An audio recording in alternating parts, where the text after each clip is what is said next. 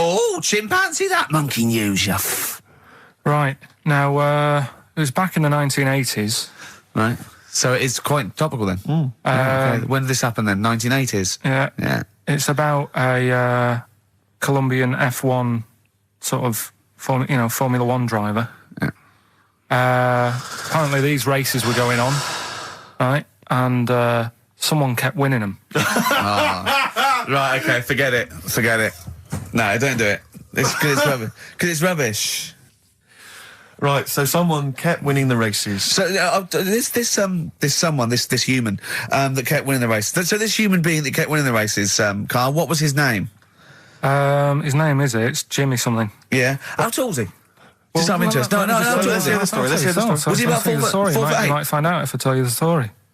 Right? Go on. So anyway, he kept winning and everyone was like, oh, he's brilliant, this guy, who is he, and all that. Yeah. But his gimmick, right? Was never showing his body or face? That's right. Never took his helmet off. You're an idiot. Never took his helmet off, right? You know the short trousers he used to wear? His trousers were about a foot long, but his shirts, the sleeves were really long. Anyway, right, so because he wouldn't take his helmet off... You're an idiot. He was taking part in, the F3, which is like the lower ranks of Formula 1 and that. Just get to... Everyone thought it was like a famous driver who's taking part in that. Get to being a monkey. Anyway, what happened was, there was a crash one day. Yeah. And the car tipped over, everyone's like, oh... He ran up a tree? So... They were suspecting when he ran away with the ambulance people up a tree and started eating a banana? So the marshals ran over and the ambulance people were there and they were about to take his helmet off, and the marshal was like, don't take his helmet off. Give away the secret that he's a monkey. Give away the secret and that. Yeah, chimp. Yeah. Took his helmet off. Jimmy Chimpus. Little monkey under there. No, definitely not. Tell me your insights to autism. Right, well, there was this, again, Channel 4 coming up with some good stuff at the moment, right? It might have been Channel 5. But what's the name? It's the attention span I like. These people who they've got like this autism thing going on. Yeah. And they sort of take in a lot of information. They get sort of they get so into it that they know everything about that subject and what have you, right? And there was this lad who he knew everything, right, about EastEnders. Right. He sort of the cameraman was saying to him. So, why EastEnders and that? And he said, I don't know, I just like it. And he said, I remember when I first watched it was a Thursday, it was 5 to 8, Pauline Fowler walked in, she had a pink jumper on, she said, all right, love. And he remembers everything from that moment on. Yeah. Right, and everything, which is great, but then the way the programme was making out, it was almost like they were saying it's a disability. Right. When in a way, it's more like a superpower. Sure, like Rain Man. But if you can take it's Rain Man. No, he has special autistic powers. Oh God! We must send for Rain Man. I don't know what to do. So I don't know what to do. So he would be a great contestant mastermind. Sort of autistic mastermind. He'd be what dynamite. I'm saying is, don't be watching EastEnders though. Sort of, why didn't they give him an encyclopedia and say, get into that? Sure. That'll be useful. Yeah. Keep him away from EastEnders. Wasting his time there. But I don't think it is a disability. No. Yeah, there are other things, and they're not. It's also autism is a matter of degrees. From what I know, and I'm sorry to have to do this, but I feel that I have to at least be the voice of reason, as ill-educated as I am on the subject. But I think there's degrees of autism. I think some are higher performance than others. There's other issues with it. It's not they're just got good memories. They don't go around doing tricks for people because they can remember stuff. There are other issues with it. Do you know what I mean? Well, I mean, they seemed a bit... But you watched the programme, what did you learn? That he knows when Pauline Fowler came in? Yeah, I mean, there was other bits where they couldn't control their emotions and stuff. Oh, that other little bit, yeah. But the main bit of it was he can soak up information and stuff, and I'm just saying, it didn't seem really bad. Do you know what I mean? There's disabilities where people say that's a bad disability. It's like how people say about... This is brilliant. This is just like this is amazing to be in a room with this man. It's incredible. You just wind him up and listen to what comes out. And I'm going to sit back now. I'm not going to defend you or explain anything. Just go on and tell me about the other disabilities that are worse. What I mean is how people can sometimes easily get mixed up. How people are scared of like a cyclop. When at the end of the day, he's got a disability. A bloke with Who's scared of a cyclop? No, it's apart from Jason and his Argonauts. Where's this Cyclop that you're scared of? No, I'm just saying in history and in books and that. No, not in history. History happened. Yeah. What are you thinking of? You're mixing history with Greek mythology and Roman mythology and every other type of mythology. What do you mean? There wasn't really a giant Cyclop that went round picking up ships and throwing them around. That's not history, Carl. Do you think Batman's history? No, but this was it was ages ago, wasn't it? When we were sort of No, I'm not saying it didn't happen ages ago. I'm saying it didn't happen. Well, it might have done. There's no. I mean, what's so ridiculous about a fellow with one eye? In the middle of his head, and he's big and scary and lives in a cave. Why is he scary? Because he's got. What if he had 8 eyes? I'd be scared of him. At the end of the day, he's got a disability. We'll talk about it in a bit. Good, that, isn't it? On XFM, 104.9, Ricky Gervais, Steve Merchant, Karl Pilkington. As ever, Rick, there's always someone who steps in to defend Karl. Okay, what is the defence? What is the defence? Here's an email from Scott Coomer. He says, Karl is actually right. I've got an A-level in statistics and probability. It doesn't matter how long they have and how many monkeys you have. You cannot guarantee they would type the complete works of Shakespeare. Infinity makes it probable they would get it right, but not definite. Yeah. Well, yeah. Yeah. That's what I was saying. No, you weren't saying, Karl. You don't understand it. Infinity sort of sorts it out. That if they do anything, they nearly do everything, won't they? No, I mean they'll give it a good shot. No, that's not the point. But the I'd point be is surprised if they did one page right. Right, listen. It's not to do with consciousness. It's not to do with them aiming. They are just bashing away at the keyboard. It's like they're used to show that there isn't consciousness. They chose the chimpanzee because it can type, presumably, hit the keyboard. It's because they hadn't come across you at the time.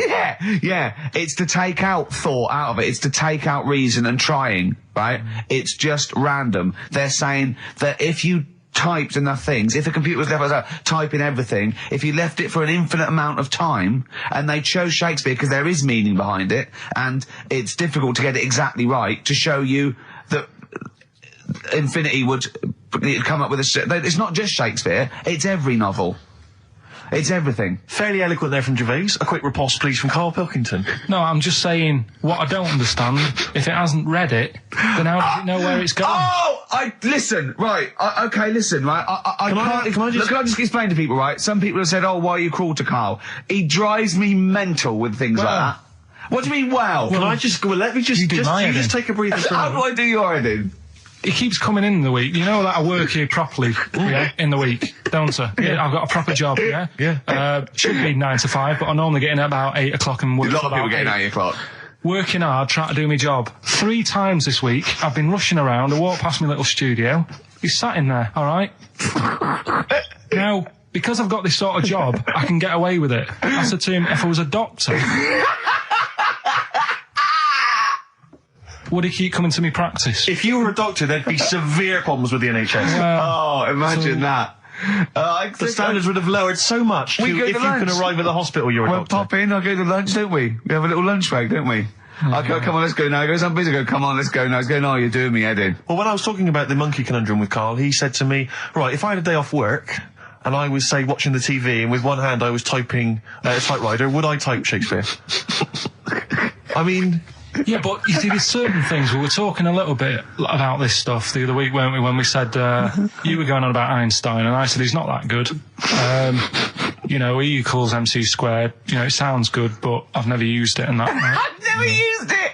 You haven't used 2 and 2 equals 4, Karl! The fella with an apple fell on his head.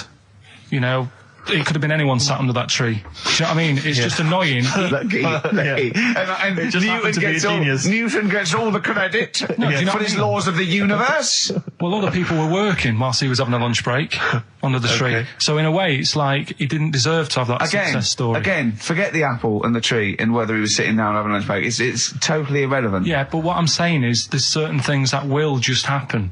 It's like, I think we were talking, when we were out eating the other week, we were talking about Noel Gallagher. Well, this is the reason the monkey discussion came up, right? Noel Gallagher... I don't know what to say. I don't know what to say. Rick, I don't want to misquote Noel. I'll be like Herbert Lom in Clouseau. I'm going to get a twitch whenever he opens his mouth. I don't know where to start with some of his statements. Well, as I say, this discussion began because we were talking about a quote that Noel Gallagher supposedly gave. Now, I don't want to misquote Gallagher, but the gist of it was that he said, had I written Wonderwall or whatever, instead of the Beatles writing Strawberry Fields or whatever, I'd be the one that was considered the great songwriter, and it wouldn't be the Beatles. You know, it's just the fact that they came first that meant that they get all the credit as being the greatest band. I don't know where to start with that statement either. I mean, that's Gallagher's thing, and he's, you know, well, whatever. We know what we think of that. What was your point, Carl?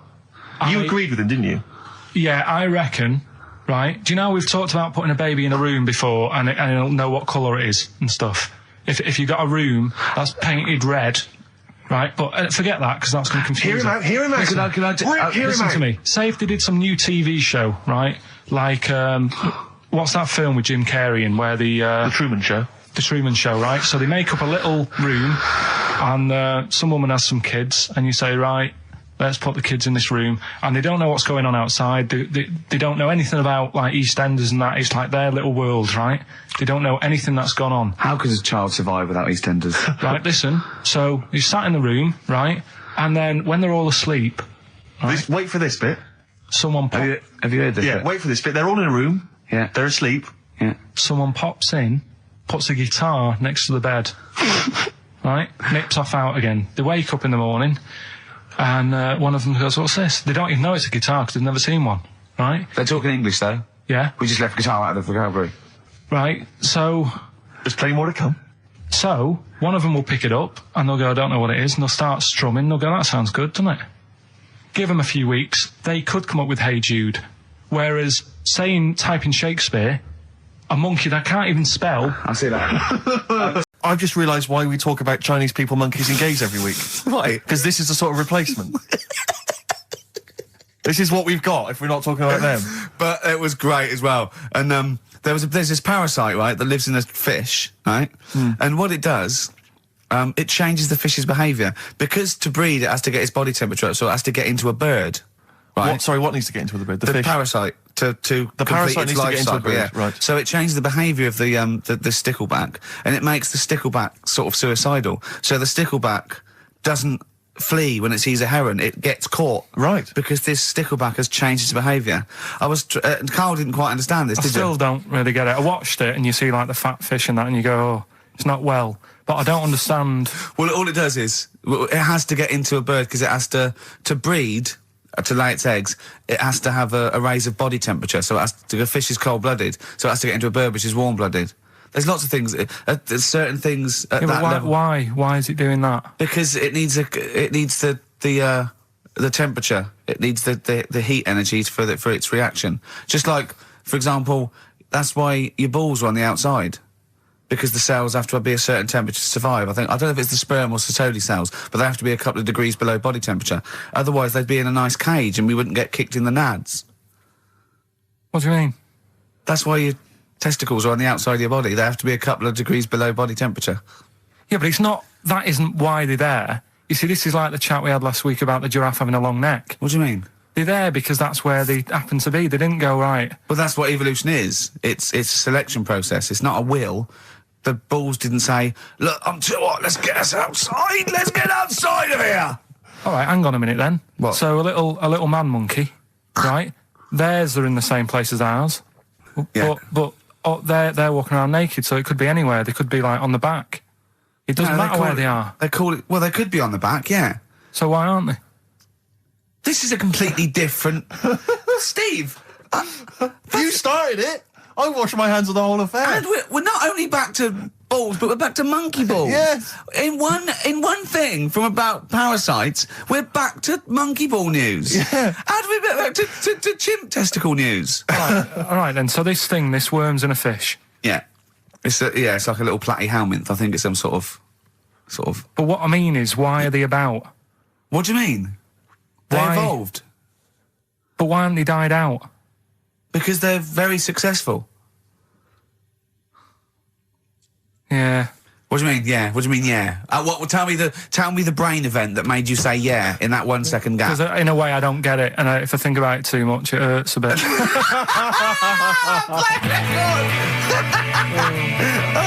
They've just been around for years, Carl. Yeah. Like Cliff Richard or something like that. Yeah.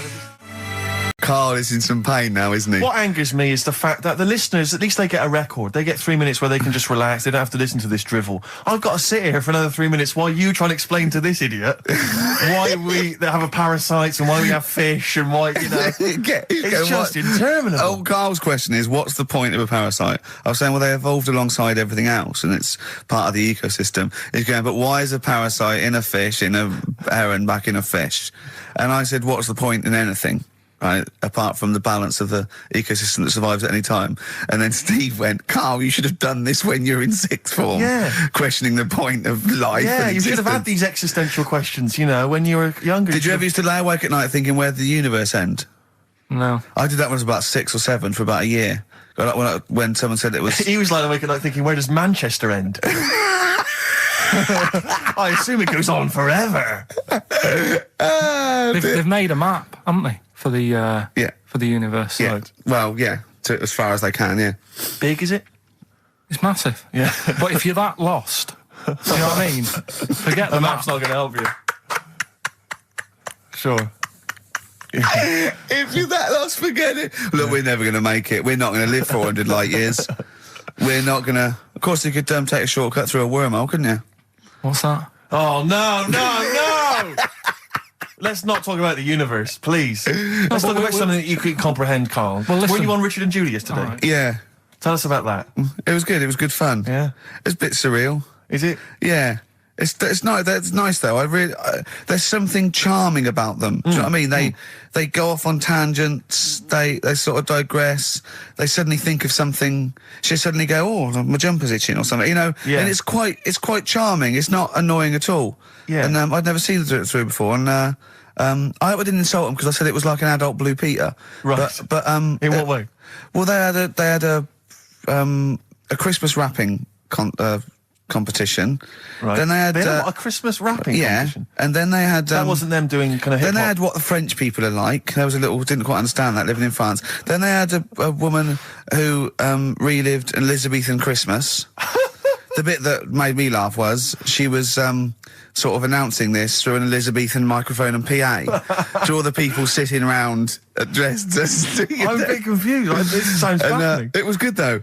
And at the end I said, next week I'll be washing a tortoise and that. Yeah. And the producer said, if you do want to make something for the show, we'll definitely feature it. So I might make some of those things that you spoke on Blue Peter, like send in sort of, you know, I remember they made a chest of drawers out of 3 matchboxes. Yeah. For Barbie doll or something, or Action Man.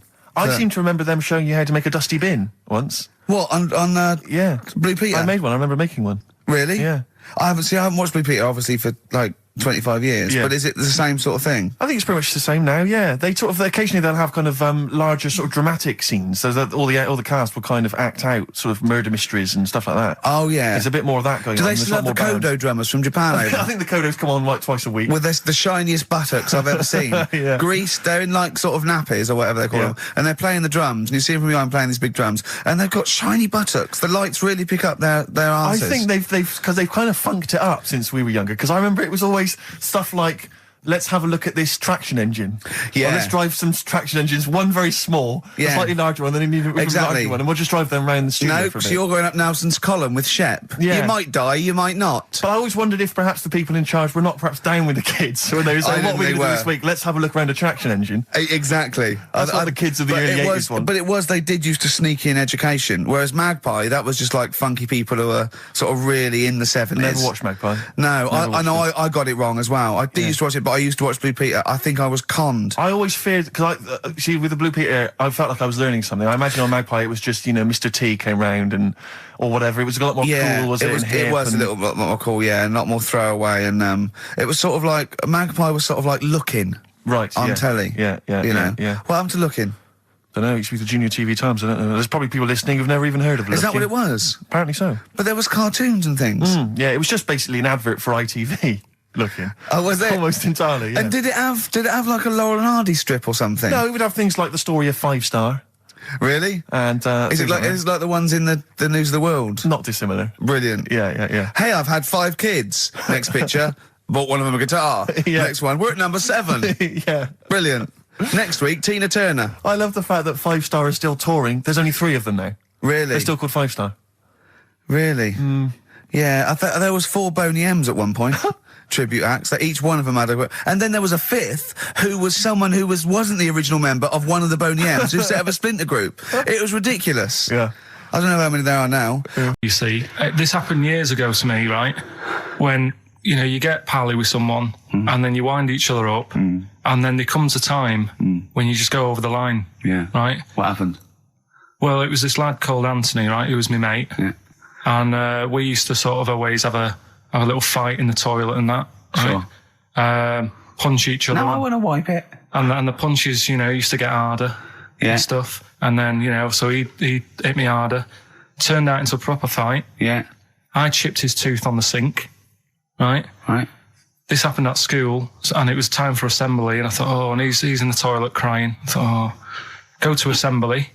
There's police in there in the assembly that day telling people about unnecessary violence. And you thought they were there for you? So I'm like, oh no, Anthony's going to come in a minute, like crying with all blood coming from his mouth. I'm going to get arrested. Yeah.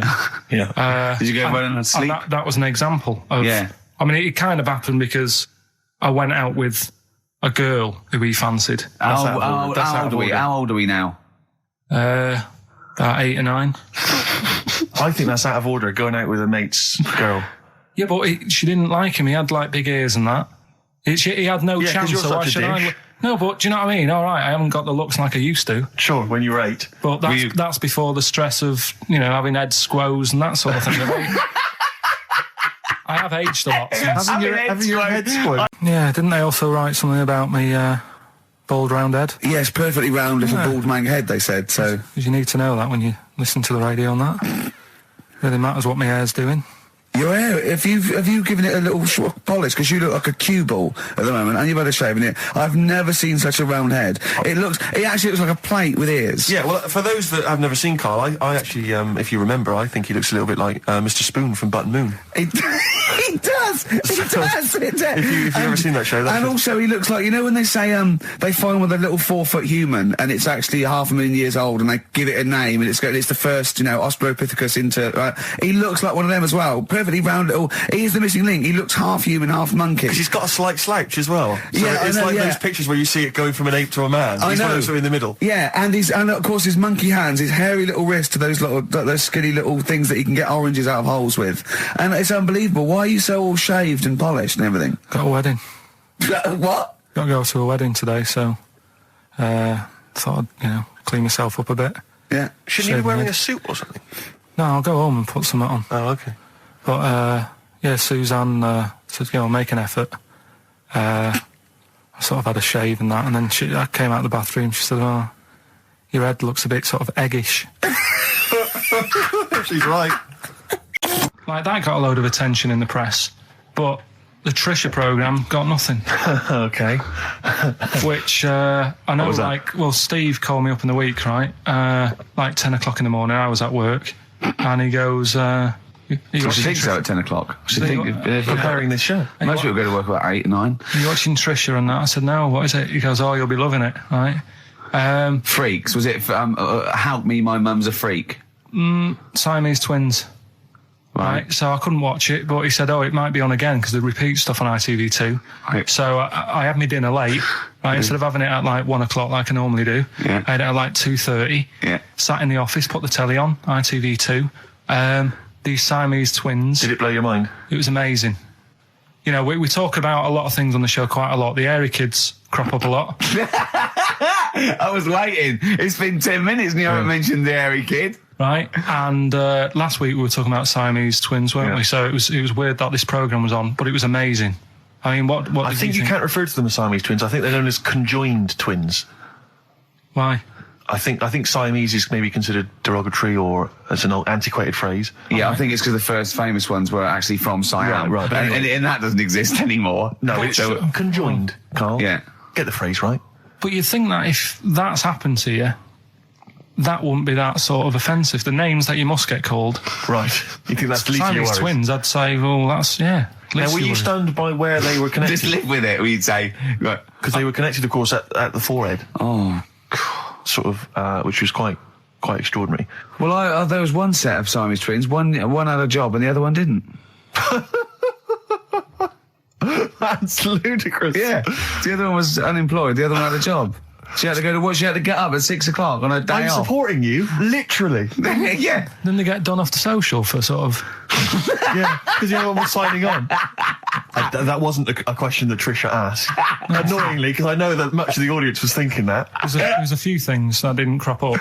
What questions would you have asked of them? Because what things did you feel weren't mentioned? I'd love to just watch Karl watching amazing things. Exactly. Do you know what I mean? It's like early learning thing. Mouth slightly open. Yeah, mouth open, dribble, looking round to see if anyone else has seen it. You know, I hate that. Like when a cat sees a bird land on the balcony. Exactly. It can't believe it's luck. I'd probably say, how do you buy her like a birthday present? A surprise gift, yeah. Because everything's ruined. Sure. Right? I'd probably ask... Yeah. Well, did you not think it was interesting that one of them had a boyfriend? Well, that was a bit weird, wasn't it? Uh-huh.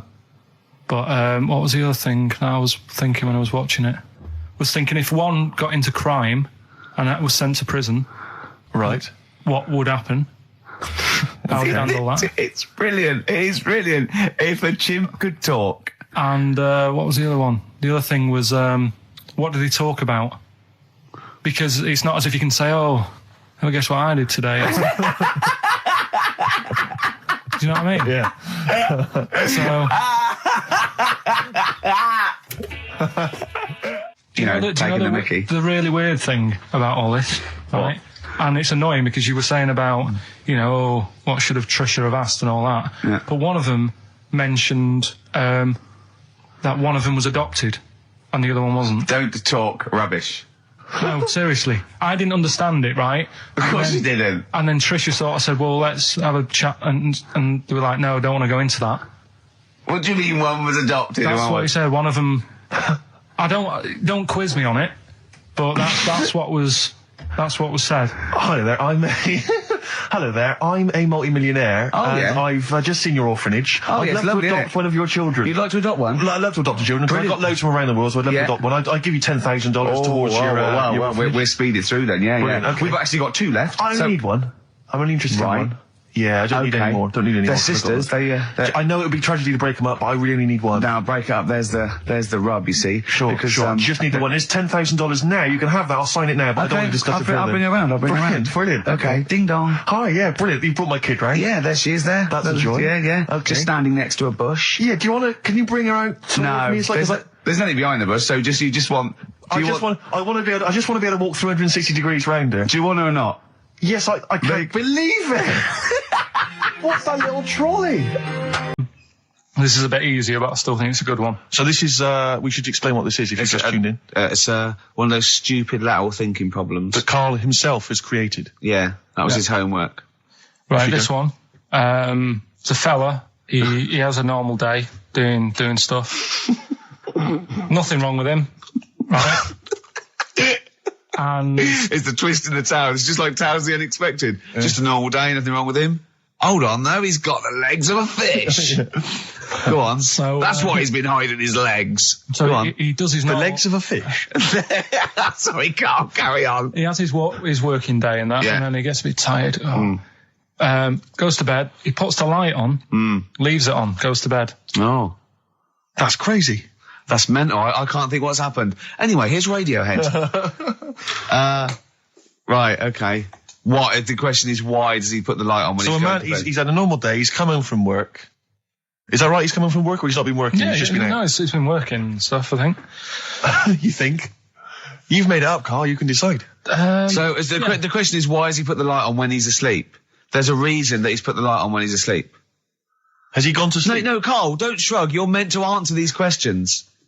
He put the light on before he went to bed. Yeah, and the question you're asking me is why? What's the scenario? And the light's on and that, but he's gone to sleep. Yeah. He started reading and then he fell asleep.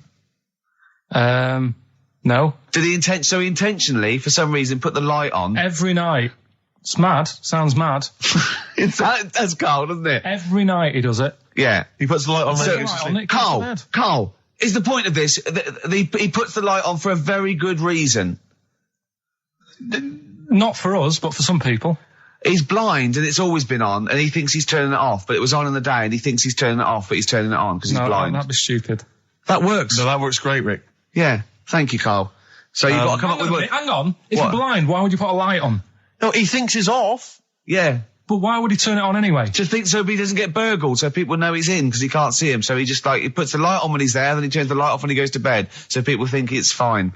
But he's got it out of kilter, and actually he's walking around in the dark all day. I don't believe that if you're blind, you turn your light on. I don't think you'd be living on your own, would you? I'm not having that for a second. Do blind people live on their own? I'm not having that for a second. Well, some people do. Lonely blind people live on their own. No, if you got bad eyes. Any even women? Are there any blind women who are living on their own? Well, never mind your concern for the partially sighted or sight impaired people coming to London. Get on with this. Yeah. So there he is. Yeah. It's like, a bit tired. Yeah. Just put the light on. Get to bed. Yeah. So he turns the light on and he goes to bed. Yeah. Oh. Should we play a track? He's not sleeping on the job. He's a lighthouse keeper. Well done. Is he a lighthouse That's keeper? not it, Carl. He's a lighthouse keeper. Right. Why wasn't the light on all the time? Because it's light in the day. You idiot. Play a record. What? Play a record. You're a buffoon. No, actually, the light isn't on in the day, is it? No, it's not. I think you're the buffoon. Yeah. Carl has won!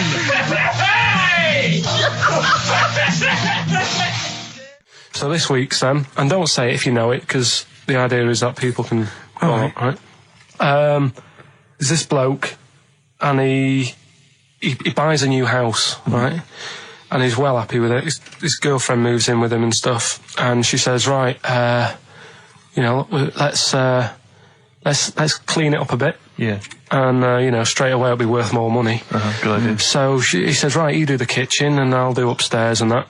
She's stripping the kitchen down and he goes upstairs and he's in the bedroom and notices little hole to the attic. Oh, right, brilliant. Right.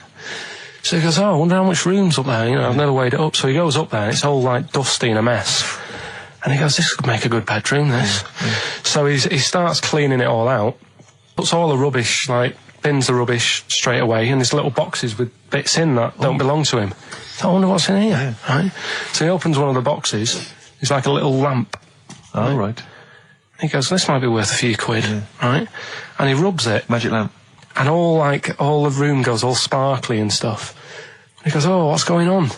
And then this fella appears, right? In a nice sort of pair of 501s. Right. And he says, what do you want? I know already. So all the first bit is irrelevant. Yeah, but it's about building the story, isn't it? So don't say anything. You think you know it. Steve, do you know it? I don't. So I just quickly recap the end there. I almost missed the end. So there you go. He's in the attic, right? Yeah. His missus is still downstairs. She's not up there. Okay. Right? He's on his own. And he cleans this lamp, right? Yeah. And this fella appears out of all this smoke, and he's wearing a nice pair of 501s, and he's wearing a shirt, and there you go. What's the song? What song are you thinking of? The lines are going mental. Because it's so easy.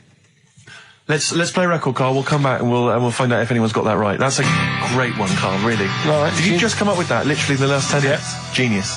This is genius. Definitely. I mean, if those calls aren't from major TV companies, I don't know. Dynamite stuff. A lot of them are.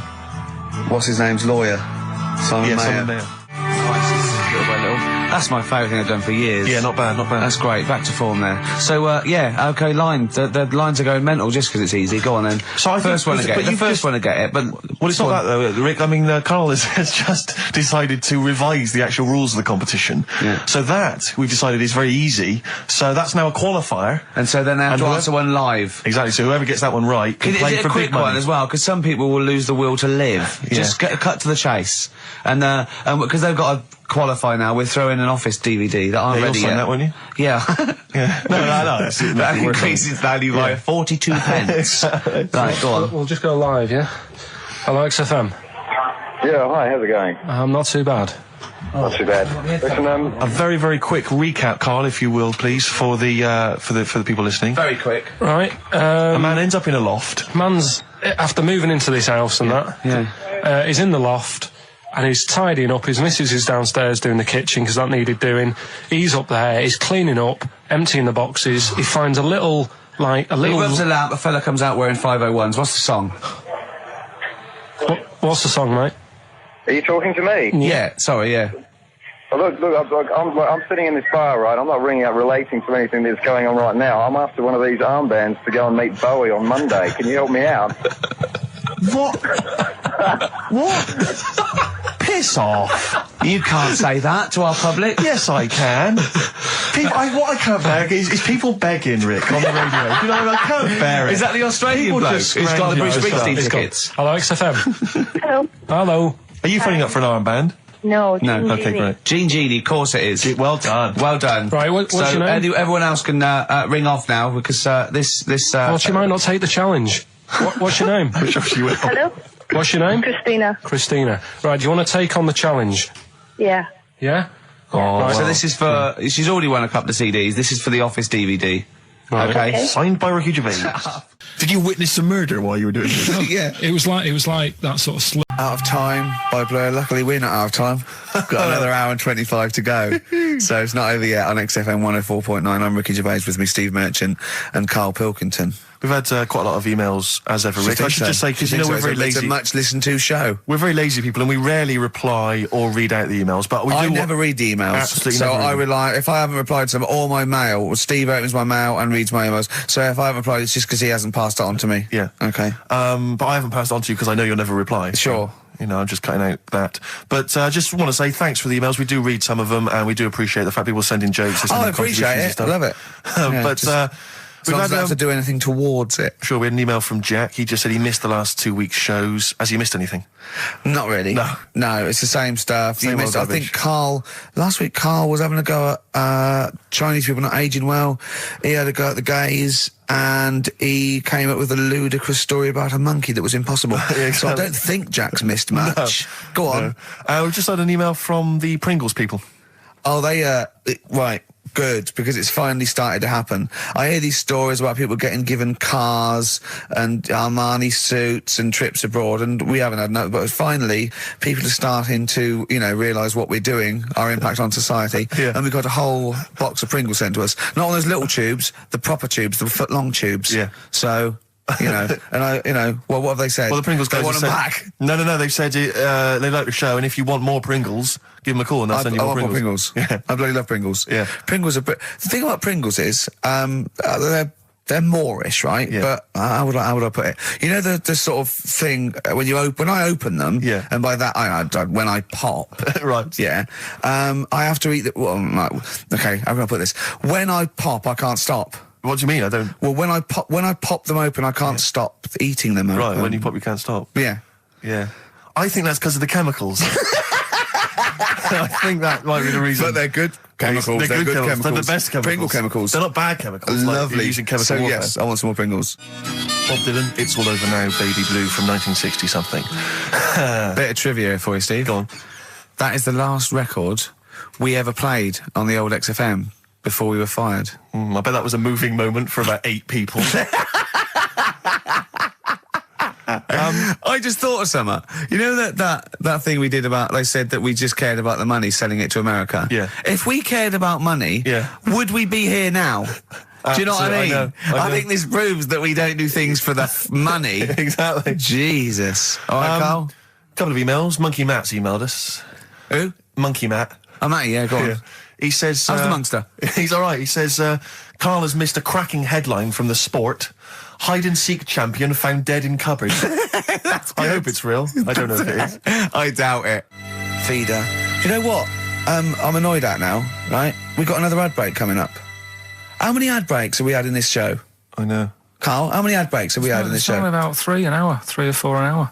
3 or 4 an hour, so about 3 minutes. So, 20 minutes. 20 minutes is wasted on shite. I mean, apart from the stuff we talk Well, about. it's funny you should say that, because someone said to me last week that they felt that there were more adverts now on the show than there used to be. Are there more adverts Rick, in this I think, show? though, I think, just checking some of the emails, I think that's because people are requesting them. They find them more entertaining than what we're giving them. But can't we sort this out? Well, don't go on about it. No, can't we though? Why can't we have less? Why have we got so many? Is it? It happens, doesn't it? Well, no. You can't listen to radio in after every record. It's bad enough trying to keep them listening with the rubbish we come out Yeah, with. we've got Rockbusters here. Let's get them back. Right? Don't steal our son, please, lads. Thrills. on XFM 104.9. I'm Ricky Gervais, with me Steve Merchant and Karl Pilkington. Yeah. Little Karl Pilkington, little baldy mank, whinging little twat. How are you? Yeah, all right, yeah. What have you been doing? Happy? Feeling a bit happier today? You look as full of spunk, as they say in America. Yeah, I'm all right. Just a bit of a miserable day, though, isn't it? Yeah. A bit miserable. Yeah. Walking in today, right? Do you know I walked through, like, the sort of the gay district of London and that? Right. You don't walk, you mince, don't you? Well, just walking through on the way to work, and I'm always interested in their little shops and stuff that they have, right? Loads of... Their little shops. That's don't be ashamed of. If you want to go in and buy something, go in and buy something. I'm just having a look at, looking in the windows and stuff. Little postcard just near the entrance. Yeah. That's meant to tease people in, to make people go, that sounds good, I'll nip in, right? Little postcard. Free butt plugs with every sale. That's great. How did we get from 5p off milk to free butt plugs with every sale? Wow. What's society come to? Well, it's because we're liberated, Rick. Yeah. It's an open society. What did you buy to get them? You didn't buy... I didn't but what's the purpose? What, of the poster or of butt plugs? Butt plugs, because I really honestly You don't... shove them up your arse, don't you? Whoa, slow down, bum. Shove them up your bum. Yeah. But when? Is that just like when you're doing whatever, doing stuff around the house, or...? I think it's not to keep things out. Is it like you would use a plug in the sink to keep, the water in the sink? Oh, if you're not gay. Get that? Oh, yeah, no, I know what you mean, yeah. I don't know. No entry. What is it? I mean, I don't understand what that's I don't know. I assume it either feels good or are they... well, I've got to be careful here. Or are they sort of like breaking it in? Right, yeah. Do you know what I mean? Like it's like a shoehorn. Sure. or It's like when you stick paper in your shoes if they're a bit tight. Or those people who sort of like put little bits of wood in their lips, and then as soon they've got big plates in their lips. Yeah. Same with the butt plug. It means you can, you're ready for anything. I don't know, do I? Carl's face. Well, if you know what butt plugs are used for, then I'll get in touch. Ricky.Gervais at XFM.co.uk.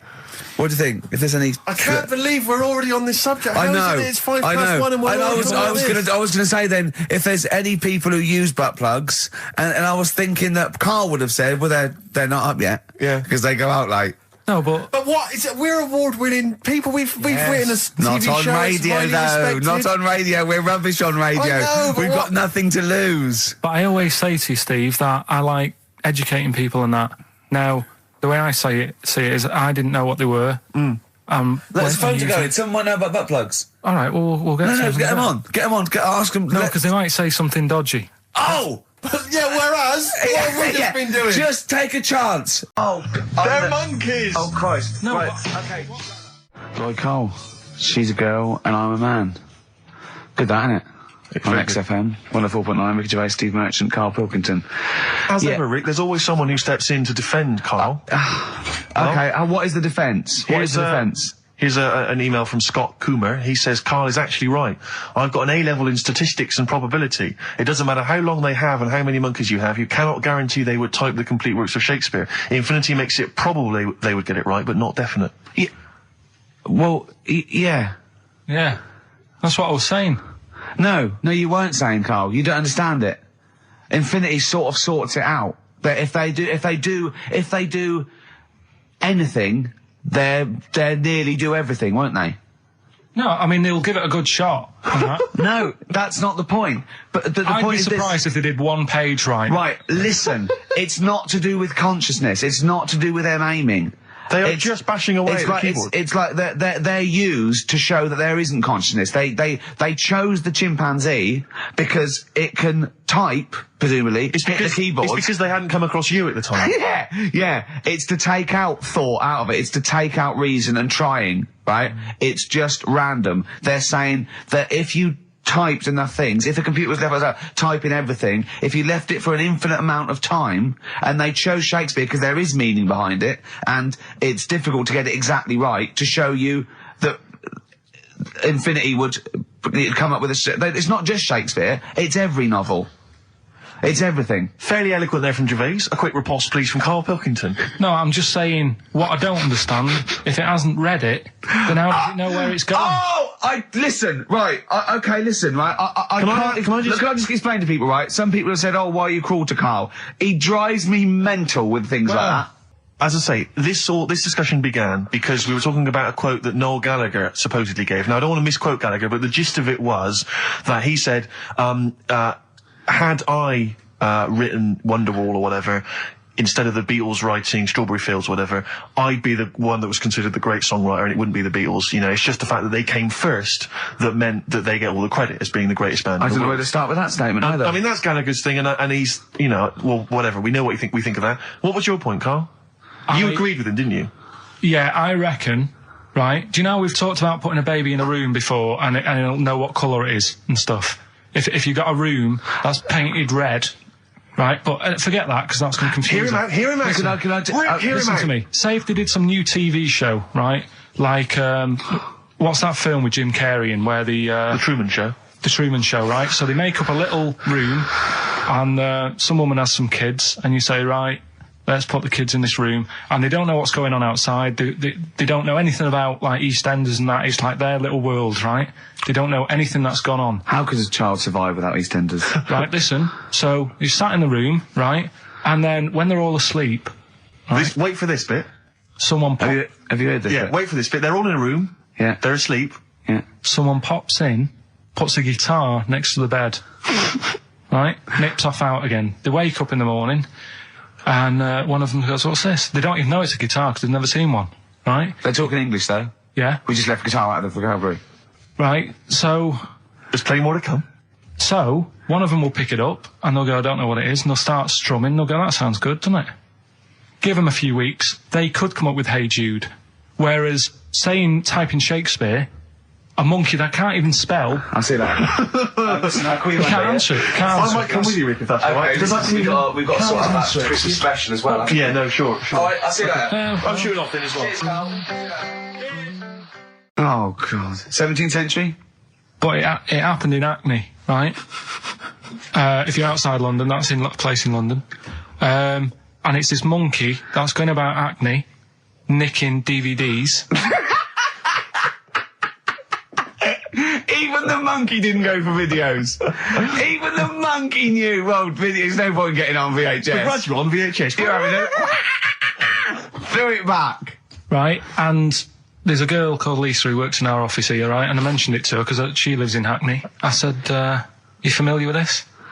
And she said, oh, I remember something about it, which annoyed me. The fact that a monkey's running riot, but she didn't know the full story, and she lives there. What do you mean a monkey? Do you mean a chimpanzee or a monkey? I don't know. Is he a zoo in Hackney? Is he a zoo there? I don't know what sort it was, but it was like. Is there a zoo in Hackney? I don't know. That's what I was asking. So right, get on with the story. So anyway, yeah, it's been robbing stuff, and the other bit that really puzzled me, right, is the fact that. And you're not easily puzzled by monkey news. They took fingerprints. What do you think about that? Well, they took fingerprints, presumably because they didn't know it was a monkey to start with. No, they did.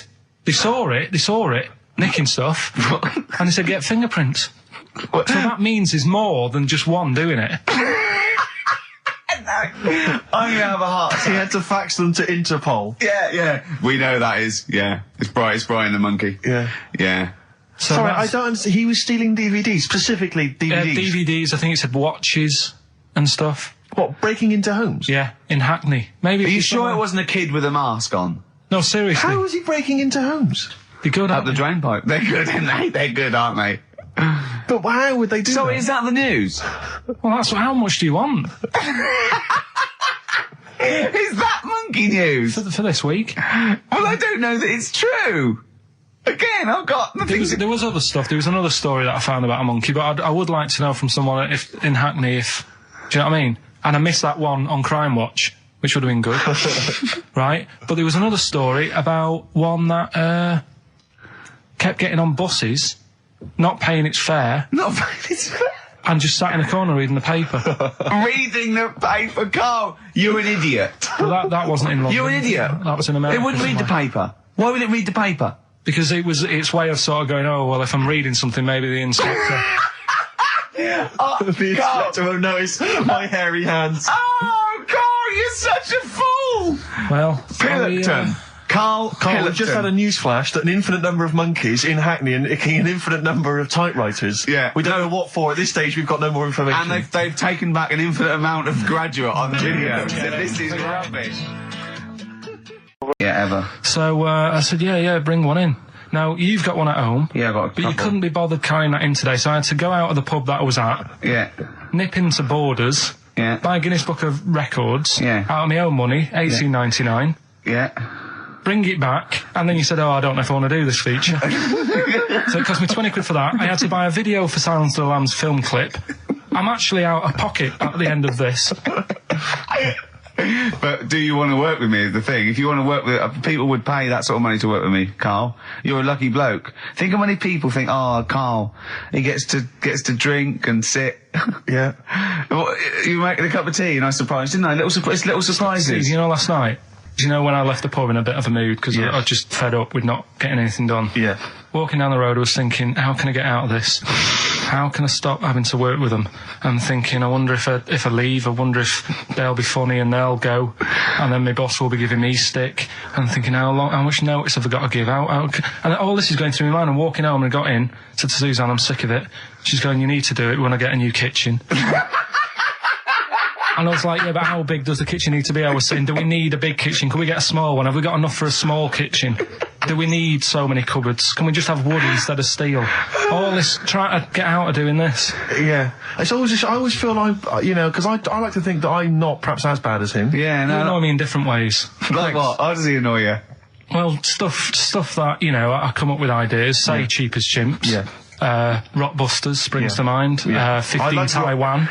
15 Taiwan. Let's just remind people what 15 Taiwan was. It was a little feature that I wanted to give a run, you know, give it a little run, see if people like it. The premise being? No, there's no premise, it's just a title. No, we were going to get 15 sort of ornaments, you'd explain them, and then people would call up and say, that one's from Taiwan. See? God, you just explained why I didn't think that was a good idea. Yeah, By explaining the good... No, you know the funny thing is, Steve, right, I was walking down Regent Street on Monday, walked past one of these big stores, right, and they've got all famous quotes on the windows, right, Yeah. and one of them was something like, an absurd idea is often a great idea. Yeah. Do you know who said that? Go on. Einstein. Yes. Which made me wonder, if you were his mate, would he ever have done E equals MC squared? Or would you have said, don't bother with that, it's not going to work? Because that's all you seem to do, everything I come up with, you put down. Yeah. Well, that's one thing. He's negative, right? I don't know why. I don't know why he is. What else? He messes me about, I get him concert tickets for stuff, and you say, oh, I didn't bother going. Yeah. Yeah, that is annoying. You come in, with, you know, 5 minutes to go with tracks that need editing. Yeah. The little bag, that bag that was free. Yeah, you got a free bag today, an XFM little rucksack thing. Yeah. You were like, oh, what's this? What's this rubbish? Yeah. Ricky said, I'll have it, they're great. He said, no, I want it. Yeah. Well, it was free. I needed it. Yeah. I'd give that as a gift or something. So, I mean, I think on reflection, Steve is probably a little bit more annoying than me. I won't go that far. You are annoying. If I had to go away for a week somewhere, if it was a quiet place... Well, you are again, aren't you? That's 2 holidays you had this year, I mean.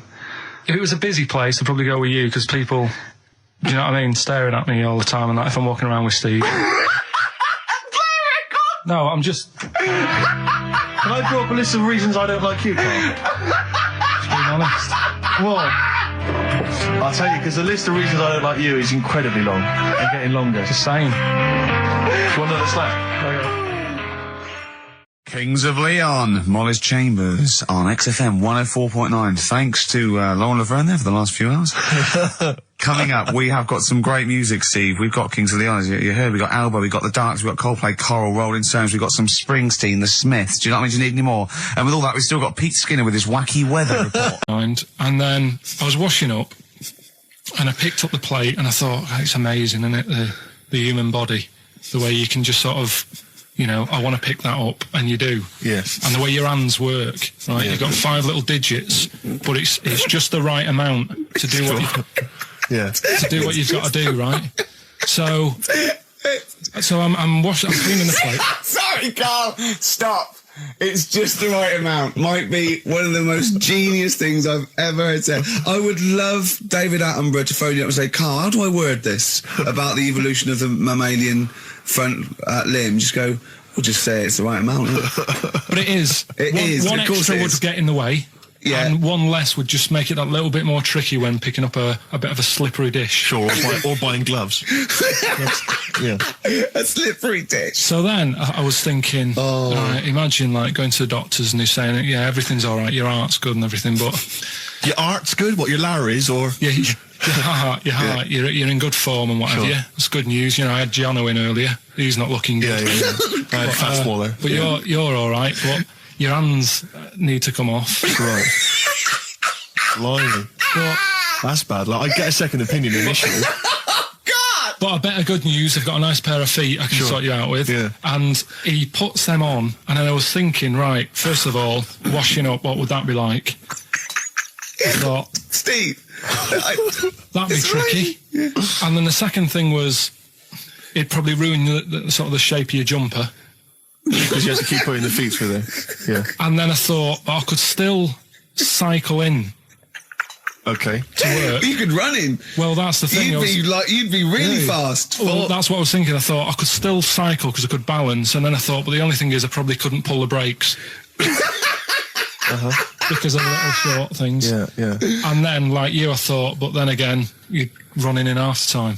So that's what was going on in last night. So she said, yeah, it's a nudist beach. So I said, well, why, what? I said, we're all it's all mixed up. Normally on a nudist beach, it's a nudist beach and you don't go wandering on there when you get clothes on and that. So it annoyed me a bit, because there wasn't any signs. So this fella's getting closer. Well, the knob out was a sign. Yeah. Right, so he's getting closer, and he walked past me. It was an old fella. And he walked past and he had a hat on and a little pipe and a big rucksack on his back. Right, so he got me thinking... Not strictly naked. I'm walking along and I'm thinking, right, why do people want to do this? So straight away, I wasn't on holiday anymore, because most of the time when I'm on holiday, I don't think about anything. Right? Your mind's a blank. I just switch off. Right? But all of a sudden, this has got in my head now, and I turn around to look at him and... Check out his arse. And this bag, right, I swear, it was massive, right? What? You had a massive bag? The bag. His rucksack? His rucksack. Oh, right, okay. When he said there was an old couple coming towards me, I said, what was lower, the bloke's bollocks or the woman's tits? And he said, well, that was another point, she might as well have worn knickers. Because that's what he said to me. So you saw the bag? So it annoyed me, yeah, because the whole idea, innit, this is what I think, I mean, I might be wrong, right? Might be wrong. Chances are you never have been. You never have been before. Being nudist, right? What's it all about?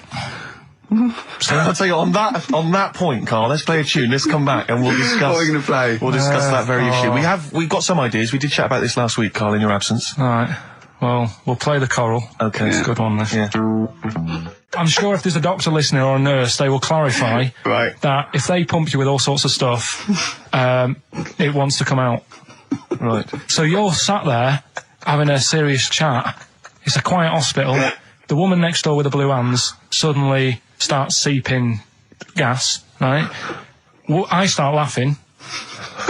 Because if there's one thing that makes you laugh, it's that. Is a 98-year-old woman with blue hands fine? So you try to hold it in because it's a really quiet hospital, and it'd be obvious that I was laughing at, and I didn't want to be mean, but it was funny. And then it got me talking about my auntie, because my auntie Nora, she same thing, pumped her with loads of drugs. She used to have a cabinet next to the bed is like Boots. She's got loads of stuff, right, for all sorts of stuff. And I mean, she's not that old, but she's on loads of stuff, right? She's a bit coked up, is she? She called up my mum once. And, yeah, you told us this. Go on, tell it again. And she said, oh, how are you doing and that? She said, all right. Bit worried though. My mum said, wow, what's up? She said, I've been breaking wind. So she goes, well, you know. She says, no, but this one is going on and on and on. And she was like, she was like what do you say? What's like passing wind, farting for 5 minutes?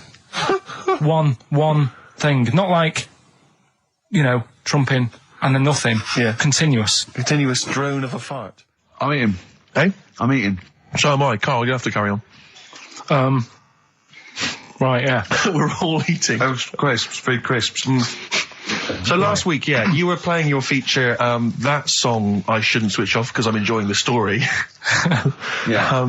And we played Living for the City, only you played the single mix, which doesn't have the entire second act, if you will. Yeah. So, Carl, you've not heard it before. You're excited. Heard it before. You're excited to hear the second act because, as far as you're aware, there was a young guy. He's living with his family. They're fairly impoverished in Mississippi, but you know they're happy. They're getting on all right.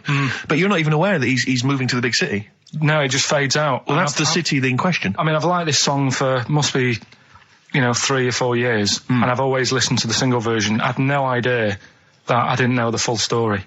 So yeah. It's not. I mean, and I know your attention to detail. You like to know the full story, like where everything. Well, was. the whole idea of the feature is to say, you've got to listen to the song. Where was the lead plate thing? That was like a few years back. Where was it? In Britain and Scotland. Yeah. It was a problem all over the world. They had to deal with it. You're making it up now. Is it something you saw in Lord of the Rings? Yeah. Right. So anyway. Yeah. So the Lion and the Witch. Yeah. Go on. Go on. So far, then, what did we learn in this story from? We learned so far from Stevie that there's a young lad. He's got a family. He's fairly happy, except they're very poor and they struggle to get by, but they're happy. They're doing it anyway. He's moving to the big city. Carl, this is the bit you didn't realise. Just play the track. Okay. Here we go. So this is halfway through. This is halfway through the tune now. This is you've not heard this before, have you? Let's go. Sorry, I accidentally played an episode of Kojak by mistake. We were going to play a song. Oh, what did you make of that then? Yeah, what's happening there then? Eh? He was living with his family. He was fairly impoverished. He's moved to the new bus he was on, was it? Right. So what's your take on it, Carl? After hearing that, what I've worked out by it, the first part that we heard last week, everything's all right, but it's not that great living in Mississippi, right? So he goes, I'm going to go to New York. There's plenty of work there. Yeah. They'll sort of accept me as, and everything. So he goes there, and the weird thing is, he's hardly, been in New York for a second. He gets on a bus, all of a sudden some cop is arresting him. He's like, what's going on? And then he's got 10 years. I mean, what you can't hear, because the levels are quite bad. I mean, I work with sound. I can't really hear what's going on. You're criticising Stevie Wonder, I'm sort of guessing that he didn't pay his bus fare or something. And 10 years. He got 10 years for that. I really don't know what was going on. And the last one. Got that one. That's terrible.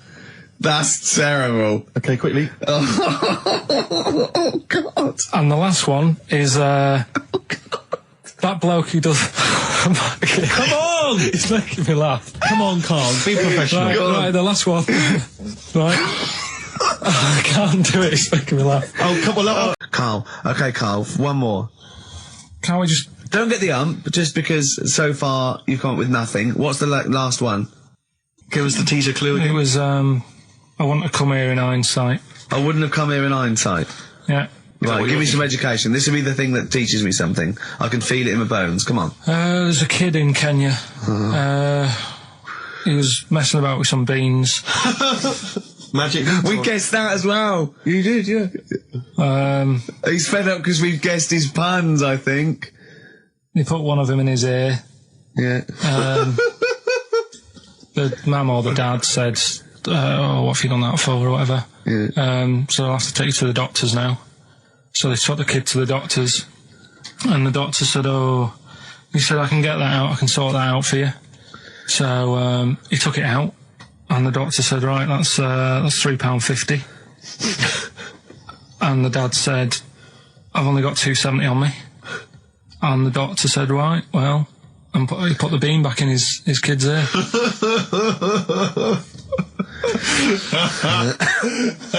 I don't know what to say. I don't know what to say. I mean, a couple of questions from me very quickly. Are you sure that those were definitely the sums involved, were they? Well, the equivalent of whatever the deal with in Kenya. Yeah. It was the equivalent of, So what currency was it, Carl, that you translated into sterling? I don't know. No, it was saying in the thing, it said the equivalent of... £3.15, £2.70. Did it say that? Yeah. So Did it say that? Yeah.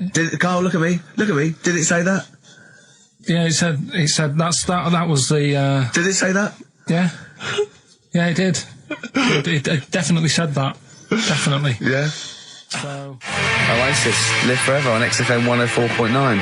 Right, we're in the swing of things. It's mine and Steve's favourite bit of the whole show. This is what we do this show for now.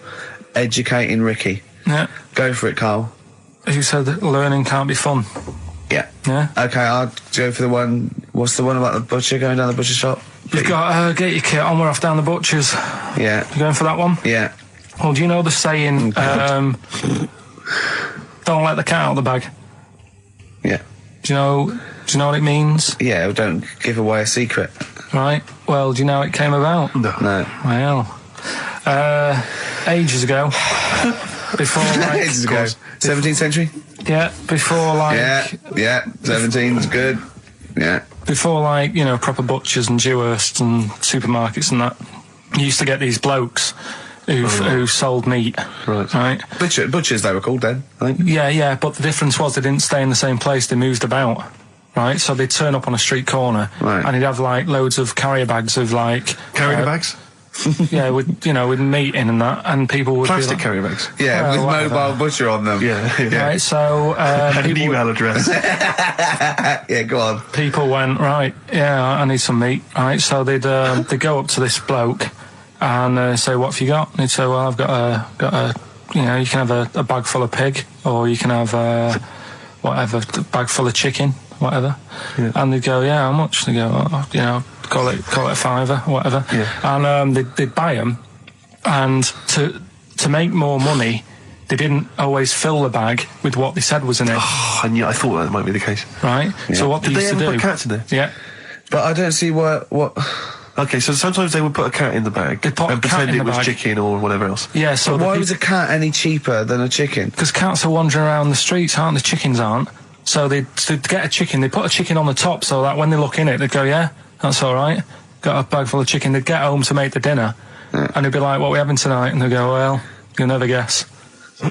And they'd have, like, you know, well, you can have a chicken leg, and, you know... But it would be a cat. Yeah. They'd have to defrost a pizza. Yeah. Did they mind that they were eating cat then, in those days? He didn't say. He just was saying about the saying, don't let the cat out of the bag. It's like, you know, if they see that, they're going to go mad. Well, so it was the people that were doing this, it was the dodgy butchers that coined this phrase. Were they saying to each other, don't let the cat out the bag? I.e., what I mean by that, Jack, is don't let them see the cat, what we've stuffed in there. Yeah. Dodgy butcher, there's another phrase, isn't it? So that's the first one. Is that a euphemism, or is it dodgy butcher? As his meat delivered around the back. Sure.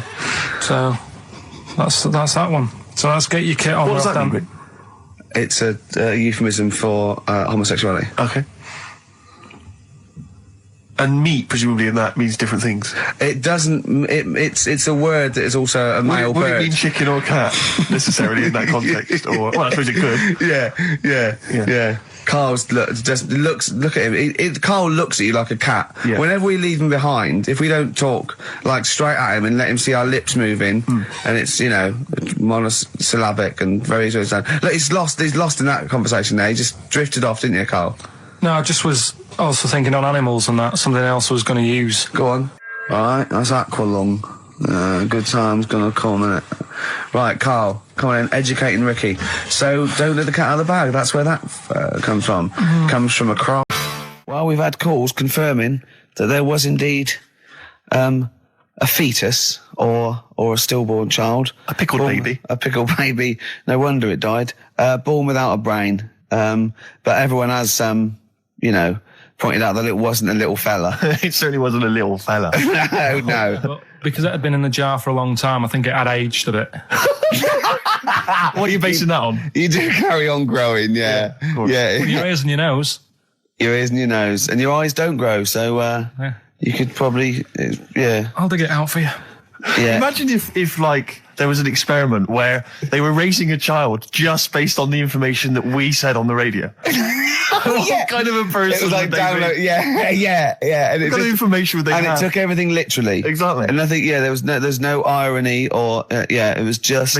Everything we said they assumed was fact. Everything that Karl said. And they any assumed was question fact. it had about the world, it could only ask Karl. Exactly. And it would See, be now, his- this worries me because without wishing to be disrespectful in any way, Karl, you know I think you're the best man on earth. When you have a child, we could be in a situation a bit like that. Do you know, is it a concern for you, do you think, that like when your son's growing up or your daughter and they're asking you questions, you're conscious, I mean, you yourself have admitted that you have a sphere of knowledge which you are an expert on. Ask your mother. You say ask your mother. That's good. That's great, fair enough. That's good. And I'd play with it. I think I'd be a good dad. Yeah, I think you would. But I wouldn't be the one who's shouting at it. No. Who would you get to shout at it? Probably Windsor Davis. He'd be good, wouldn't he? You horrible little man. Well, I'd tell it the rights and wrong. You don't have to be a really bright person to know the rights and wrong in the world. Yeah. No, I think you are bright, Karl. You are. And at what point in their life would you tell them about the evolution of the baguette, which you told us? Or the story of the bee. Yes. That you scored once. Or the two children. Would you ever get them to meet as maybe like that? They could be godparents. The friends you had at school. Yeah, webbed the hands. big heads and Big webbed heads. They hands. weren't my friends. That weren't friends. I wish we could track them down. Oh, that'd be great. I imagine they're in a zoo. Oh, wow. Or Yeah. two big A safari jars. park, yeah. Two big jars. Industrial strength jars. Oh, dear. You're like our little fella in a jar. Yeah. It's That's what we should do with you over the 3 months. Keep it in a jar. And we can have it in alternate weeks. Like step parents or whatever.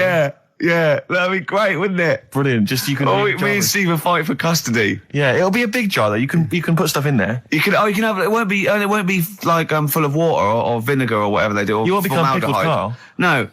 It'd be like big air chamber, and you're sat there, and it'd be like a little. What would he be in, an armchair or something? It'd be in an armchair, and we'd have stuff in there, and we'd bring your girlfriend like once a week, and she'd go. No, we put a blanket over the top so we wouldn't, see anything. But like the intimate. Big Brother household. Exactly. Yeah. Now that's a hell of a documentary. Oh, that'd be amazing, wouldn't it? Karl in a jar. But anyway, you're starting to think that we're getting melancholy now that you're just gonna sit at home. What are you gonna do every Saturday? Dunno. Go shopping. Let's sort out a jar. We've got to do the balloons before then as well. You've got to send you up in a balloon. Maybe we can send you up in a balloon and you come straight down into a big jar. Yeah. And they put a giant cork in straight away. yeah, and there's a big chair. I'll tell you what we could do. We could set you adrift like Robinson Crusoe, set the ball and see where you end up. If you find me, yeah. Oh, you might go to an uninhabited island or something. People are phoning in to go about into anything space. now, Rick. Yeah. We asked them to phone in about the jar thing. Switchboard lit up. It's crazy. You asked them to phone in about something sensible, Yeah. like Che Guevara or the life of I Winston know the fact Churchill. that There's nothing. That is really a demographic sort of snapshot of Exactly. our fans. Our audience. Ask them about a dead baby without a brain. Oh, yeah, And straight they're on the reaching phone. with their phones. They don't mind what their bill is that much. We ask them for, I don't know, great quotes or something Yeah. from the great philosophers. Nothing. They're just ask looking them at the where phone. to buy, meths cheap. Straight on the phone. Oh, do you know? Someone just called in and said it's about he went, hello? Karl answers the phones. And I said, hello? He went, hello. He said, yeah, about putting Karl in a big jar. And Karl went, go on.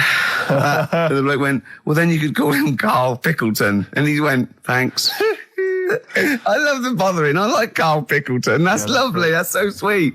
He spent 50p to tell you that, and you were worried. You just saw you going up in a balloon and landing in a jar again, didn't you? I always, if ever I've got like a question on anything, the internet's sat there and I can just go online and find out. The internet is good, It's brilliant.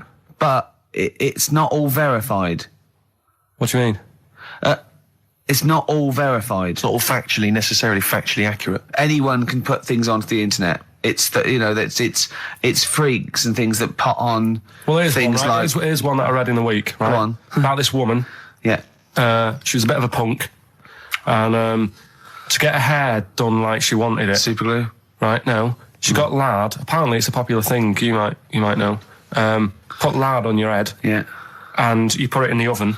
Oh.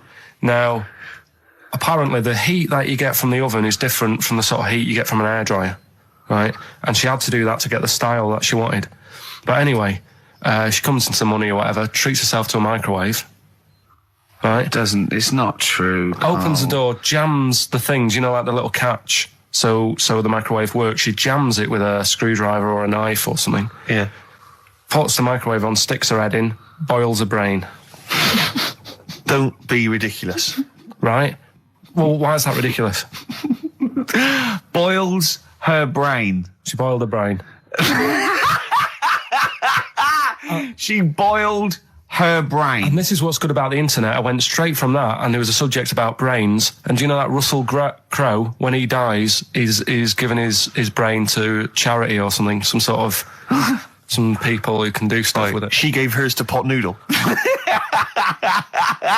Vesta. Yeah. Oh, That's the boiling sort of a stuff. skull. Yeah. It's not true. It's no. not true, Carl. It's the same as the woman who put her poodle in the microwave, isn't it? And all It's that. just urban myths. They're urban myths. But again, where does it start?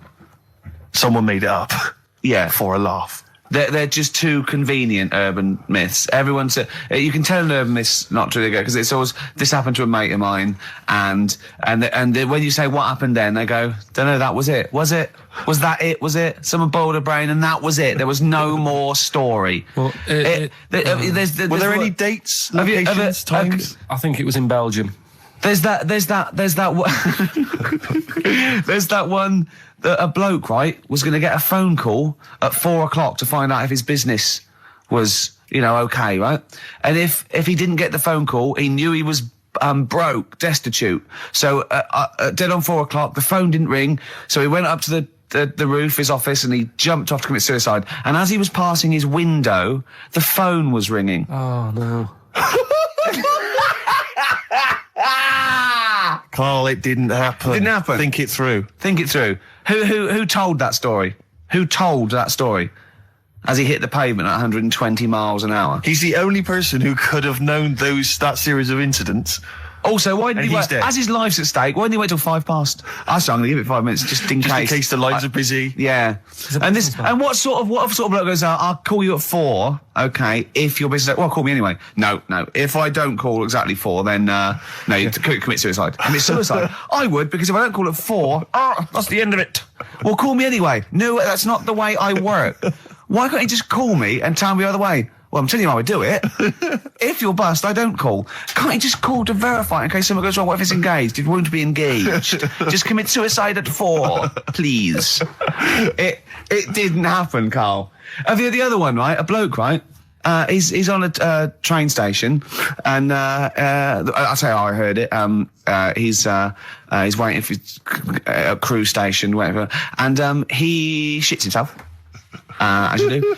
And so he goes, my train's in 5 minutes, so he runs across to Millets and goes, quick, Levi's 36. The bloke just puts it in a bag, he runs onto the train, he goes into the toilet, takes his trousers and pants off. He's soiled. Yes, throws them out of the window. I won't be needing those again. Cleans himself off, open the bags, it's a jacket. Oh. No, it didn't happen, Carl. At what point did he go into it and go, quick, Levi's 36? And the bloke went, sorry, Levi's 36, what, a pair? No. Shall I wrap them? Them? It? Shall I wrap? Just wrap whatever it is. Do you want to look? No. I'm not looking when you're putting it in the bag, please. Right? 36 waist, or is that, don't say anything. I've told you 36 Levi's. They put it in a bag and charged me for it. Yeah. I don't want to discuss it further. Yeah. There was one... Here we go. There was one about a woman whose husband died, and she had him cremated. Yeah. And made like a little egg timer out of him. Mm. And she said, I did that so it can still help around the kitchen. Well, that might be true. That might be a joke. That's quite sweet. That might be true. It's a true story, again. It was all... No, not again, because the ones I just told weren't. Nor is the boiling the brains in a bag curry microwave. Head story, true. Yeah. They're too... Well, let's see if this is enough. Let's see if Trevor McDonald just read this on the news at 10, it'd be short and you get back to the football, whatever. Here we go. And here is the news at 2:15 with Karl Pilkington. Bong. Man who walks backwards around lake falls in. Bong. Chinese woman eats dirt. Bong. Man lives in rubbish dump for 10 years. Brilliant. Bong. Czech family says they've got a rabbit with 3 knobs. Right? Right. Done. Sorry, can you just read a little bit more of the Czech family with 3 knobs? just about a family. Not read it to yourself. Read it out on air. It's just about. Well, he can't read it to himself. I tell him to read it to himself. We still hear it. No, he was, because I could see his lips moving. Go on. Just this fella who had 3 rabbits. Right, just think of this is Trevor McDonald. Yeah. Okay, carry on, Carl. Okay, well, here's the news. Right, good, brilliant. Go on. There's a fella. He's got 3 rabbits and that, and then he checks them out. Right. Yeah. 2 of the rabbits have got 2 knobs each. Right. And he goes, that's a bit weird, isn't it? Sure. And they're throwing them around, sort of chucking, showing them around the family and stuff, saying, look at that, that's weird. Picks up the 3rd one, it's got 3. Yeah. So they ate the 2 with 2 because they thought they best keep the 3rd one because a little bit lucky in that. Yeah. It is lucky. 3 knobs there, yeah. Now here's the sports news, and that's how it would work. Yeah, okay, brilliant. Well, we about the Chinese woman who eats dirt. I'm interested in that. Said. That's it. That is the story, isn't it? What more do you need to know? It's Well, just I want to saying, know a little bit more. Can you just embellish it? 78-year-old Chinese woman. She says she's 78. Makes you wonder. Yeah. With my theory. Carl's theory is that Chinese people don't age well, and so those Chinese people that are saying they're 112 are really only 33. That's why he doesn't want to be recognised, because he doesn't want to walk out from here into Chinatown. Yeah. It just says she's been eating soil for 70 years. She's ate about 10 tons of the stuff, and it's done her no harm. Kept her grounded. It's probably all right for you, isn't it? Because it passes through, doesn't it? Yeah. Well, they say, don't they, if you're having a kid, let it play in soil and that, because... Well, that's to get it immune, yeah, to get it, yeah. But lots of, like, things with sort of birds and reptiles sometimes swallow soil and stones because it grinds up stuff, breaks down cellulose for them. Doesn't do you any harm. All right, then. One more fact from this book for you, Carl. Apparently, officially, the Second World War is not over. It's not actually over because there's never been an official treaty signed between Germany and Russia. So it's still going on. Interesting or not? Not as good as the monkey one and the woman who eats dirt. And the Peter the Great and that. Sure. But, yeah, it is over, isn't it? Isn't it, though? That's what I mean about you annoying me with stuff that you go, oh, that's interesting. I don't think that is interesting. Okay. There was, what was it I learnt? What was it I learned? Think of that as a question. Well, we're all trying to figure that out. Yeah, go on. Leonardo... DiCaprio? The painter. Da Vinci. Da Vinci. He could write with one hand, draw with the other at the same time. Right. Yeah, that's good. It's all right. That's interesting, isn't it? Yeah, it's all right. Well, if you have an interesting fact for Karl Pilkington that you think he might be intrigued by, email ricky.gervais@xfm.co.uk. What have we got coming up? What have we got coming up? More education stuff. Some good tunes and that. Yeah. You didn't tell us anything about goldfish. This is your fact, right? You know what? Goldfish might have longer memories than some people think. That's not a fact. That under no circumstances would imagine Magnus Magnusson saying, what animals might have longer memories than most people think? This is goldfish correct. Imagine that as a question. How is that a fact? If you ever have children and you can educate them with this kind of drivel, is this how you're going to raise your kids? So their minds just pumped full of this That'd be my rubbish? job. I'd keep them interested with stuff like that. Right. Yeah. Suzanne does the proper stuff. Yeah. So you agree there is some proper stuff? Yeah, but I wouldn't make him do it. I'd just sort of leave the book there, and then if he read it, I'd go, that's good. That is. What book would you think? What, the 50th freakiest people ever to be born? Give him that to start with. What would you tell me your favourite was? The little fella who was playing the keyboard? That or the three-legged fella. Yeah, okay. So he's learnt that. That's the first day at school. What would you teach him the second day at school? I don't know, because Why do owls have to turn 180 degrees to look the other way? Because they've got big eyes. Yeah, and what's that mean? What do you mean? What's it mean? Can I just... I don't think you should have children.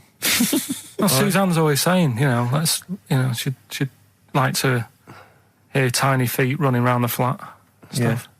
Yeah. I just said, let's get a little midget cleaner. Can I I just give you a little fact here? Someone's emailed in for you, Carl. They've sent an interesting fact for you. I think you're going to be interested in this. Don't read it on the email. Let me read it for you. I think you'll be excited. An interesting fact from Carl. That's from Toby.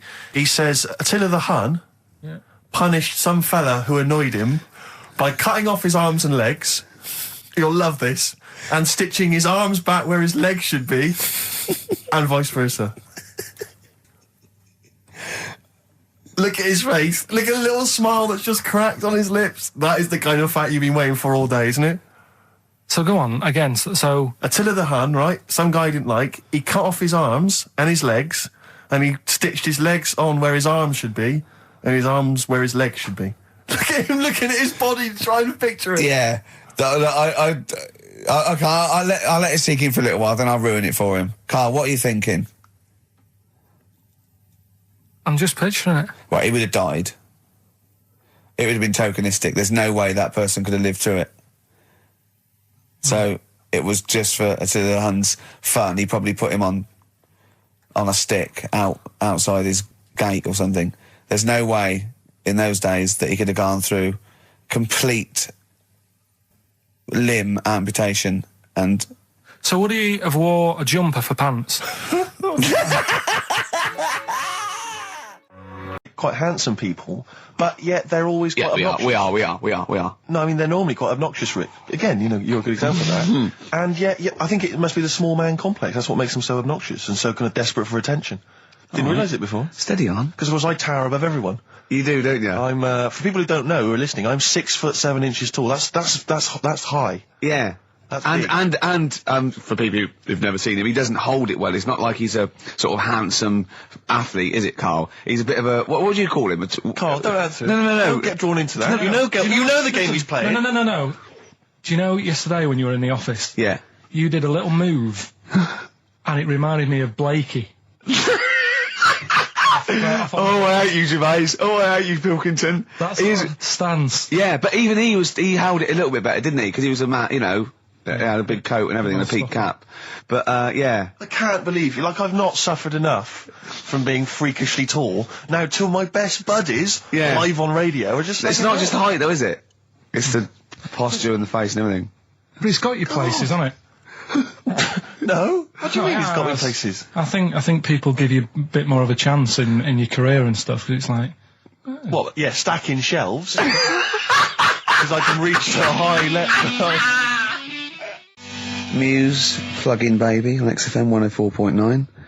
Rick, Gervais, go on. Well, yeah, but I know you guys are laughing about the height thing, and for those that have only just tuned in, I am 6'7" tall, which is tall, and that's big, and I pride myself on it in a way. You know, I've worked hard, I've not smoked, I ate well, you know. Yeah. It's an accomplishment, but obviously I didn't have much involvement in it. I just am, and it's a curse because mainly the problem is that you can't get stuff, you can't get clothes, you can't get shoes. You know? Yeah. He's size 14 feet. Yeah, but it is genuine, and I don't know. I mean, it costs a lot to buy a pair of size 14 shoes, and if you were genuinely poor, I don't know how you'd afford to be tall, because the clothing costs more, everything costs more. I've seen this in comics that you'd actually go to school in a barrel, wearing a barrel with just braces. It'd just be a barrel, and you'd have sort of flip flops, and you'd take a mule with you. They all had a mule, didn't they? The poor people. People always think like you'll be in a pub or something, and people just think they can talk to you about it. They just think, hey, oh, you lanky, it's just like, because it's like they. But that really annoys you, doesn't it? Well, it annoys me because it's like they think I should be proud of it. Like, well, exactly, but they don't think that this is not a disadvantage. This is not a disability, is it? You're taller than most people. It might get a disability. No. If you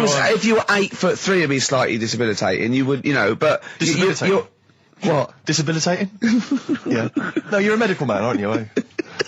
But no, the point is, it's a disabilitating because when you go on public transport, like if you're on a coach, the only place I can sit on a coach is that seat on the driver's lap. Either on the driver's lap or that seat at the very end. Yeah. You know which sits into the aisle. Yeah. That's the only place I can. Well, sit. you stand up, some sort of kids at the back waving at drivers. You could drive it from the back.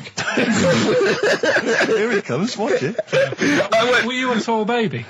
Oh, Mr. and Mrs. Merchant, you've given birth to a basketball player. Look at his dribble already. Were you a tall baby? Babies aren't tall. At what point did you suddenly, like, Jesus, nothing fits me? Well, it didn't happen overnight, Carl. Let's do a little graph. How tall are you at 5? Oh, I don't know, 3 foot. 3 foot. How tall were you at 12? 6 foot.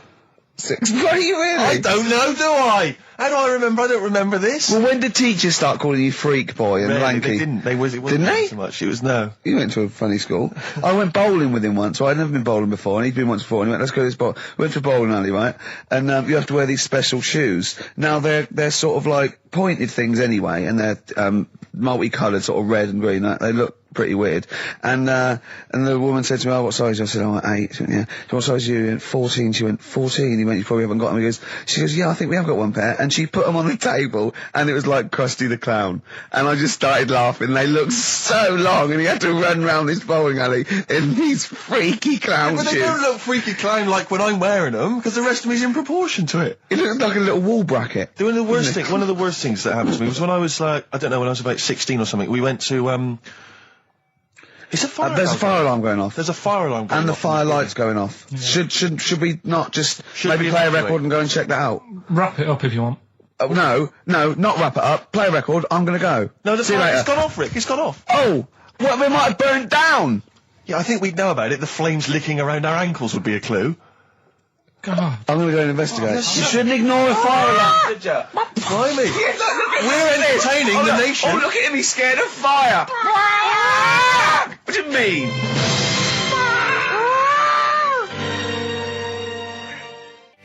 Lars, and there she goes. What a great start to a show. We've had 20 minutes of some of the best banter, chatter and music and anecdote anywhere on the dial. You're damn right. High five. Yeah. Sweet, man, sweet. Oh, what are we talking about? Well, I love that track. It's lovely.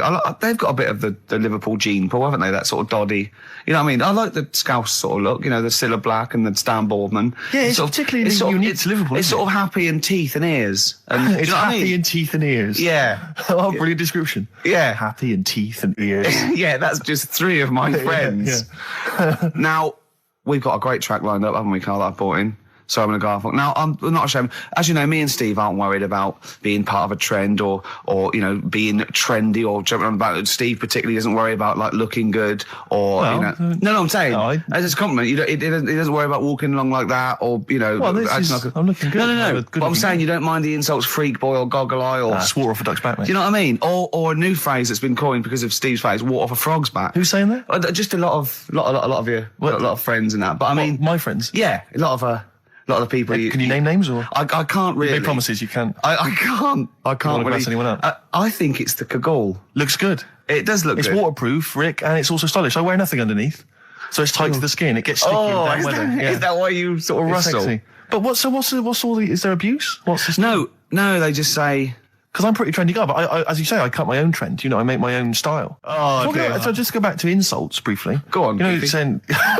Oh, no, see that's... Goofy, that's not fair. No, because that's what he said, it's in my head. What do you mean he said? No, When did he say that? No, I mean... When did you call me Goofy? No, he didn't. He said about what's in Baldy? my head. Hey, no, when it's... come on. Come off it. Don't What? Who's start calling on me it. Goofy? No. I'm not even goofy. Goggle-eyed's fair enough. Yeah, but you can sort your look out. I can't. What do you mean I can? How could I sort my look out? I'm not even goofy. That's not fair. You've got the proper features. What? Just needs sorting out a bit. I can't help it if my hair's not good. I noticed the other day when Carl was sitting on your knee having his picture taken. It's a long story, right? He's got a completely spherical head. It's slightly too small. I'm not being funny because, I mean, you know, I'm not perfect. But he's got a completely spherical little head. He looks a little bit like a baby Hamburglar. You know Hamburglar off McDonald's? Sure. He looks like a little baby Hamburglar. And it's sort of quite put upon. It's Suzanne thinks I look like that thing in that Dulux advert. Do you know when the woman pulls the head off that? A little plasticine morph type. And then they make a new ad for it. And it's like a little head.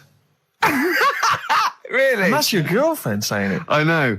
Anyway, listen, let's get back to business here. This is a great track. It's America by Simon and Garfunkel. This is where I started saying we don't care about being trendy and all that. That was it. Because I just want to mention to people that they should be very... What do you mean you're Why are you having an attack on me? You're the one who's sad and lonely. Oh, he's done you again. He's done you again. but what I thought was interesting was I just scratched at him and he just went mental. Yeah, no, it's like a but bear caught in a trap. It's funny, isn't it? You'll never learn. No, I was just interested to find out what the story was, because it might be a really romantic story. Well, it's not. All right, jeez. I love the fact he doesn't want to talk about his love affair. I was thinking about you in the week, and like... Does it worry you? I mean, you sort of joke about it now, and we're talking about it in the office, you know, like, oh, is Steve really touchy about the way he looks? And Oh, what's this? Where's that come from? He's done it again. He's done you again. I was walking home the other night, and I was thinking about it. And do you worry that when you're old, you will be on your own? You did start it though, didn't you? Well, Carl, I'm glad you brought this up. because I mean, for me, you know, a lightweight, frothy entertainment show on XFM on a Saturday afternoon is exactly the place where I want to discuss the desperate, lonely future that's inevitably coming my way. Oh, God. I'll tell you what will cheer you up and forget all that. A bit of Embrace. Oh, one of the most hated bands. I'm a little bit concerned about your toilet discussion. What exactly is your point again? I was just a bit bemused. You see, it's a tricky one. All I'm saying is, right, there I was at the pub quiz. I go to the toilet, not thinking about anything. I try to go, right? There's a little gay fella next to me. I love this little gay fella. Now, the weird thing is, there's nothing stopping him having a little glance, right? Because he's allowed in the fella's toilet. Yeah. Now, I'm not allowed to go into the woman's toilet and have a little look round. Right. So all I'm saying is, should they have another toilet area? What, for gay people? Yeah.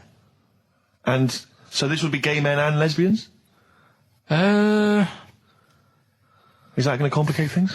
I mean, I can only assume. I mean, to what point? I'll ask you a question, right? If you're intimidated, that's a shame. But you know, most gay men aren't looking at your knob. You know that. what do you mean? I can only say that 99.9% of gay men who use a urinal standing next to what they assume is a heterosexual man aren't looking at his knob. And what they're doing then? They're emptying their bladder. No, but the thing is, I can't talk. You're saying like, you know, about would you have one toilet for lesbian women and gay fellas, right? What does that mean? Would it be mixed? Would it just be? Would it have a man on one? That's heterosexual man. One little picture of a woman, the other, and then what? What would the little icon be? A man and a woman? A man and a woman. Just having a chat? Yeah. In pink and dot But lines. you couldn't mix them, because then what would happen is you'd get people who are going, oh, I'll play up to this a bit. What, pretend to be gay? And yeah, you know, sort of grow a moustache and shave their head. And pretend to be a lesbian. Right. Yeah. So, I see. So, you know, people pretending to be gay so they could go in and have a look at the lesbians. Yeah. Right. So that would mean that we need 4 cubicles now, wouldn't we? Yeah, no, this is fine. 4 cubicles. So every pub How now... many toilets do we need at Every the pub's moment? now got 4 toilets. Oh, Carl, bisexuals. Yeah. Now, interesting. Bisexuals. How many toilets do we need now? Call the council. Do you use any? Huh? No. No, because they're interested in everything, aren't they? Because the little bisexual fella will be looking at your knob. Right, with them, what you do, you just have a door, you open it, and there's one urinal there, so you can't get a queue. They have to sort of wait. I just thought that, well, why can't there just be a thing between the urinals, so no one can look at anyone else's knob? Wait a minute. Just to go back to Ricky's point, what stops, even if we've got the toilet for gay men, what stops the gay men who want to have a look at your willy going in the regular toilet and pretending that they're straight? Most men don't wear gay across their No, head. exactly. They don't have a tattoo. There's no branding yet in the British House where they have to declare. So we're going to have to expand this. What So we've do all you- got to carry identity Do you know cards. you can see a gay, can you? Coming a mile off. No? No, I'll just hold it in next time. No. Can you tell gay men? Do you know a gay man? I'd say probably if you did if you lined some people up and said point them out, I reckon I'd get. But hold on, we're not talking about people dressed in leather with the arse cut out and an handlebar moustache. Yeah. We're talking about the everyday, No, non-seen. of course. Yeah, but I mean, suppose I put you in a room and there was 10 naked men, right? Yeah. And there's 5 gay men and 5 hetero. Could you walk along that line looking at those gay... Am I naked? No, you don't have to be naked. Why would you have to be naked? To catch them out. How would you catch them out? Don't go into it. Don't go into it. Don't go into it. Play a record. Ooh, those boys can rock there. That's the Guns with All Their Roses and Sweet Child of Mine.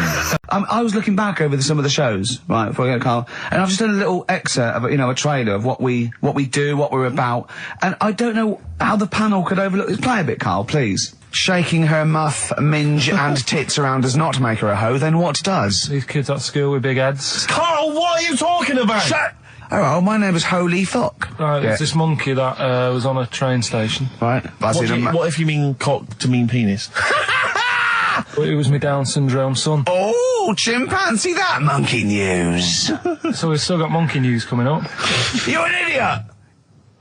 You know what I mean? That's, to me, quality broadcasting. I don't know how they can say that isn't worthy. That's what we sent in to the Sony people. They listened to that. How they didn't think that was dynamite stuff.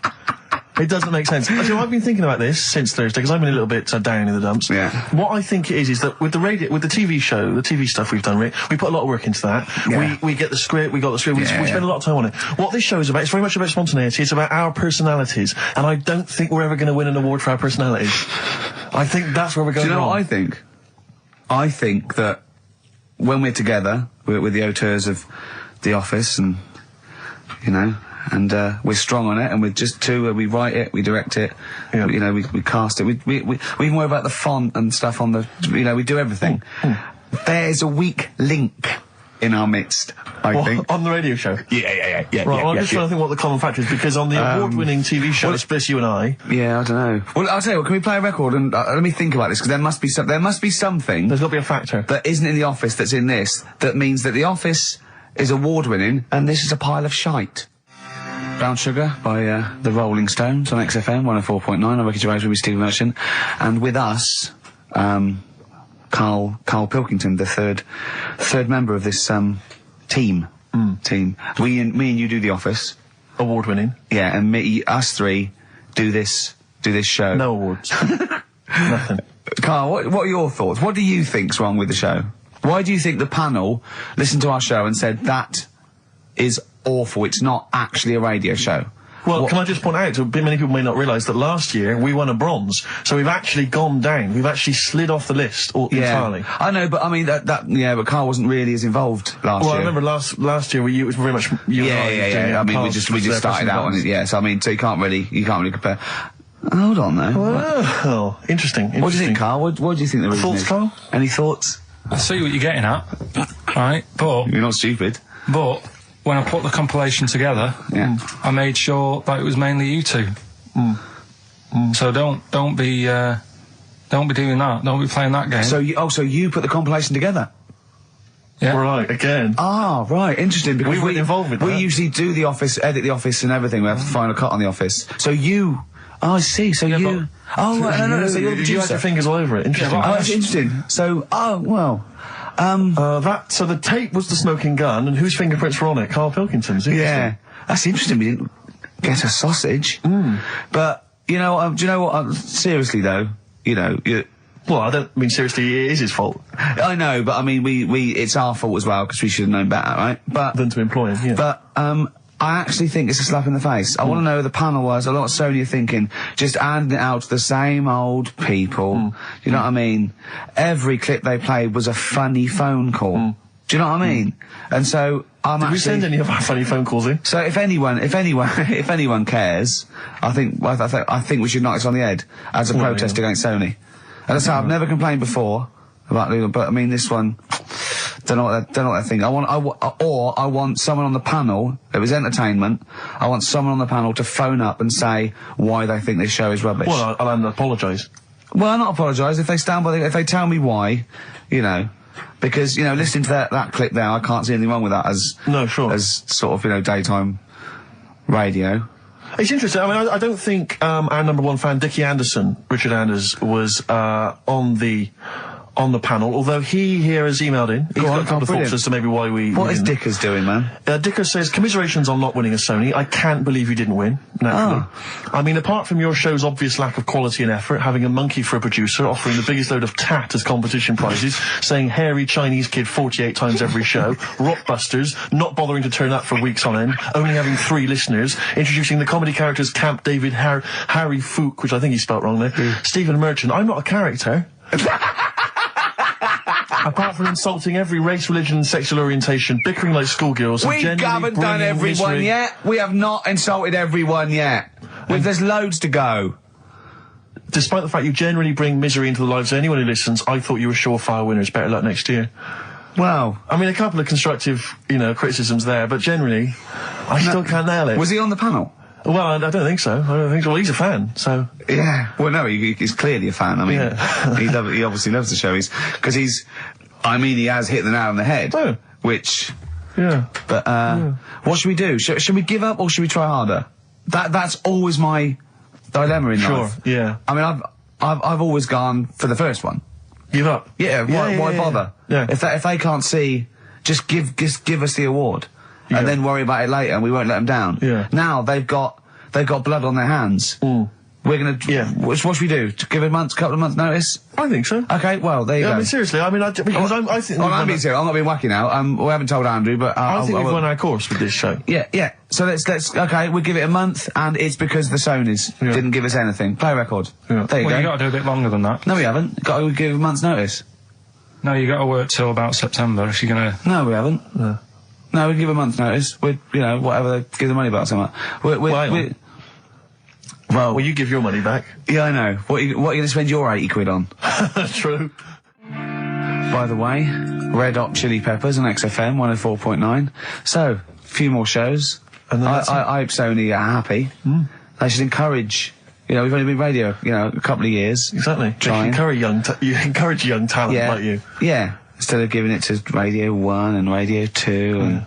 The old war horses. We just had a quick email. I wonder if you could answer this. It's James from NW1. He says, Ricky, is Karl going to be on this week's show? Please let me know, as I may listen if he's not. Sadly, he is here. I mean, people are already turning against you, Karl, because they've seen what's happened. Yeah. I think they've probably realised that we gave him too much. I think we've got a spoiled sort of kid in our hands. It's sort of like, we knew how bad he was, but we were trying to sort of bring him out of his shell a little bit. Yeah. You got to encourage sort of, children like Karl. Well, yeah, exactly. Just sort of fend for themselves. But I like the fact that Dickie Anderson had that wonderful rant. It was an articulate email. It was quite long, and he must have typed it immediately. I'm thinking, because he's a fan of the show and he thinks I'm a genius, we need a PA. Sure. Don't we? Yeah. Do you reckon he'd come and work for us? Well, he can't be any worse than what we've already got. I know. So there you go. Then we're giving up radio. We're going to concentrate on television. Karl's going to probably go back to what, your little, just doing your sound. The thing I won a silver for at the Sonys. Funny that, isn't it? Oh, you won a silver, did you? I got a silver, yeah. Oh, yeah. What was that for? Doing the proper job that I do here in the week. No, there's 2 of you for a start. Yeah. Well, there's 3 of us. Can't even get a bronze. Now, who's the weak link? Right?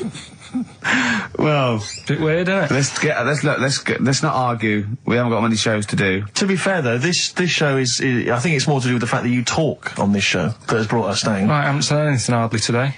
No, well, this is an award-winning show potentially.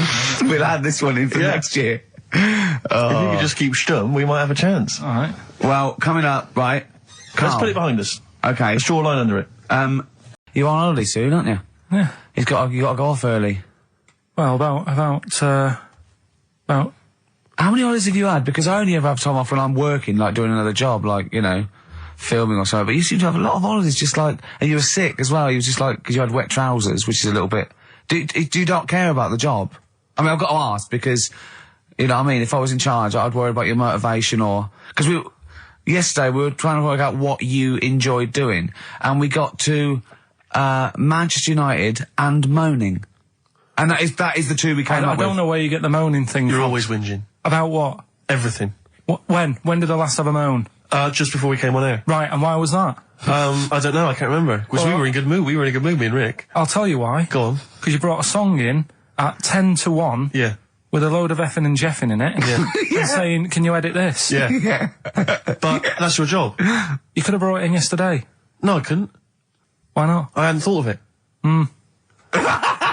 But why are you whinging? That's your job. And I didn't come in 10 minutes before. It was a good 20 minutes before. It just took you ages because you were whinging and moaning to even get started. I'm not being dragged into this. You are always... I'm on my holiday now. Well, not yet. No, you're not on yet. You're still working. Well, that's what's funny. This isn't even work, right? And yet it should be. Compared to what I do in the week, this is a doddle. Well, it's because you're not putting any effort in, clearly. I mean, I know what Steve's like. He is tight, right? He is. And you know that, don't you, Steve? Financially, you mean? Well, no, I mean, just the way you are. You're very sort of, you're not wasteful with your money. I'm careful. No, I'm not wasteful. Absolutely right. No, but to the extreme. Not towards the extreme. Not towards the extreme. No. Look after the pennies. The pounds will take care of themselves. All right? Simple to remember. Good advice. Yeah, all right? But the thing is, right, I know that I take the mickey out of you for, like, the way you look and stuff. Sure. Right? Well, I'm right back at you. But the thing is, you can't help that. Absolutely. But I'll tell you something that women don't like. Sure. And it's fellas who are tight with the money. Sure. I'm not frugal with money with ladies. I'm frugal with money with you. Well, I've got no reason to splash money out on you. I've never seen you splash money out. Well, you've never been out with me. Steve, have you ever splashed out on a lady? No, but I hope to one day. The right lady. Play Rick. XFM 104.9. Yeah, with Steve Merchant. What I was saying was... Yes. We could have a little trivia quiz, right? What I was saying was... Yes. We could have a little trivia quiz, right? This is how it works. Their phone in, yeah? Right? And they'll pitch a question to us two, right? We won't know it. They'll tell Carl, and Carl write down the answer, yeah? Or on his email, right? And then it might be something like, who was the first woman MP? And write down the answer, and they go, okay, Steve Ricky was the first woman MP. We'll write it down. You'll write down something like the Queen. Yeah. And I'll write down Britney Spears. Yeah. And they go, well, Ricky says Britney Spears. And the answer is, did you see? Yes. And then whoever's... So they phone in, or can they email as well? They can email as well, Steve. Right. Okay, so let me just try and clarify this, because I didn't really follow that, and I know what the competition is. Right. People listening, phone in or email in with a question, a trivia question. It could be about anything. I don't do game shows. But one which we may be able to get, right? They phone in with that, or they email it in. But only Carl knows the answer. He asks us here in the studio the question. Ricky and I write it down independently. We hand it to Carl. We see who's got the right answer. It's like 15-1, but 2-1. And the great thing is that the best question that we'll vote on at the very end of the show can win these 3 CDs. We've got Feeder, Echo Park, The Essential Bob Dylan. That's a 2 CD set, Rick. Maybe keep the questions highbrow to show our intellect, not things like pop and trivia. And good idea. And we've also got this big compilation, Reloaded 3. That's also a 2 CD compilation. We'll start phoning and emailing now. Emailing go with berserk. your trivia Absolutely questions go berserk. For Gervais. I'm best at science. Well, don't start giving hints. That's not fair, because I'll not say fair I'm best at films if they want me to. Yeah, but I've win. already said don't do trivia and entertainment and that. Well, they should do. They should do trivia and entertainment. Music and films is what they should do. No, they shouldn't. Or That's old stupid. TV. That's the cliche of XFM listeners, and I know they're more intelligent than that. They're not. They're not, Rick. They're stupid people. They're stupid people, and they only know about a few things. Garbage, Cherry Lips on XFM 104.9. Well, either they really want those CDs, or they want to embarrass us. Because the phone lines are going mad. And they are going mad. We didn't even give out the phone number or the email, Rick. Shall I just give it out now? Well, obviously don't need to. Well, I ought to anyway, for those that didn't hear it but didn't know it already. Of it. 08700 800 1234. Sorry, that's not 08700 08700, because I started again because I sort of fluffed slightly. Yeah, go on. 08700 800 1234. And when he says he fluffed slightly, that's not how he got into television. Exactly. Ricky.gervais@xfm.co.uk if you want to email the question, and only Carl can see the screen, so there's no cheating. Probably people don't know what fluffing is, do they? No, I don't think so, Rick. Carl, have you had a question? What, already? Are we doing it now? Should we do it now? I think we should just drip them in throughout the course of the show. Yeah, you could dripping them in. Go on. Ask us a question. I thought this was a good one. It's from Clive. Go on in. Clive? We've got a listener called Clive. Wow. That's all right. Who was the first James Bond? Oh, it's this film one. No, but wait a minute. I know this ambiguity because we've talked about it. We've talked about this ambiguity before. You see, he might be deliberately embarrassing us because the old myth is that someone played it on radio that we all know and love. Yeah. Now, he should have specified, did he mean the film James Bond, the first film James Bond? Can I just say, we won't count this one, because the definitive one, and I've talked to Glyn about it as well, it is Dr. No was the first one of the team that we... Sean Connery. So Sean Connery's the first screen James Bond. So we agree on that, even if we're both wrong. What did he say it is? I bet he said it was Bob Holness who played him on radio in, like, the 1950s. He didn't say the radio bit, but he said Bob Holness. From Blockbusters. Yeah. And I was drawing a little Blockbuster thing. That's really spooky. That's weird, isn't it? But the thing about that is I'm worried if it might be a myth.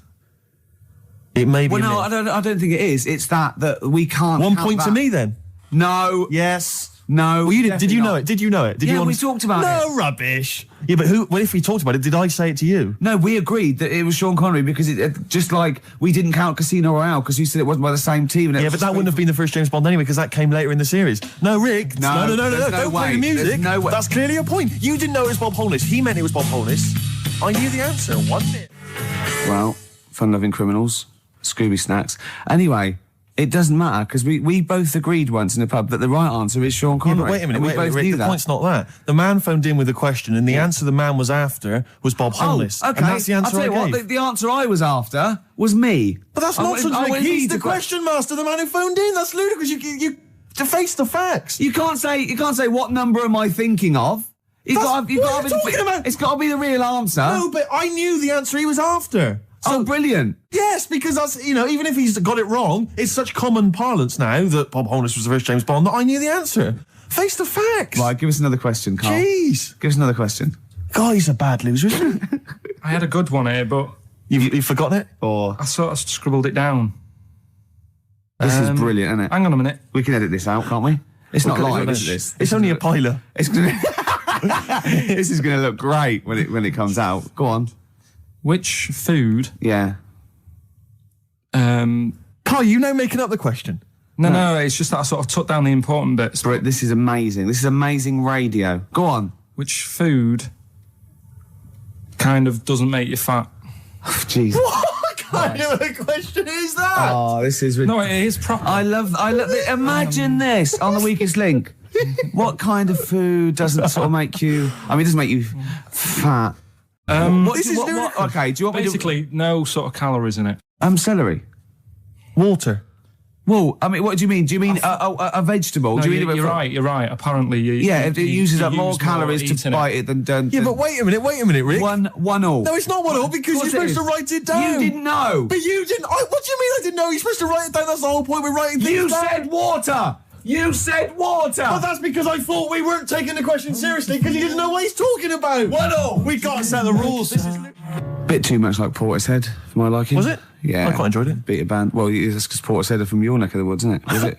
Portishead, I think you're fine. Yeah, I'm embarrassed myself.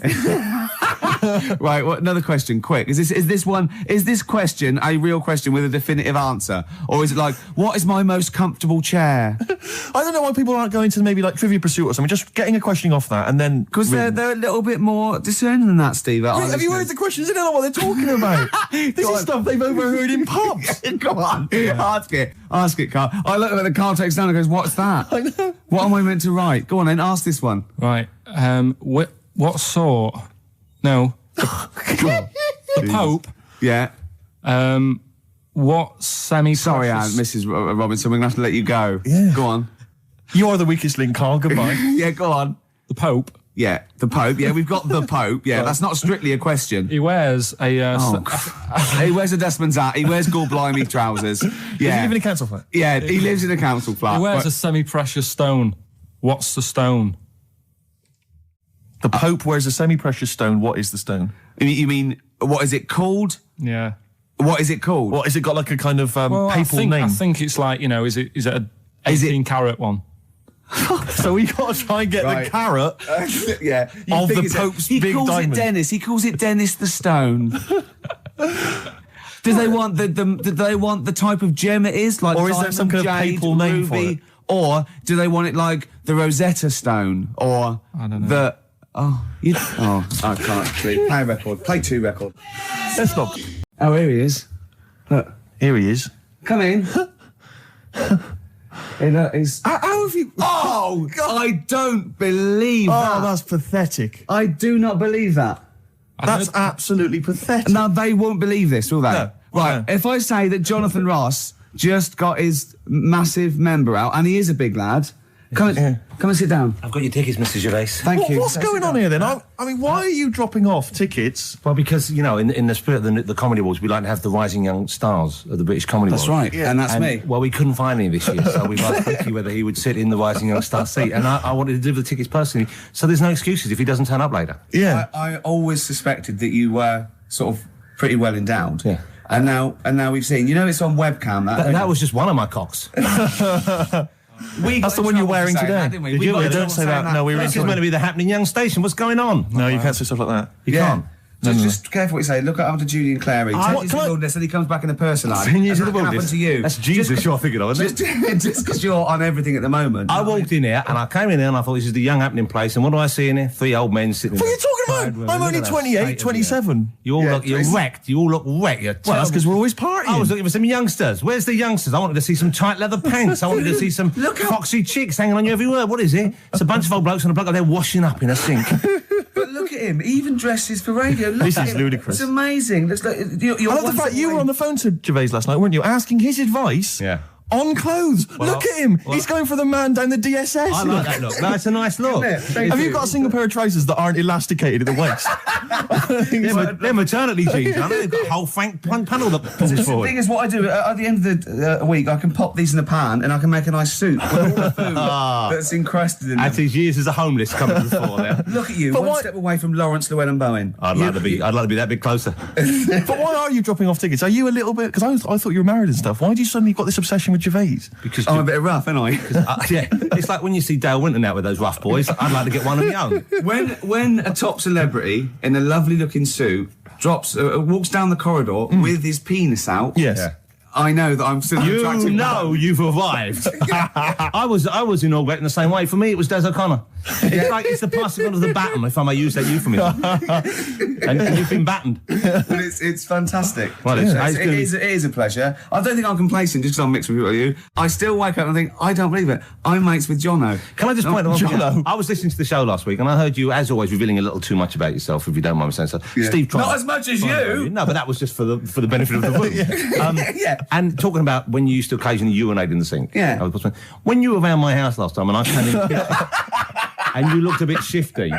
No, please reassure me. It was more ownership. Yeah. I was like, I went to my territory, and then other people that come in that go, has Gervais been round here? It's like just marking my territory. Because my coffee the next morning had a hazelnut tang to it that I don't remember putting in. Can I just say something? Because I mean, I used to, mention to you, Gervais, when we first started getting involved in the business. Yeah. I should say, if there was one celebrity I'd like to be friends with, it's Jonathan Ross. Yeah. Lo and behold, Ricky's befriended Jonathan Ross. I'm nowhere to be seen. But Not Ricky invited round. Ricky told me that I could be his friend, providing I never extended the arm of friendship. Right. to you. Yeah, if you ever... I thought as much. He tries to keep everyone else down he works with, from The Office, all the other shows. He tries to keep them down. I didn't even want you to number come one. in. I wanted to meet you on the steps. Yeah. I didn't even want to tell you you were around. But you called. He went, who's that? And he saw your name come up and he went, well, can I meet him? Well, you're all coming tonight, aren't you? This isn't Radio 2, by the way. These links are way too long. This is snappy radio. We have to play out... Yeah. You might The be kids have lost lost, interest. But the kids want to hear Coldplay, Catatonia, You know what I like? Faithless. How about some more of that instantly forgettable hip-hop you play each week?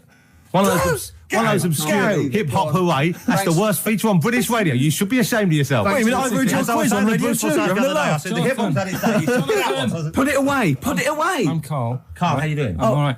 Got a question for you. Quiet man. Got a question. Yeah. The Pope. Yeah.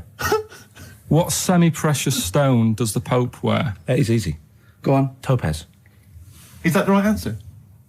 I don't know. I might have wrote it down. I'm really sorry, Jonathan. It's not what he publicly admits to, but I have to know because I was hanging out with him at the Groucho one night and he was saying, oh, look at this, look at that topaz, go and buy that, look at that. Vatican City. Look at that. We can make a nice ring out of that, he said. Didn't go anywhere, but thanks for asking. I better go, I've got to go and buy some winkle pickers. Thank you very much. Okay. Enjoy Nice to it. meet you, Stephen. Yes. Carl, I wish I could say it'd been a pleasure, but actually it was quite creepy. See you later. Yeah. The reason you became king of the universe, of course, is because of your fascinating French bread anecdote. Oh yeah, yeah. Come What's on the then. How did baguettes come about? If this is going to be someone cooked a loaf a bit wrong and said I can still make a sandwich out of it, I'm going to hit you. No. Go on then. Right. Napoleon, when he was at war and that with Russia. 1812. Yeah. Yeah. All his soldiers were like, not used to the cold weather and that. So they said, take some clothes in your bag with you because it's going to be Chilly. nippy out there. So they put all the clothes in the bag. Sure. They were told, Thought, it's Napoleon, for Christ's sake. No room for any food. You're joking. So Couldn't they make some sort of, like, sandwich? No, it wouldn't fit because of all the clothes. You had to take extra gear. Sure. So, anyway, he said, I can see where this is going. I'll be honest. Is there a baguette-shaped gap left in their holdall? They thought, let's make some bread that you can fit down your trouser leg. What? That's not true! No, it's not, I Carl! read it in Euston train station. I was waiting to go back to Manchester. Where did you read this? Scrawled on the wall in graffiti. Yeah. Do you know the Was it also meet me here for cock fun at 12 o'clock? The upper crust sandwich shop, Euston station. It's on the wall. What do you mean it's on the wall? Do you know it says, like, sail on at Dixon's, whatever? Yeah. Next to that, there was, like, a bit of information. Once you've read the stuff on I Dixon's... get information. There's a big thing about the history of the baguette. I read it and I thought, No, we got to make a sandwich we can split down our trouser leg. But how can you march and fight with a huge piece of bread down your train? Although it would be intimidating. You see them coming, you go, sacre bleu, look at the size of them. They're big fellas. Well, Blimey. I can't help but feel that could be a practical joke at your expense. yeah. didn't do that. Well, the Earl of Do you ever Sandwich... question anything you read? If it's printed up, is that, Yeah. like, fact for you then? Well, it's not funny. I mean, if they were trying to be funny, it's like... it's not, is it? So it's information. Have you heard us? Things sometimes want to be funny when they're not. That's exactly what happened with the sandwich. The Earl of Sandwich wanted something he could fit down his pants. And it was those triangle cut sandwiches wrapped in cling film were perfect. You might be right. You might be right. I am. Because the Cornish pasty, so they could drop it down the mines, isn't it? Is it? They wrapped it up they wrapped up like meat and vegetables in pastry, and they sort of crimped it, and it was like and they dropped it down the mine. So, yeah, that's how that came about. And bagels were originally made so that people could play hoopla, but then eat afterwards. I don't know if you're aware of that. That is true, Carl. Well, anyway, Call my bluff. Is one of them true? yeah, They're all true. They're all true. Yeah. Tell your kids that when you have them. Yeah. You know, if they're still alive in a million years. Well, it might be true. Can someone confirm that baguette fact that it was so Napoleon could stick it down Not him. his trousers? Not him, his soldiers. His men. Yeah. Fascinating information. Fascinating bread information, Carl. Radiohead. Yeah, now this is my song for the lovers. It's a beautiful track. It's Let Down off OK Computer. It's one of my favourite Radiohead tracks. It's lovely. Right, set the tape going now if you want to tape these songs. Avalanches, Frontier, Psychiatrist. Absolutely. Well, we've had lots of emails. People, obviously, we inflamed and provoked Well, about actually, I have to say, the Rick- Cornish pasty. I've got a couple of amendments to that. The crusty bit, is actually as a handle, because obviously the miners had dirty hands, and they'd eat all the stuff in the pasty, and they'd be left with this sort of crust, and they could throw that away. Mm-hmm. Also, someone told us that at one end was an apple, so you have a little sweet as well. Your dessert. So, there you go. You noticed how, like, over the years we've been doing this, way back when we started XFM, no one ever contributes when we ask about the music, when we ask about hip-hop, or their, opinions on that, anything important. No. But start talking about pasties. Yeah. We've had about 5 phone calls. Yeah. And someone phoned up to confirm. They used to work for Upper Crust, and basically, Carl got all excited. So it is true. She went, well, I don't know if it's true. I've read the same sign you did, Carl. Interestingly, there's an email here that says, which basically offers a history of the baguette, and talks about after the revolution, the government decreed that all of France must eat the same bread, and it was up to the bakers to bake this bread of equality. And then Napoleon kind of made sure it was a particular, he kind of set in. Obviously on the bread you can eat anything you find in the garden, frogs, snails, bits of horse, But squid. the interesting thing is, Rick, that there's no mention of sticking it down your trousers whilst going to war. The French have tried to keep that secret for over 100 years, It was only Steve. the upper crust people. Nearly 200 years, that is a top secret. Somehow Euston Station Upper Crust got hold of a document, left behind in an old sea chest, possibly Napoleon's, could have been Josephine's. Unfortunately, jotted it down. He's kicking himself now. Oh, Secretary, I cannot believe I left a note. If he talked like that. He did. He did that, yeah, he talked English, but in a very funny French accent. As I was coming in, there was like a bunch of posh lads, I think university students, trying to get in, because they're doing one of those scavenger hunts, that they have to get points for charity and do stuff, and one of theirs is get on a live radio show. Right. So I sort of sort of felt sorry for them. So I said they could come on here just for 5 minutes. Who are that's they? all right. They're just Are they toffs? they are sort of like toffs, but they're trendy toffs. They're obviously Trendy toffs? I don't Yeah. What's that? Is that like Lady Victoria Gervais? Is she a No, I don't mean that. No, they're both sort of like that. Will of Pop Idol. Right. They're like him, sort of like trendy but posh. Okay. They seem nice enough, and they're doing it. They're doing it for a cancer charity, and they just get. They got for what is it like? They got their sponsor to do various. Exactly. I challenges. don't know quite how it works, but they're gonna come on and because we get for coming on this live radio show, they get 17,000 points. Right. Good. If I can put that in context, Yeah. if they were to say to help deliver a baby, they only get 7,250 points. But it's much easier. It is. There's lots of women just Happily dropping getting there, a couple of sprogs posh all posh. over the place. You can't get on a live radio show these days for love nor money. That's true enough. You know what I mean? Yeah. So When are they coming in? Carl said they're going to just. 1:30. I had a word with them. Okay. What did you make of them? They are posh, Really? but they said they're going to wander about and go and see if they can deliver a baby and that, and then come back here for 1:30. And I don't know if you. How I hope they don't like leave a baby sort of half out. You know, if they've got it. You know, they're push. Sorry, we're going to have to shoot off. We've got to go Yeah, and see. we've got to play. play an instrument in a marching band for 8,500 points. Well, I did say be here definitely at 1:30 because I don't want you getting in the way of the white van questions. And the other thing is, right, they get 7,500 points for delivering a baby, but they get 9,000 points if they cut Peter Stringfellow's hair. Well, he's very precious about his hair. It's a more delicate operation, isn't Absolutely. it? There's more that can go wrong. That's true enough. Take an unconventional animal for a walk in a park.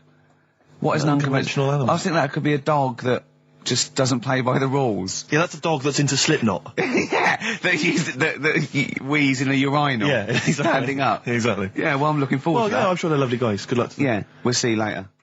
Well, we're back, and there's a few more people here. It's Absolutely, well done. Yeah, yeah. Well observed. Yeah. Do you want to say hello? Hi guys. And what are you doing here? This is Mark and James, or Sco and Belch, and we're here. Sorry, your name's a what? Sorry, say the last bit again. Or what? Sco and Belch. Sco and Belch? Yeah, that's right. Do you want to explain that? No. No, from the drinking story. games, I imagine. Yeah. Got Oh. worse names than that, but it's radio, so. Sure. Now, you're presumably students, We've just graduated. Well, we kind of graduated. We've been in work like about a year or two. and what do you do? I work for a management consultancy. I work for a distribution company up in Birmingham. Well, okay. So, Now, very what you're doing is a scavenger hunt, and you're raising for cancer Colon charity, cancer research. right? And you've got to do. And this is we're just helping you out here because for 17,000 points, you have to get live on a TV or radio show. That's exactly it. So here we are. That's why we're here. Yeah. Do you ever listen to XFM? I know of it. Yeah. I listened to it a few times. Sure.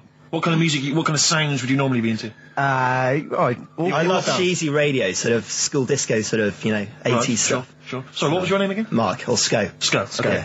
And you're Belch. Belch. And what sort of sounds would you be grooving to, Belch? Cheesy. UK garage? Well, Craig David. a bit of house, just very occasionally. A bit of cheese. It depends what kind of mood I'm in, you know. Now, you don't listen much, but I mean, kiss a celeb, because Carl... Yeah, we actually wanted to do that with you, Ricky. Is that right? No. That's not going to happen with okay. Ricky, but Carl's now got his name mentioned in Heat magazine. Is that right? Well, So that's if you want to brilliant. snog Carl, we'd love to see that. I mean, we don't want to snog Carl, but I mean, we were thinking if there was kind of female presenter here, we might be able to do something. But What are you saying? A female placenta? well, if you've got one. Have you seen some of the female presenters that work on XFM? Oh, presenter. Is that why they're on radio? I thought you said placenta. That's unlikely. I know. Well, now, what's the other things you've got to do here? So what are some of the things you've done already? Well, See, some of these worry me, like start a fire in Pudding Lane Oh, we've done that already. for 4,700 points. Well, I'll tell you what we have done. We've been on Phantom of the Opera stage already. Have you? Yeah, we just asked the stage door guy. And, That wasn't during the show, I see. No. And that's right. He actually mentioned that we shouldn't speak about that too. Otherwise he'll get sacked. Exact. But he was really kind to let us on. We've jumped in Trafalgar Square Water with doing a sort of Friends impersonation, so that was... Right. How many points pretty do you get cold. for that? We got 2,000 points for that. We got Right. 8,000 points for being on the stage at Phantom of the Opera. Yeah. And we get double that. We get like 18,000 points, which is almost the maximum for being here right now. Really? So that's well, absolutely great. Honestly, I wouldn't worry about the little things. I'd go for the big...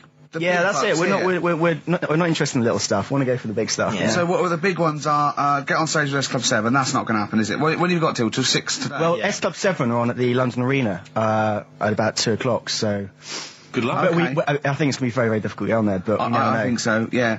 Get in the vaults of a bank. Yeah, You see, some of these are bordering on the illegal. That's 20,000 points for that. Like getting a cage at London Zoo. Don't do that.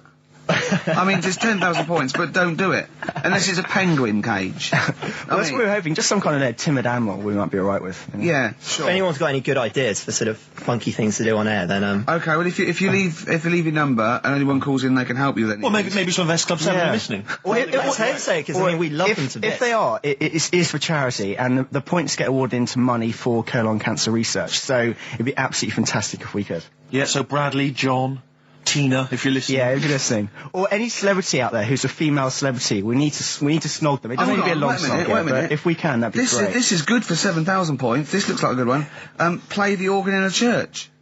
That must be easy. Is that a metaphor? Yeah, but you know what church people are like. It says the bigger the better, so it might be. That's got to be euphemism. Yeah, it's got to be, hasn't it? Yeah. Well, thanks very much. Good luck. Good luck, guys. Get a thank you very Frenchman much. standing outside Les Mis looking Miz. That's going to happen. That's good. Man, a big gun type thing on the HMS Belfast. That won't Well, we've got a happen. big gun, it's just finding the boat, which is the problem. Oh, calm down. What was your name? Bo? No. Po? Go. Go. Thanks very much. Guys, thank you very much. Cheers. Cheers. Bye. Now, we just had a call from someone impressed by Karl, and Karl's very pleased because this guy has actually done a PhD on Che Guevara. So, in theory, whatever subject he chose, in theory, he's probably one of the experts in the world on this particular field. Now, hello, are you there? Yeah, I'm here. Hello, what's your name? My name's David. David, now where did you do your PhD? At UCL. Did at UCL, mild college. And what was the actual title of the PhD? It was Che Guevara's influence on class struggle in Europe in the 60s. And what did you think of Karl's performance? I thought he did really, really well. The only thing, I'd never heard those last words before. So Karl actually knows something you don't know. Yeah, possibly. Although you presumably not take that as verified information. You probably wouldn't take everything Karl said as gospel. You'd probably look it up yourself, would you? I probably would have a look, yeah. Did you know about babies' eyes? Sorry? Did you know that babies' eyes don't grow? I didn't know that. You see, that's why you shouldn't take things Karl says as gospel. Because it come out with something, vaguely intelligent, and then say, "Did you know about babies' eyes don't grow?" Any questions that you'd want to test Karl on? Any thoughts? Any things he missed there on the history of Che Guevara? I think he did really well, and I think he should be congratulated. Because Karl has problems with understanding why people are interested in history, and even though he's been reading these books, he keeps saying, "Why does anyone care about history? Why is it important?" What would you say to Karl? I think he should maybe then look at who Che Guevara did influence and why he still influences people today. Yeah. Well, he knows that he influenced Citizen Smith, and he knows that if McDonald's ever wanted to swap Ronald McDonald for Che Guevara, it would cost him an awful lot of money. So he is trying to apply it to the modern world. He is having a go. Well, maybe you should think like why Rage Against the Machine have him on their T-shirts. Good point, Karl. Why do you think of that? Why do you think they have him on the T-shirts, Karl? I don't know, maybe that was the design of the T-shirt. Maybe they wanted another T-shirt. Maybe they wanted Ronald McDonald. But didn't have any in. Sure. And they said, "Oh, we'll have that one there then." Well, thanks very much. Just before you go, do you think Karl would be an interesting subject for a PhD? Yeah, very much so, yeah. Okay, well, if you're not... Well, hopefully one day you'll become a professor and you can maybe set that as some coursework. I could do, yeah. Karl Pilkington. Imagine that. Cheers, Dave. I'm having an MA in Karl Pilkington. Thanks very much, Dave. Okay, bye. Cheers, bye. That's good. My teachers never did that. What, encouraged you in that way? Never said well done. So, Really? Yeah. But you never showed up. Yeah, you had to be in the same room, They were too really. busy saying, "Who are you?" Yeah. No, but Mrs. Matthews, me head teacher. Oh, let's not lay into Matthews again. She's always getting us. Not Well, Matty she Matthews. said Not I'd never- Grimble Matty Matthews. I'd we used to call never her. be a high flyer. If she could see you now. What did she say? You'll never be a high flyer? She said that to me, mum and dad. Really? On a parents' evening. And that was after I'd played the drums in Little Donkey. She clearly didn't know what she was talking about. By the way, with the education of Karl, last week he did Che Guevara. He did very well. Before that, the week before that, he learned all about Rasputin, didn't you? And this week you've been studying Hitler, haven't you? How does that go? How do you reckon that? It's a bit tough. Okay. I'll give you the full story later, Steve. Do you know much about him? No. So, they're all linked. All these stories I've been reading, they've all got a similar sort of thing going through them. They have a bit of a tough upbringing. Things aren't going well, and they seem to take it out on other people. Okay. But I'll tell you more later. Okay. Yeah, I don't think you can I mean, I don't think Hitler and Che Guevara... It's the same thing. Che Guevara, when he was a kid, had, like, asthma, right?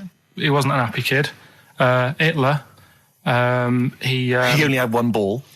Well, I was trying to find about that. Yeah, seriously, he phoned me up in the week. I said, how's it going? He went, I've skimmed it. I've just skimmed it. I was looking for the testicle thing. Now, I don't know if they left that out or it's not true.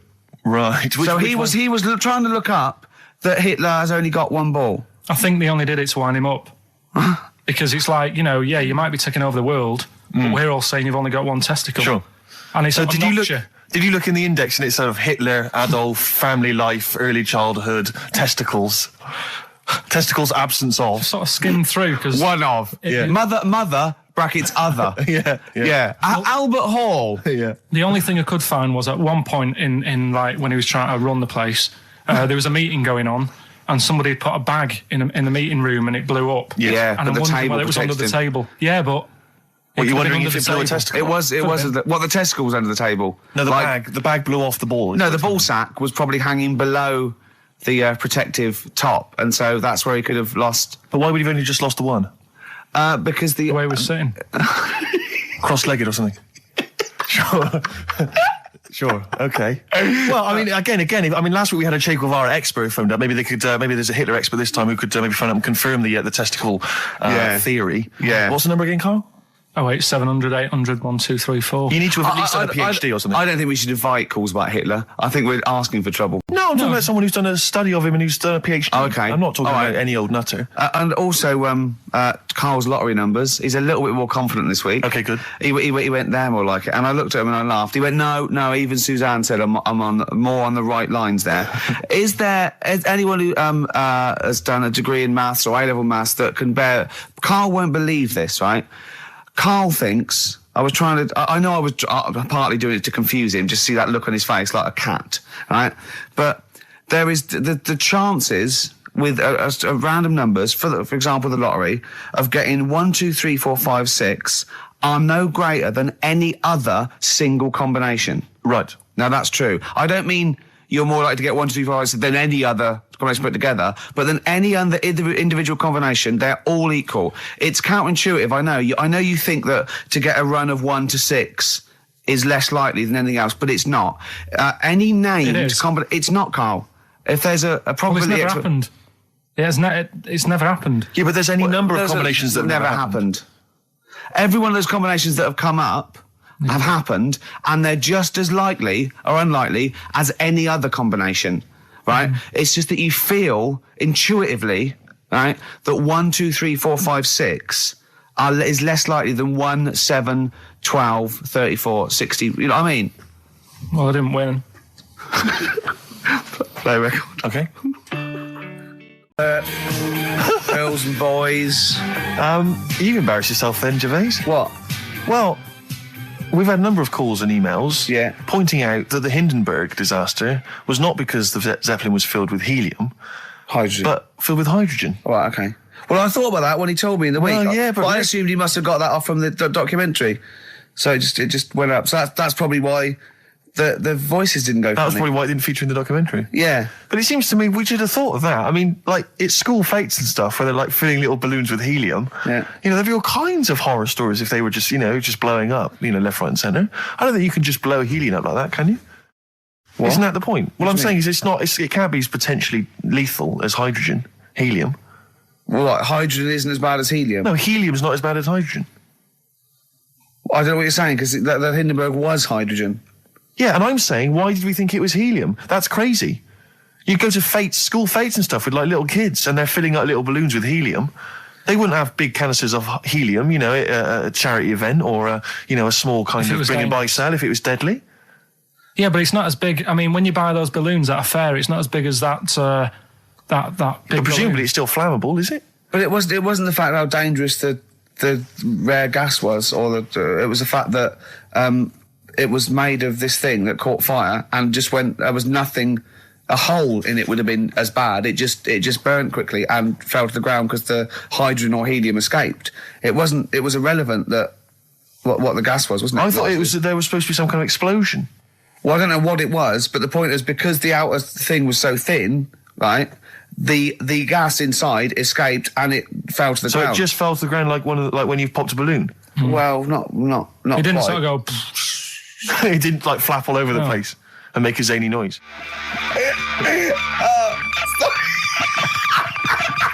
Because it's going to be Karl's special night tomorrow.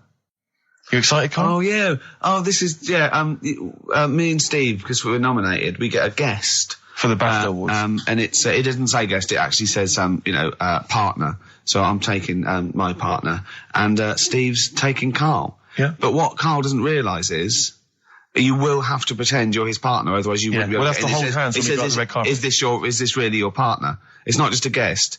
That's how it is. And either we go in like that or we can't get in. You just have to be with him when you go up there. I mean, does he have to... We should hold hands, but I think what we should do is just to make sure that there's nothing at all that, like, it's going to go wrong, we should just do a little kiss. Just like, or be seen sort of like cheek to cheek, just to show them that, you're not... He's like not Elton John and David He's not just Finnick. getting his mates in for a free meal. You are actually partners. No, I'm not up for that. Why not? Well, because we know we're not actually gay. No, but so it's not a problem. You've come out of it looking quite good because you've got a good-looking fella. But I'm meant to look like, I mean, I'm not gay, but if I was, I don't think I'd go for your thing. Oh, he's done you, Steve! It's turned on you again! I cannot believe... We were trying to get him. Wait a minute. I have got the cream of London's totty phoning me up, trying to get an invite to the BAFTAs, right? We have very graciously asked you if you would like to come along. Well, that worries me even more, that you've got women calling you up. Carl, I can't choose between them. If I let one of them down, they're gonna destroy them. They'll be ruined. Their lives will be ruined. It's better for me to take you and not, ruin the lives of any of those poor women. When he told them he was taking you, it was like a scene from Graceland. There was just like there was weeping. They were crying. Like it was horrible. Hundreds of them, and really? He just went. And I got upset. He just had to say, "Look, just chill out, bitches," didn't you? I did. I just said, you're all my hoes, but I can't choose between you. So I'm taking Karl. He could get you a discount frocks. No, I had a letter from the people that there's organisation. No, listen, Karl. There's an organisation that sponsors the BAFTA Awards in terms of clothes and fashion. They sent me a letter. They said your partner. They've not specified the sex. They've said your partner can come along and choose an outfit. Now I suspect, by the look of it, it is a woman's outfitters. I'm thinking we could get you a lovely trouser suit. Well, it may look feminine, right? But I think people will be fooled. It'd just be a little bit roomy in the hip and probably narrow on the shoulders, but you're a bit skinny. Why didn't you take it? Because it's a lot of an insult. And maybe just some pearls as well. Be lovely. Wouldn't you? I haven't got anything sorted to wear yet. See, you're slagging me off. You're likely to end up going in a tracksuit. Yeah. I'm going out today. I've never bought a suit since I was like 11, right? I went to my brother's wedding. That's the last time I wore a suit. No, but it's like how when I went to the BAFTAs with you and I wasn't really enjoying it, you were like... What? No, you didn't tell us this. Ungrateful. There were so many people. You're like a little charity case. You're like... Oh, I had chicks queuing up around the block. You'd usually have to. Someone like you would have to write to Jim or Fix It or Esther Ranson to get to meet us sort of people. And now it's on your doorstep. I'm amazed that you didn't enjoy it. Why didn't you enjoy it? You got to walk down the red carpet. You went in. There was George Best, one of your footballing heroes, was there. A load of other big names. You sat there, prime position. You came backstage with a load of other big names. Hey, you had a lovely bit of grub. You were filming this thing for the DVD you were making. That's you, a cameraman on our DVD. And yet you think, now you look grumpy because you had a couple of pints and I can't believe it. So tell us why you didn't enjoy it, because the ceremony, what didn't you enjoy about that? It was interminable, wasn't it? Far too long. Wasn't it awful? 3 boring. hours. I'm sorry. I thought you were going to say something. Really? Sorry. 3 hours. Yeah. I mean, I suppose for you two, at least, you were going to get something. Sure. Yeah. But with me, it's like, I've never graduated or anything, so... Have you not? I'm trying to think of a situation. Basically, I sat there for 3 hours knowing that I'm not going to get anything out of the night. Yeah. Right? Now... when we invited you and you said yes, did you think you were up for an award? No. I thought we were going to be sat round tables, having a nice bit of food, whilst people are going up there winning awards. Yeah. But 3 hours of the same thing over and over again. I mean, if a film's 3 hours in the cinema, you go, well, it's long, but, I wonder how it's going to end. Yeah. But this was just like the same thing over and over again. Some guy going up, thanks a lot, cheers for the bit of brass. And then sitting down the same thing over and over again. Honestly, right, I'd say it was one of the worst things I've ever had to do. I enjoyed the night afterwards when we did have a bit of lamb and a nice bit of veg and that. That was all right, and I went home and I was happy, and I got the little freebie bag that you're talking about that we're giving away. Yeah. Which wasn't much good stuff in it. Oh, all right. Right. No, what would you have done on that Saturday night? Suzanne what would you have done or the Sunday night rather, what would you have done had you been at home? I would have stayed in with Suzanne, right, watching telly, having a nice bit of pate on toast or something, cup of tea, watching 24. But instead, I had to buy an expensive suit, so I didn't show you up. Right? Yeah. How much did you spend on your suit? Well, in total, right, because, the shoes and the suit and the shirt and the tie, it was about 600 quid. That's the most expensive evening ever. And that's what I'm saying to you. And the daft thing is, it's dark in there. I don't know why you've got to wear a nice suit. You can't wear a tracksuit, for goodness sake. It's dark in there. No, just the shirt and that. It doesn't make you a better person wearing a suit. No, doesn't make you a better person, no. We're not claiming it made you a better person. No, but that annoyed me. Yeah. I mean, it was an experience, isn't it? That's why I went, because you think, if I didn't go, if I would have said to you when you invited me, no, Steve, I don't want to go, then I would have never known, right? Yeah. And that's my sort of thing in life, right? Yeah. If something comes up, you should take it, even if you're not going to like it. It's a bit of an experience. Right. Do you know what he said to me? I phoned him up because we had to meet up, and obviously he had to pose as my gay lover. Yeah. To get in, right? Yeah. He phoned, you said something to me like, I bought a suit, I'm looking good. He said, I'm looking good. People will think, how on earth did he end up with that good-looking guy? So he got into the role. That was what he said to me. He started getting into it. Such an insight. Play a record. I just must say that we've had an email from Daryl Foss. Lots of people have emailed in and said, well done on the BAFTAs and well done on your Room 101. They really liked that. Thank you. There's one guy, it's Daryl, says, Ricky, has your dad only got one D-Mob suit? Because I don't know if you noticed, but Ricky wears the same suit every single time he appears on TV, because he spent a fortune on it getting it tailor-made. I've only got one. It's a good suit, and I he wears it all the time. And it's winter as well. It's like a pure wool, so I'm sweating everywhere I go. Anyway, usually it's too much cheese. I won't be buying another. Huh? I won't be buying another one. Ever. Yeah, that's it. Yeah. Suzanne told me today, right, because I've handed it in today to have the trousers turned up a bit. Why? Because it was a bit of a bodge job for the night. Yeah. Right. It was just some pins sort of holding it up the other night, but you didn't notice, and I didn't tell you because I thought you'd be getting on the stage and saying, "Look at that freak over there with his pants hemmed up." But I took it to the place to get it done. Suzanne tells me that I'm going to start shrinking now and getting to that age where you start going small. I know that must have been a revelation to you and a worry. Like, how small do you get? How small do you get? Oh, Don't what are we playing now? I thought we'd have a bit of Marley music. Marley music? Oh, okay, go on. If These Old Walls Could Speak by Jimmy Webb. Might play another track off that later if we've got time. What, today? Yeah, well, maybe, or maybe next week. We've got lots to pack in. We've got things like New Order, Cure. I'm just hoping that all those kind of new metal fans, Rick, can just calm down for a second, Yeah. and just enjoy that for what it was. Yeah. But I hope their snobbery is not going to prevent them from enjoying I it. hope they can just leave it alone for 2 hours for our show. Exactly. We try and, try and pack lots of Well, whilst stuff you're in. talking about new metal, can I just say Ian Camfield is here tonight. He's What? moving from Fridays. Right. What the hell does he think he's doing? He's just offering up information now. No, it's just that you were talking about the new metalers, and now seems like a good time to Carl, say- listen. You're here for our amusement. Yeah. You don't sort of come in any time you want. When we decide it's time to sort of have some fun at your expense, then we'll let you know, but Yeah. otherwise... We're not here to help other DJs or even this station. We don't give a about this. See, this is what my girlfriend said. What's that? We should listen to her. She knows what she's talking about, clearly. Now put your microphone down. She said they just wheel you out when they need you. Switch your microphone off, Carl, and let us finish what we were saying. Right, just... What were we saying, Rick? Ian Canfield has got a rock show. Oh, right, yeah. Starting today. It's 4 hours of pure rock. Yeah, he's probably here smoking, drinking Jack Daniels and just like having pictures of Vance put up around him to get in the mood. Then he'd go out and rock. Carl, don't be silly. Turn your microphone on. We're joking. Is that right? When's he on? 8 till 12 tonight, 4 hours of rock. Lovely. Listen, some big classics coming up, plus huge please play some news ads. about Carl. Please, let's play some more ads. Do you really want some ads? I'm tired of the music and chat. Please play some more ads, Carl. Please. Carl. You are going to be a turntablist. Yeah. Steve never learnt an instrument, which he regrets. And he thought he's a modern lad, and he's using a turntable as his instrument. I just got 2 turntables and a microphone, and so far, I mean, seriously, I'm cutting it up big style.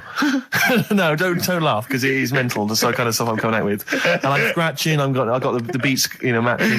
Can you imagine that? Shut up! It's that. No. Look at the Chemical Brothers, for goodness sake. If you're talking about freaks, look at those weirdos. Man alive! At least you cut your hair at Gavin. You know that whatever it's called. They used to kind of at least faintly appear in their videos. So this one is just some shots of like what you see from outside a train. To them, that is more glamorous and exciting, apparently, than seeing the lads themselves in the video. Who do you think's cooler to look at, Steve or the Chemical Brothers? Steve. Definitely, yes. You're absolutely right, Carl, and that's the first sensible thing you've said for a long time. If I was to work with Steve on some music, if I had the choice, I think Steve would look better on an album cover. Really? Yeah. What would you do? Would you change him at all? What would you do with his image? I'd put him in the distance, so I can't believe this is...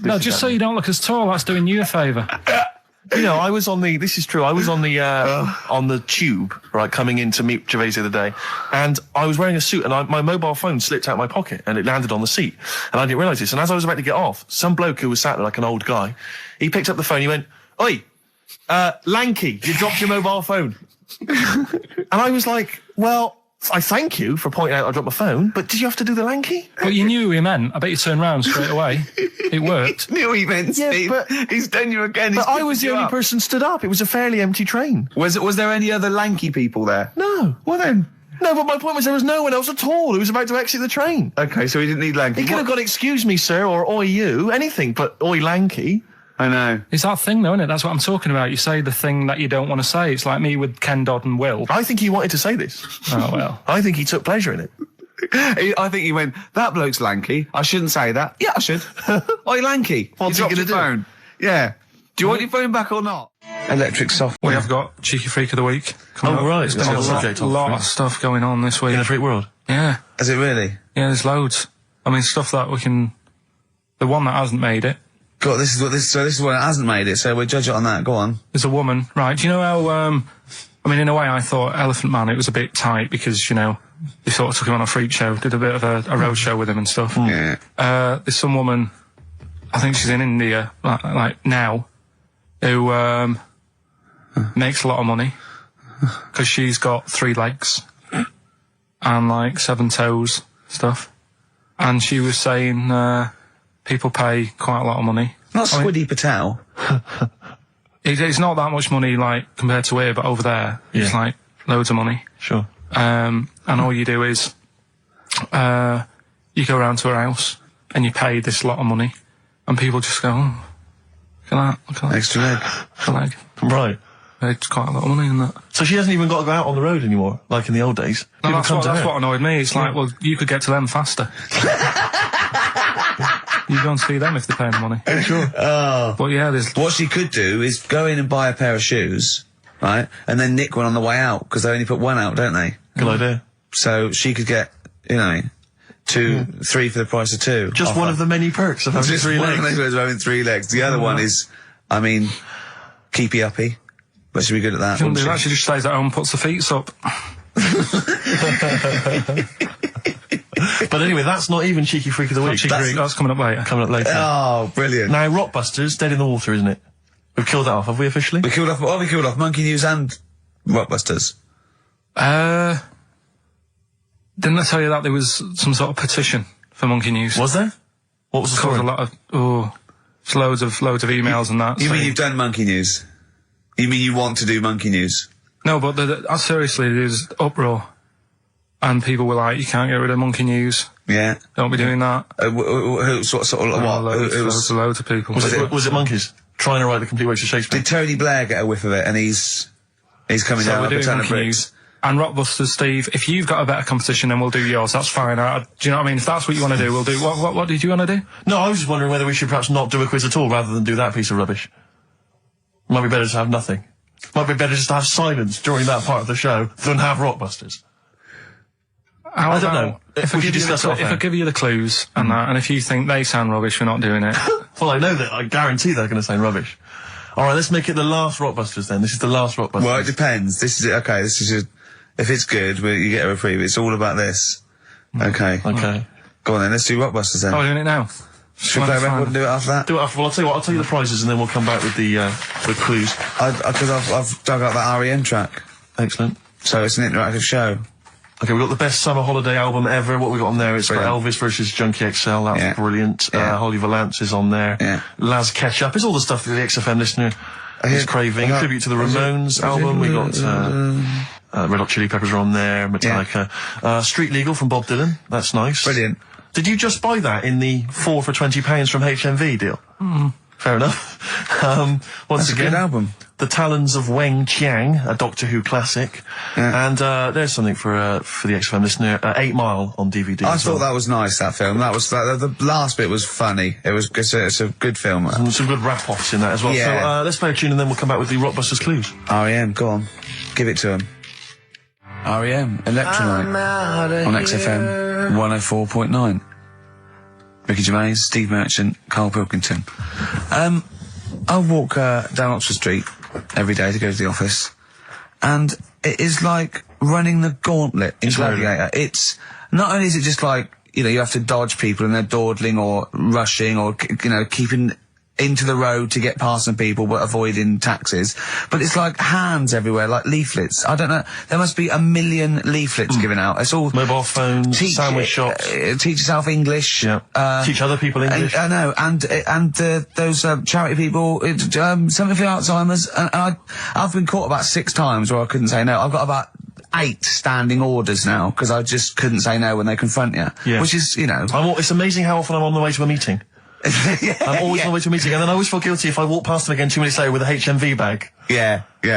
Full. Yeah, exactly, crammed with bargains. I know, yeah. No, but, it's absolutely weird. They're like zombies. It's like you're just fighting them off. You need a flaming torch. Yeah. Or if it's not them, it's tourists. Just constantly, you know, excuse me, can you take my photo outside HMV? Or outside Topshop? That doesn't happen to me. It always seems to have tourists. Just in the way, just kind of dawdling, you know, looking up at the buildings. I walk so fast. I put my head down and I just try and walk so fast everywhere now, because it's, But Oxford Street is just, it's unbelievable now. And I think it's age that I've started noticing it. Even if the window's open and I hear just like cars and they're on the mobile phone, it's the loudest place in the world. Yeah. I don't know what we can do. Well, isn't it one of the busiest streets in, is it either the world? The universe? It is mental. I think if we carpeted it, that would and help, put some curtains up, it would just deaden. It's like pubs with those polished floors and metal tables, and everyone's having to talk like that to be heard. The jukebox is quite loud, and I want to go, just turn everything down. Yeah. Just put some carpet down, just talk quietly like this. Yeah. Put the music down a little bit. We'll have a good time. I've never quite understood that impulse. I don't, again, if it's age, where you go in a club or a pub, as you say, and the music's just slightly too loud. So it just makes everything slightly tricky. It's slightly tricky to have a conversation. But what annoys me is when it's for the amusement of the barman or barmaid. If they're bored, they're in a pub, they've got the music up, their music up, right, techno blaring, right, they've got a telly on watching a soap opera, and I want to go, choose one or the other. I mean, what are you watching? I got a minicab last night. I imagine you don't travel in minicabs, but the guy driving, one of those guys, I know he's driving a cab on a Friday night. Okay, no one wants to be doing that. And he had one of those phone, you know, the little earpieces that you put in, so it looks like they're talking to themselves. And he's there, and he goes, where are you going? I went, crouching. He went, yeah. Well, and he's chatting on his mobile phone the whole time. His voice was so loud. He had the radio on as well, and he wasn't concentrating on the road. I just thought, look, I'm paying you £10 here to take me somewhere. Please, just stop chatting or arranging your social life for 2 minutes. Get me to my destination safely, and then you can resume your conversation. My favourite one is I'm going to so-and-so terrace, please. Where's that? I want to go, right, you're not taking me then. I mean, I don't know. I don't know. Exactly. I don't drive. I'm paying you. That's why I'm paying you. That's got to be part of the service. But I mean, I know people who've been in many cabs, didn't know where I was, and didn't have an A to Z. No, I was in East London once. I said to him, I'm going to North London. He went, where specifically? I went, Swiss Cottage. He went, sure. I said, do you know the way? He went, yeah. Set off. Along the way, he went, do you know the way? That's why, I thought you knew. I said, have you not got an A to Z? He went, no. He was one of those guys who'd just taken his car out middle of the night. That was all he had. All he had, all his credentials were he had a car. No map, no torch. The 2 other things I bring with me. And he said, so we're driving along. He went, I could probably get you to Camden. I was like, okay. He went, it's a start. I mean, that is the start. Exactly. He went, do you know the way to Camden? I thought, pull over. It's not worth it. I'd rather hitchhike. I'd rather walk. Ludicrous. Those people who just go out. Yeah, they just take a car out to earn a I bought a car. Oh, have you ever done that? No, well, I'm sick of living here. and you're saying about people hassling you. When you say here, you mean the world, don't you? No, just in London is doing me head in now. The other week, actually, walking home from here, and like you say, there's always someone hassling you, saying, do you want to buy this, do you want one of these? Going down Carnaby Street, right?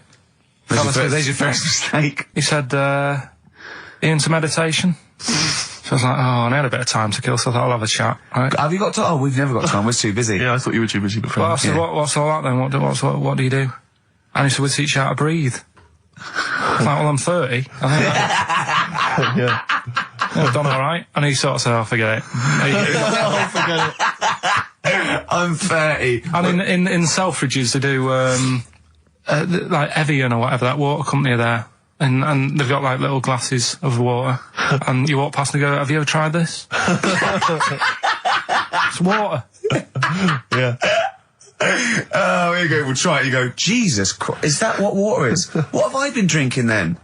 You've been drinking piss and mud. Have I? I'll have a bottle. Anyway, listen, Rockbusters. Oh, come on then. Let's get it done. Really?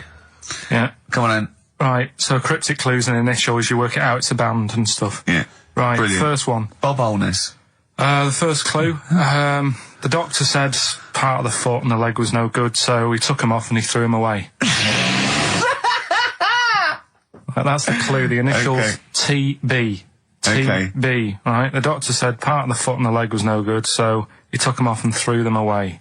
Second one, the Scottish Monster has got a bit of a tan, right? The Scottish Monster has got a bit of a tan. Okay. That's TD, right? And the last one, well, the 60s singer had a heart attack whilst he was having it away. We won't be seeing him again. Right, and that's FNM. FNM. Well, the 60s singer's had a heart attack. He was having it away. We won't be seeing him again. Email in ricky.gervais@xfm.co.uk. Remember, this is to save Rockbusters. If people don't get this, right, it's no more. So you better, if you want this feature to stay, you better get the clues. Right? Good work, Carl. Oh, that's brilliant. So they could throw it on the fire.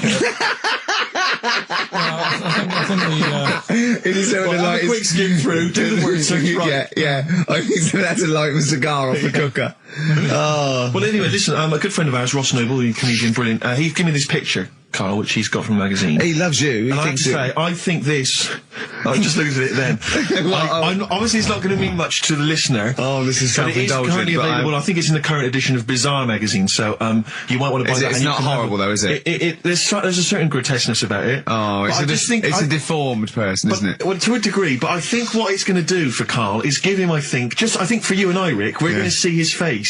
Light up. Lighten up, like opening a wonderful Christmas gift. Oh, you know what? I think I've seen this. Is this the one with the kid with the big head? I'll be honest with you, Carl, it is. Have you seen it already? Yeah. Let me just show it to you again so you can I haven't seen it. It's like...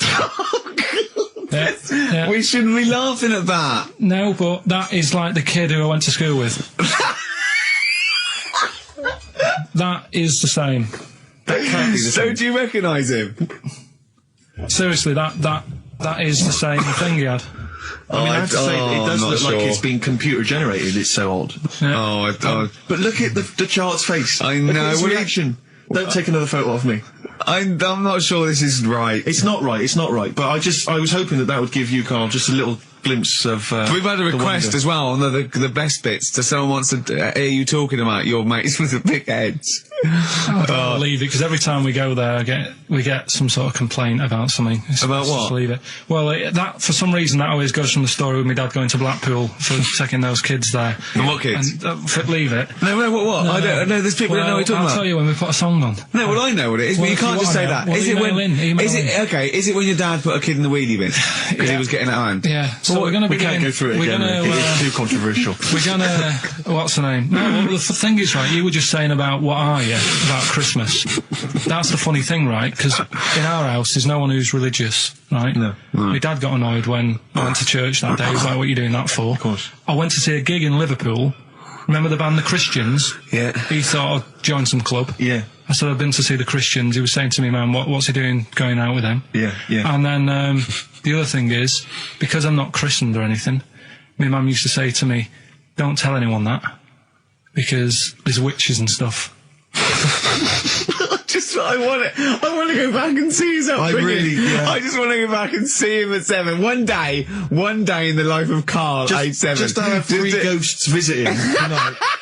And take him back through time. But we could go with him. We could be some of the ghosts. Yeah, the ghosts of Christmas past. Oh, remember this? That's incredible. Because there's witches. Don't tell what. Just tell she thought. So she wasn't Christian, but she thought maybe someone could take your soul because you weren't christened. It's like there's cults and that, isn't there? And if they find out you're not christened, then right.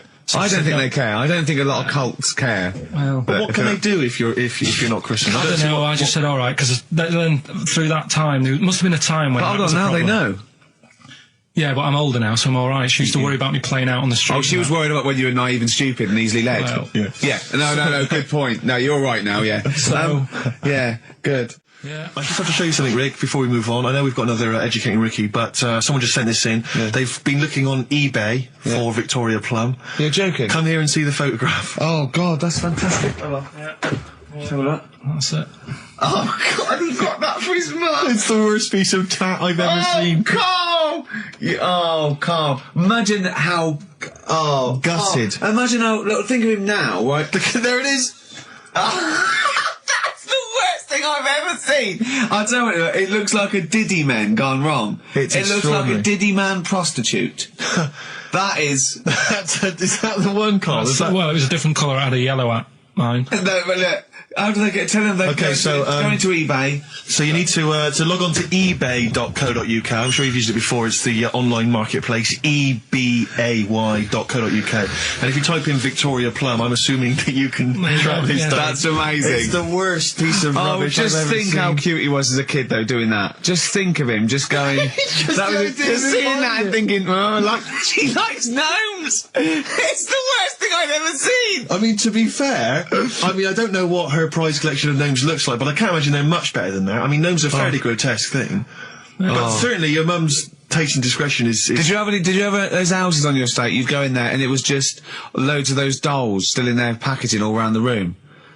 And sort of like one of those homes that keeps the sort of packaging on the 3-piece suite. Why don't you buy another one for her for Christmas? Yeah. It's $3.99. It looks, but that's £2.49 because that was $3.99. Well, oh, buy it, Carl. No, I've sorted out her passport this year. Anyway, I'll get her that next year. I've had an email from Andrew Forrest who has just simply entitled it Karl Pilkington. Oh, Karl Pilkington. What do you think of that? That's got to be your new name from now on. Oh, I had a mate who used to use it. What, used to call you that? Yeah. Was that your nickname at school, Pilkington? No, it's not my nickname. It is now. No, it's not. It is now. Pilkington. Oi, Pilkington. Oi, Pilkington. Pilkington, do my homework. Where do you live? Where do you come from? Pilkington? No, there's this lad who called Mark, right, who used to go to school with, who used to call me that. And his mum, right, was like obsessed with cleaning. And I was never allowed in their flat. He makes the place look untidy. So she used to, I don't know if it was just me or all his mates, but I used to turn up and she goes, yeah, he is in, but you know what you've got to do?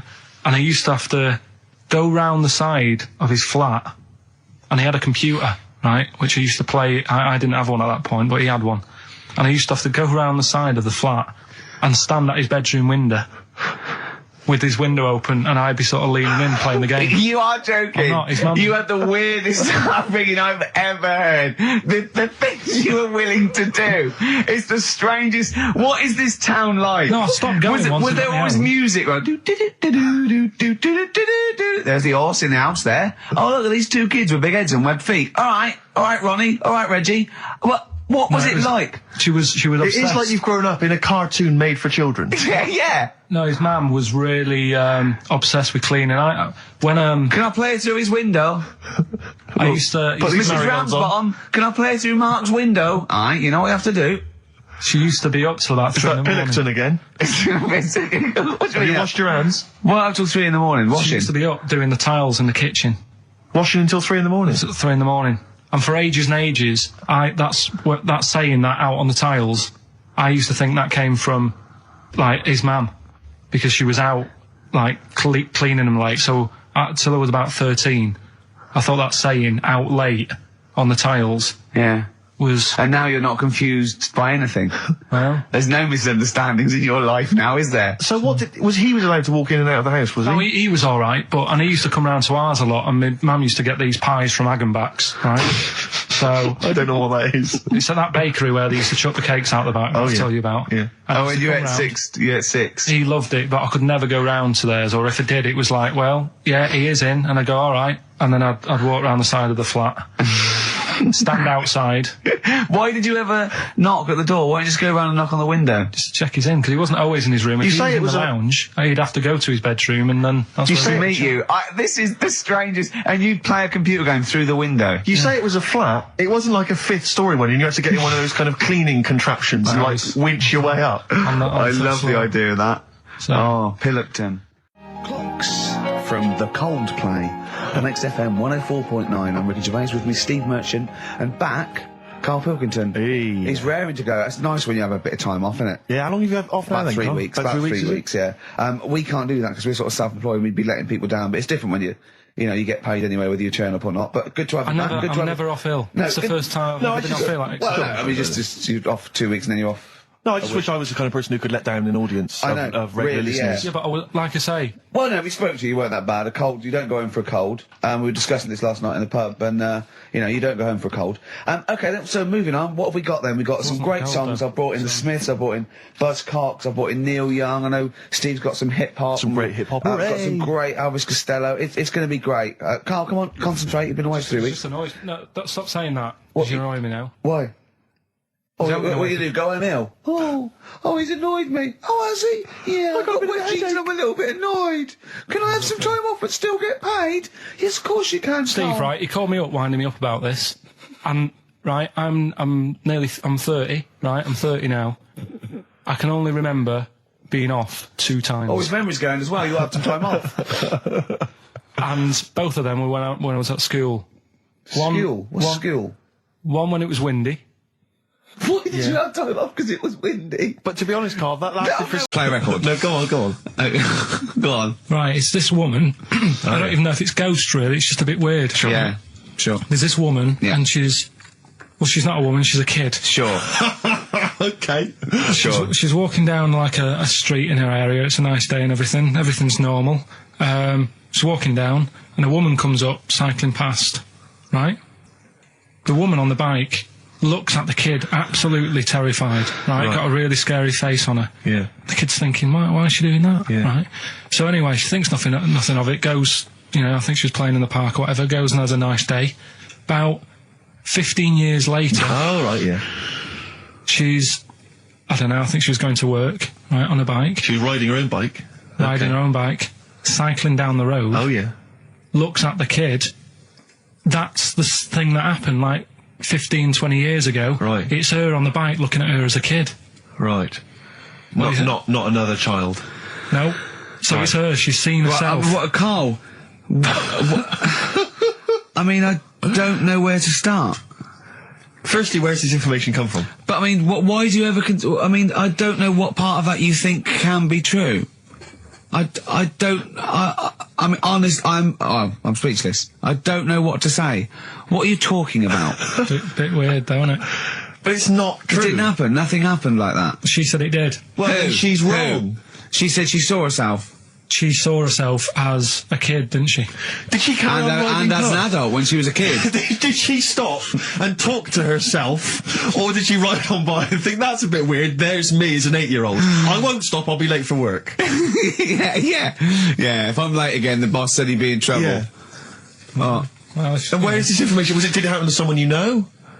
No. You overheard it on the bus? No, it was in the 14 Times. We've had a lot of emails saying, could you bring back White Van Karl? Oh, yeah. Which is that section of the show where we ask the questions that the Sun asks someone else, random punters of Karl. But sadly, recently, they've got very politicised and very kind of, basically a little bit depressing.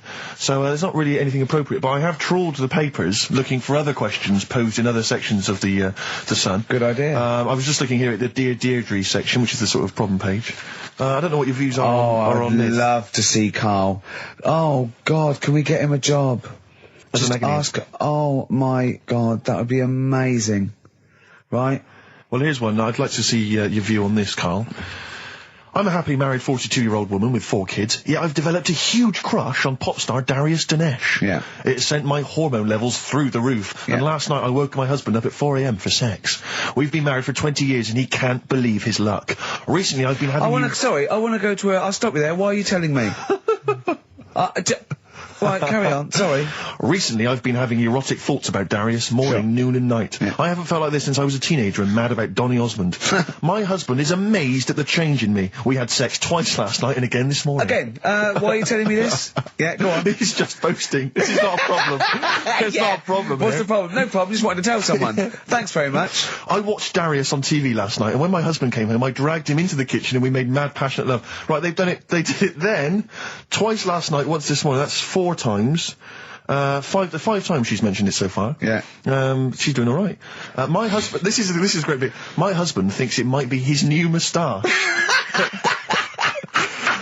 Or that I'm going through the menopause, but I know You were thinking of growing a moustache? I was Just thinking think of it would growing a change your luck moustache. with the ladies? I love the idea that's what he thinks it is. He's telling his mates in the pub. You should gone grow mad with to me. these. Grow The with old these, Tom right? Selleck. 5 times in the last 24 hours. Hooray for sexy Darius. So, what do you make of that then? What are your views on that? Hold on though, if that bloke is reading that paper, that narrows it down It's a gotta bit. be, yeah. Who else did he know? His wife likes Darius, he's had sex 5 times that night, and he grew a new moustache. He's thinking, I wonder if that's me. Maureen. Yeah, go on. But what's your concern? Because I'll tell you what her problem is. She's worried that, the reason that she's now kind of overly excited and she's having this great sex with her husband is because she's actually fantasizing about someone completely different, younger. She's having these wayward thoughts, isn't she? She's a bit concerned about that. What's your concern? What are your thoughts? I reckon she's going to start shoplifting soon, coming out in hot flushes. Go on. Just, they're both happy, aren't they? He's getting what he wants. She's happy. I'd say, yeah, whatever, get on with it. Do you think that she should confess? She wants to be honest with him. I wouldn't, because not that many fellas like Darius. Right. So if you're sort of thinking, oh, she'd rather have him than me, I don't What do you think Darius would think of this? He'd probably be happy with that. I mean, What would you do if you got loads of phone calls, right, from women going, Carl, whenever you're on the radio, I just have to do it. I just have to do it. Your voice makes me... I'd say, right, well, it's all right. I'd be happy with that. Would you? Yeah. I mean, just in case anyone is doing that. What would you do to sort of like egg them on a little bit to help them out? What do you think? What sexy things would you say? What do you think is your quality? What do you think people would find, pretty horny about you? Is it your sort of mank wine? Do you think that? It's the best of. You've been voting in all week, sending your emails. So here's the clips that you wanted. Alright, so, here's the first bit. Yeah. Some doctor or something who was into, like, the way bodies work, they got their head cut off. And the doctor? Yeah, he was doing a bit of an experiment. And he cut his own head off? Yeah. Okay. And it was about, he said, when my head's in the basket, I'm going to blink my eyes. Right. Okay, sorry, hang on, let him finish. And, so the doctor has chopped his own head off, and he's told everyone, I'm going to blink my eyes to prove that he's in the basket, and he goes like, right, I'm going to blink my eyes about, as many times as I can. So quick, count them. And they count, and he got to like 15 before he Right, died. now this is how Carl told me that. Till Nick Frost explained that, Carl told he said, right, well, a bloke, right, he had his head cut off, and when his head was in the basket, he went, count how many times I can blink. And I went, well, that's rubbish. He went, no. And Nick went, well, no, he actually said, when my head's in the basket. He went, and Carl went, all right. I said, Carl, do you know the subtle difference? Do you see the subtle difference? I have to say, though, guys, I still don't really understand what went on there. You've both lost me. The story is that a bloke who'd been found doing, You mean that Carl just explained it and that was a clear version? Because I still don't know what you're talking about, Carl. Well, this bloke had his head cut off for experiments against God. He was a doctor in the, in olden times. Yeah. And when they cut his head off, why did they cut his head off? Because it was he was executed. Crimes against he was executed. Yeah, and he said to his assistant, "When my head's in the basket, I'm going to blink. Count how many times I blink and write it down as an experiment." Right? Karl told it to me like his head was cut off and he went in the basket, and when his head was in the basket, he looked up and said, "Count how many times I blink." Yeah, I love that. I love the difference in that story. Yeah. Both rubbish. Yeah. But one's possible and one isn't. You believe anything that you're told except when we tell you the truth. What?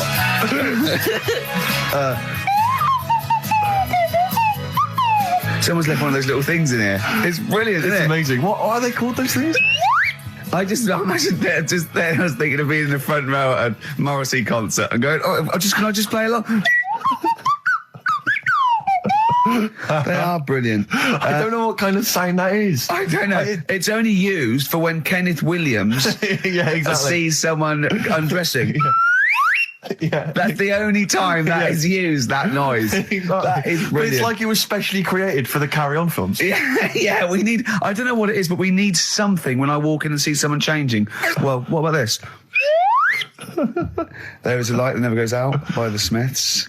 I phoned Karl up in the week, yeah, and I said, what are you doing? He went, well, even though it's one of my days off, I'm just doing some research on the web. Found anything that said, yeah, I'm doing science. And then he said, you can get wigs for dogs in Tokyo. That's his scientific fact. And I went, what do you mean? Dogs, if they need a wig? I said, if they need a wig, what? Dogs going bald? And he went, like, this is fine to him. He went, it's a stressful city, Tokyo. The world's all right with Karl. He's always got an explanation. I've only ever seen him confused once. When in Edinburgh, he looked out of his window one day and he saw a bloke putting a parking ticket on some rubbish. Yeah. And that genuinely confused him. Yeah. He couldn't work out, could you? It's a bit weird, isn't it?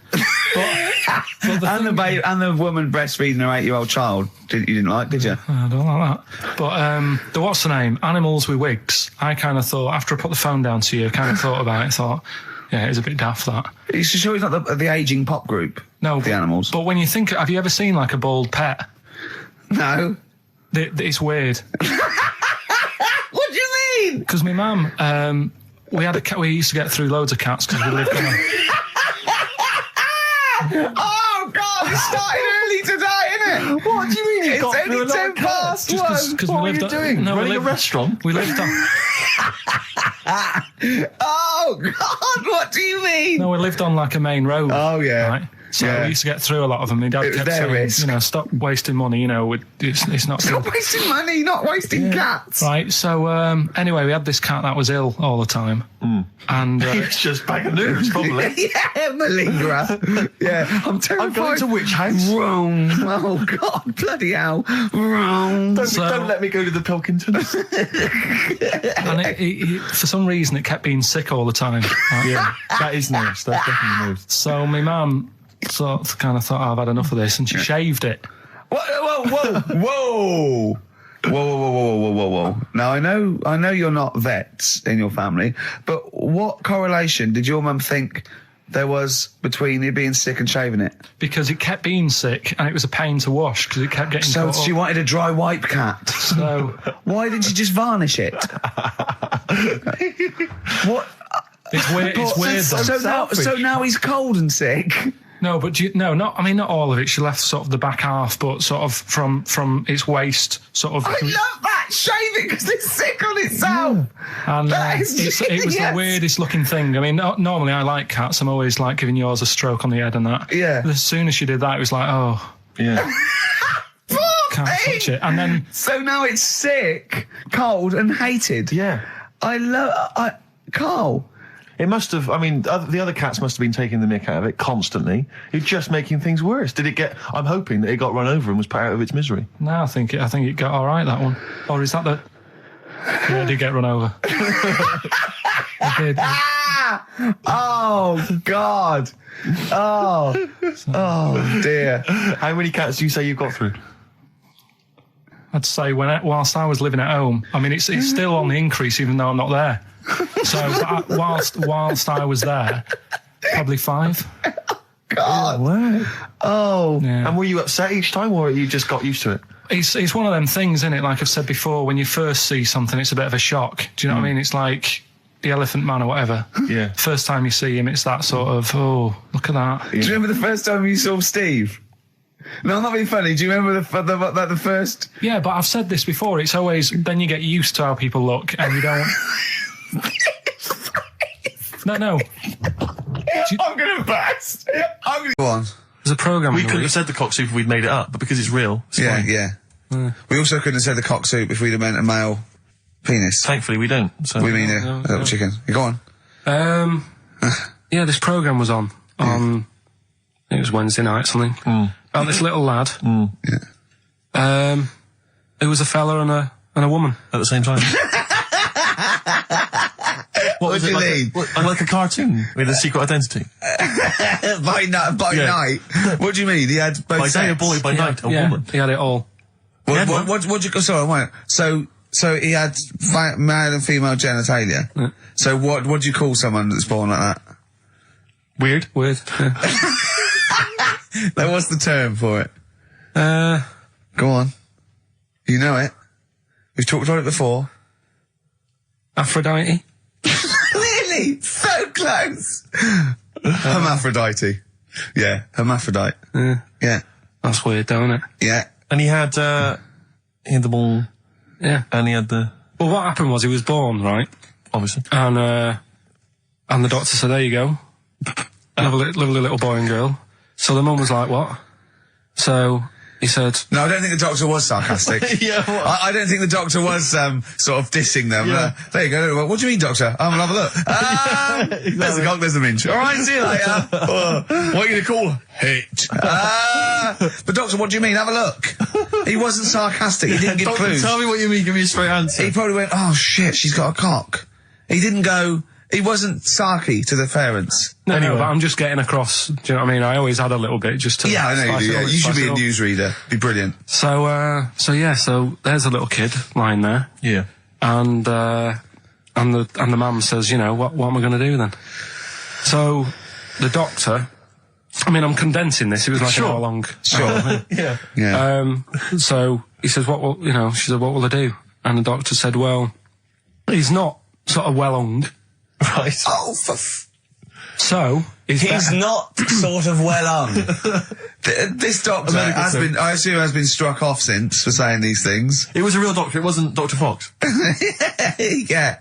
Right, so the doctor said, so I recommend that we make it a woman. Right. So they sort of do a little bit of jiggery pokery. Yeah, a little bit of work. And I don't think that's true, Carl. No, it is. It was on the programme.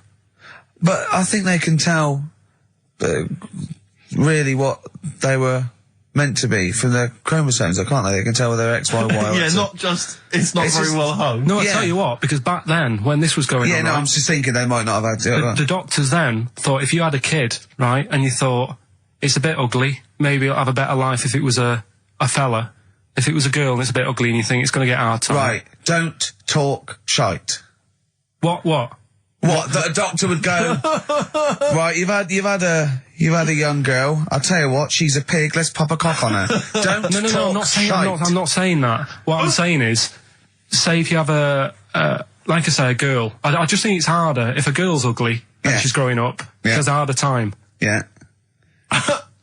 Don't you agree with that? Possibly, but you don't change someone when they... You don't change their gender because they're I'm just saying what I'm saying is the Elephant Man would have had a harder time if it was Elephant Woman, is what I'm saying. But listen to me, listen. What the doctor was saying is, if you get a baby before it's 2, back then they thought you could sort of say, well, instead of giving it a go-kart, give it dolls to play with. Right, back when? What are we talking about? The Middle Ages? We put a song on, come back to this. Yeah, it's Bruce Springsteen, Atlantic City.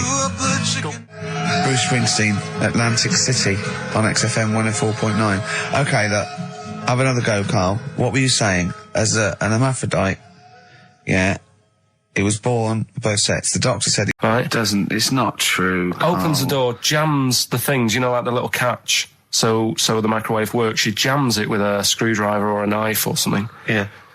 Puts the microwave on, sticks her head in, boils her brain. Don't be ridiculous. Right? Well, why is that ridiculous? Boils her brain. She boiled her brain.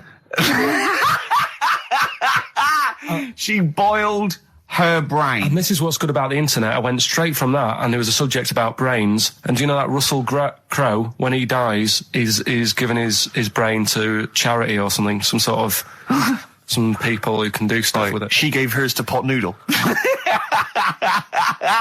Vesta. Yeah. Oh, That's boiling the a sort of skull. Yeah. It's not true. It's not true, Carl. It's the same as the woman who put her poodle in the microwave, isn't it? And all It's that. just urban myths. They're urban myths. But again, where does it start? Someone made it up. Yeah. For a laugh. They're just too convenient urban myths. Everyone's you can tell an urban myth's not true because it's always this happened to a mate of mine, and when you say what happened then, they go, don't know, that was it. Was it? Was that it? Was it? Someone boiled a brain and that was it. There was no more story. Well, Were there any dates, locations, times? I think it was in Belgium. There's that one that a bloke, right, was going to get a phone call at 4 o'clock to find out if his business was, okay, right? And if he didn't get the phone call, he knew he was broke, destitute. So dead on 4 o'clock, the phone didn't ring, so he went up to the roof, his office, and he jumped off to commit suicide. And as he was passing his window, the phone was ringing. Oh, no. Carl, it didn't happen. Didn't happen. Think it through. Think it through. Who told that story? Who told that story? As he hit the pavement at 120 miles an hour. He's the only person who could have known that series of incidents. Also, why didn't he wait? Dead. As his life's at stake, why didn't he wait till 5 past? I'm going to give it 5 minutes just in case. In case the lines are busy. Yeah. And what sort of bloke goes out, I'll call you at 4, okay, if your business, well, call me anyway. No. If I don't call exactly 4, then, no, you commit suicide. Commit suicide. I would, because if I don't call at 4, that's the end of it. Well, call me anyway. No, that's not the way I work. Why can't you just call me and tell me the other way? Well, I'm telling you how I do it. If you're bust, I don't call. Can't you just call to verify in case something goes wrong? What if it's engaged? It won't be engaged. Just commit suicide at 4, please. It didn't happen, Carl. The other one, right? A bloke, right? He's on a train station, and I say I heard it. He's waiting for a cruise station, whatever, and he shits himself. As you do. And so he goes, oh, my train's in 5 minutes, So he runs across to Millets and goes, quick, Levi's, 36. The bloke just puts it in a bag, he runs onto the train, he goes into the toilet, takes his, It's already good, isn't it? I'm loving it already. No, right, there's a shadow, I think it was in America. Yeah. And it's on a quiet road, I'm guessing somewhere like Boston, that's what you mentioned. Okay. Right? No. Somewhere like Boston, and people at night used to see this shadow moving about, and they'd go, what's that? Right? And it got known, the town, the little local town got known for this shadow, but it didn't cause any problems. What are you talking about? Well, it was like, you lost me. What are you talking about? Do you know, like some places get famous, like Scotland's got the Loch Ness Monster and that, but it doesn't cause any. Yeah. But it doesn't cause any problems. It doesn't exist. Go on. Right. So there's this shadow walking about on the road. What do you mean? No, what's he again? Rubbish. Right. So he's walking Nonsense. about. Where did you read this? Where did you see walking this? about. This was on the internet, and I'm sure. Sorry, sorry. Right. I thought it was shite. I didn't know it was on the internet. Right. So this shadow is moving about, and independently of an object. Yeah, and the local mayor and that is like, yeah, it's a bit weird, but it's not harming anyone. The mayor involved. Was he elected to that post? Hey, mayor, we got a problem down here. Seems like a shadow. Well, it's not causing any. No, it's just causing any problems. Yeah, but that's the thing. It was left for years, and then it did start causing problems. I see. That's it. If you leave these shadows to go unchecked, Rick, they go crazy. Yeah. You let them run amok in the city. Yeah, you've got to stand What did it do? on What did it do? shadows. What did the shadow do? It was pushing people off the bikes. It was what? It was pushing people off the bikes. Oh, I'll find out more for that next week. Right, that'll tease them. Oh, you're a maniac. We'll do more on that. We haven't had time for educating. Please never have children. Right, listen. You are Just promise me now you'll never have kids. Okay. It's not his fault. Let me have it's not his fault. You've got to save this. This has got to teach me something. It'll be an interesting story. Right, it's not his fault. This fella... Yeah. What year? Ages ago? Olden times? I'd say in the 70s. Okay. Would you? Any evidence for that?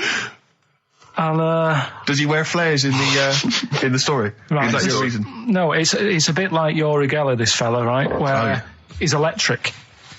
He's electric. And if he walks past the telly would fizz. Uh-huh. If he walked past the radio, it all goes like that. Ooh. His hair stuck up all the time. And he'd be having a bath and everything would be all right, and then the power would sort of switch on in his body, and the electric in his body made him jump out of the bath. So... What do you mean so? What is that so? What does that so mean? You've given us nothing. You've given us nothing. You'd have to at least give us the scientific explanation. Yeah. Electric eels have 400 volts in them. Oh, is this the running away again?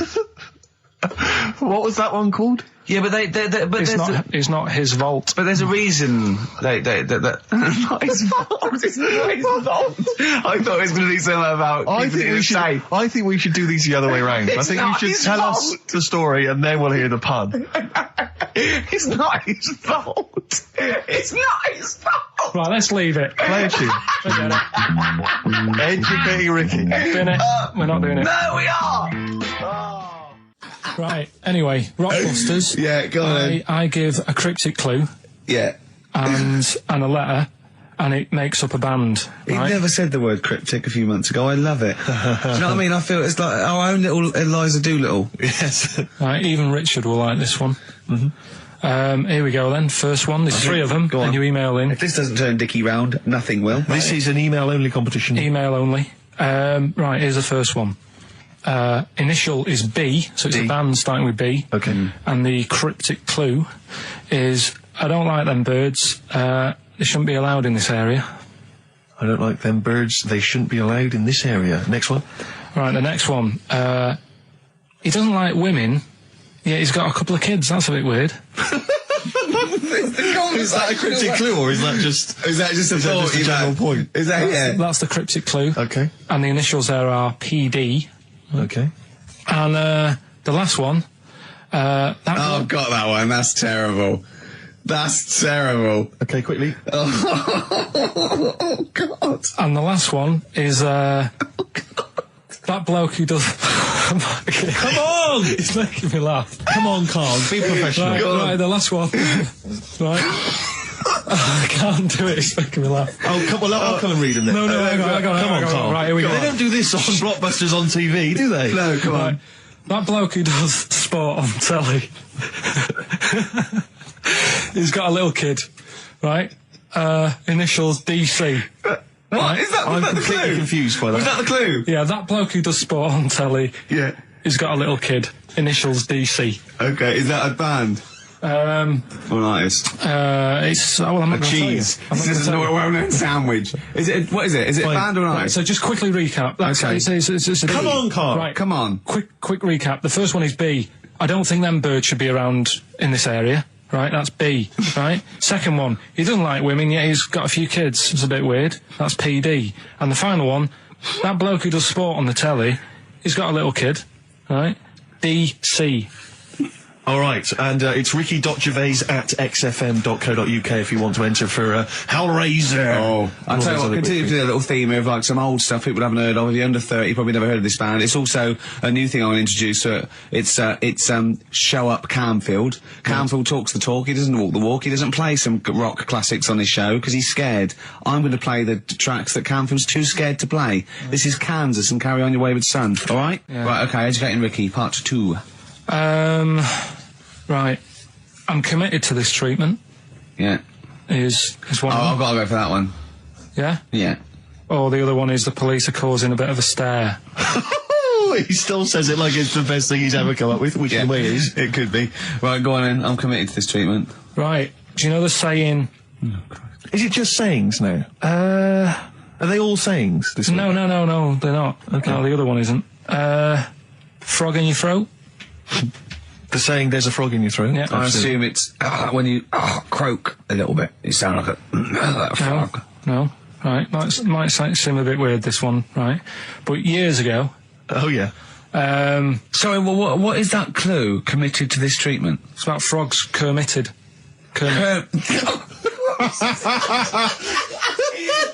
Probably works better with a K and an ER written down. Well, also, if you pronounced it Kermitted, but not committed. Committed to this treatment! Right, go on then. That's genius. So, yeah. What? You go to the doctors and you go with throat hurting a bit. Right. And what they did ages ago. What year was this approximately? We are going back quite a bit with this one. Oh, okay, go on. And the doctor would say...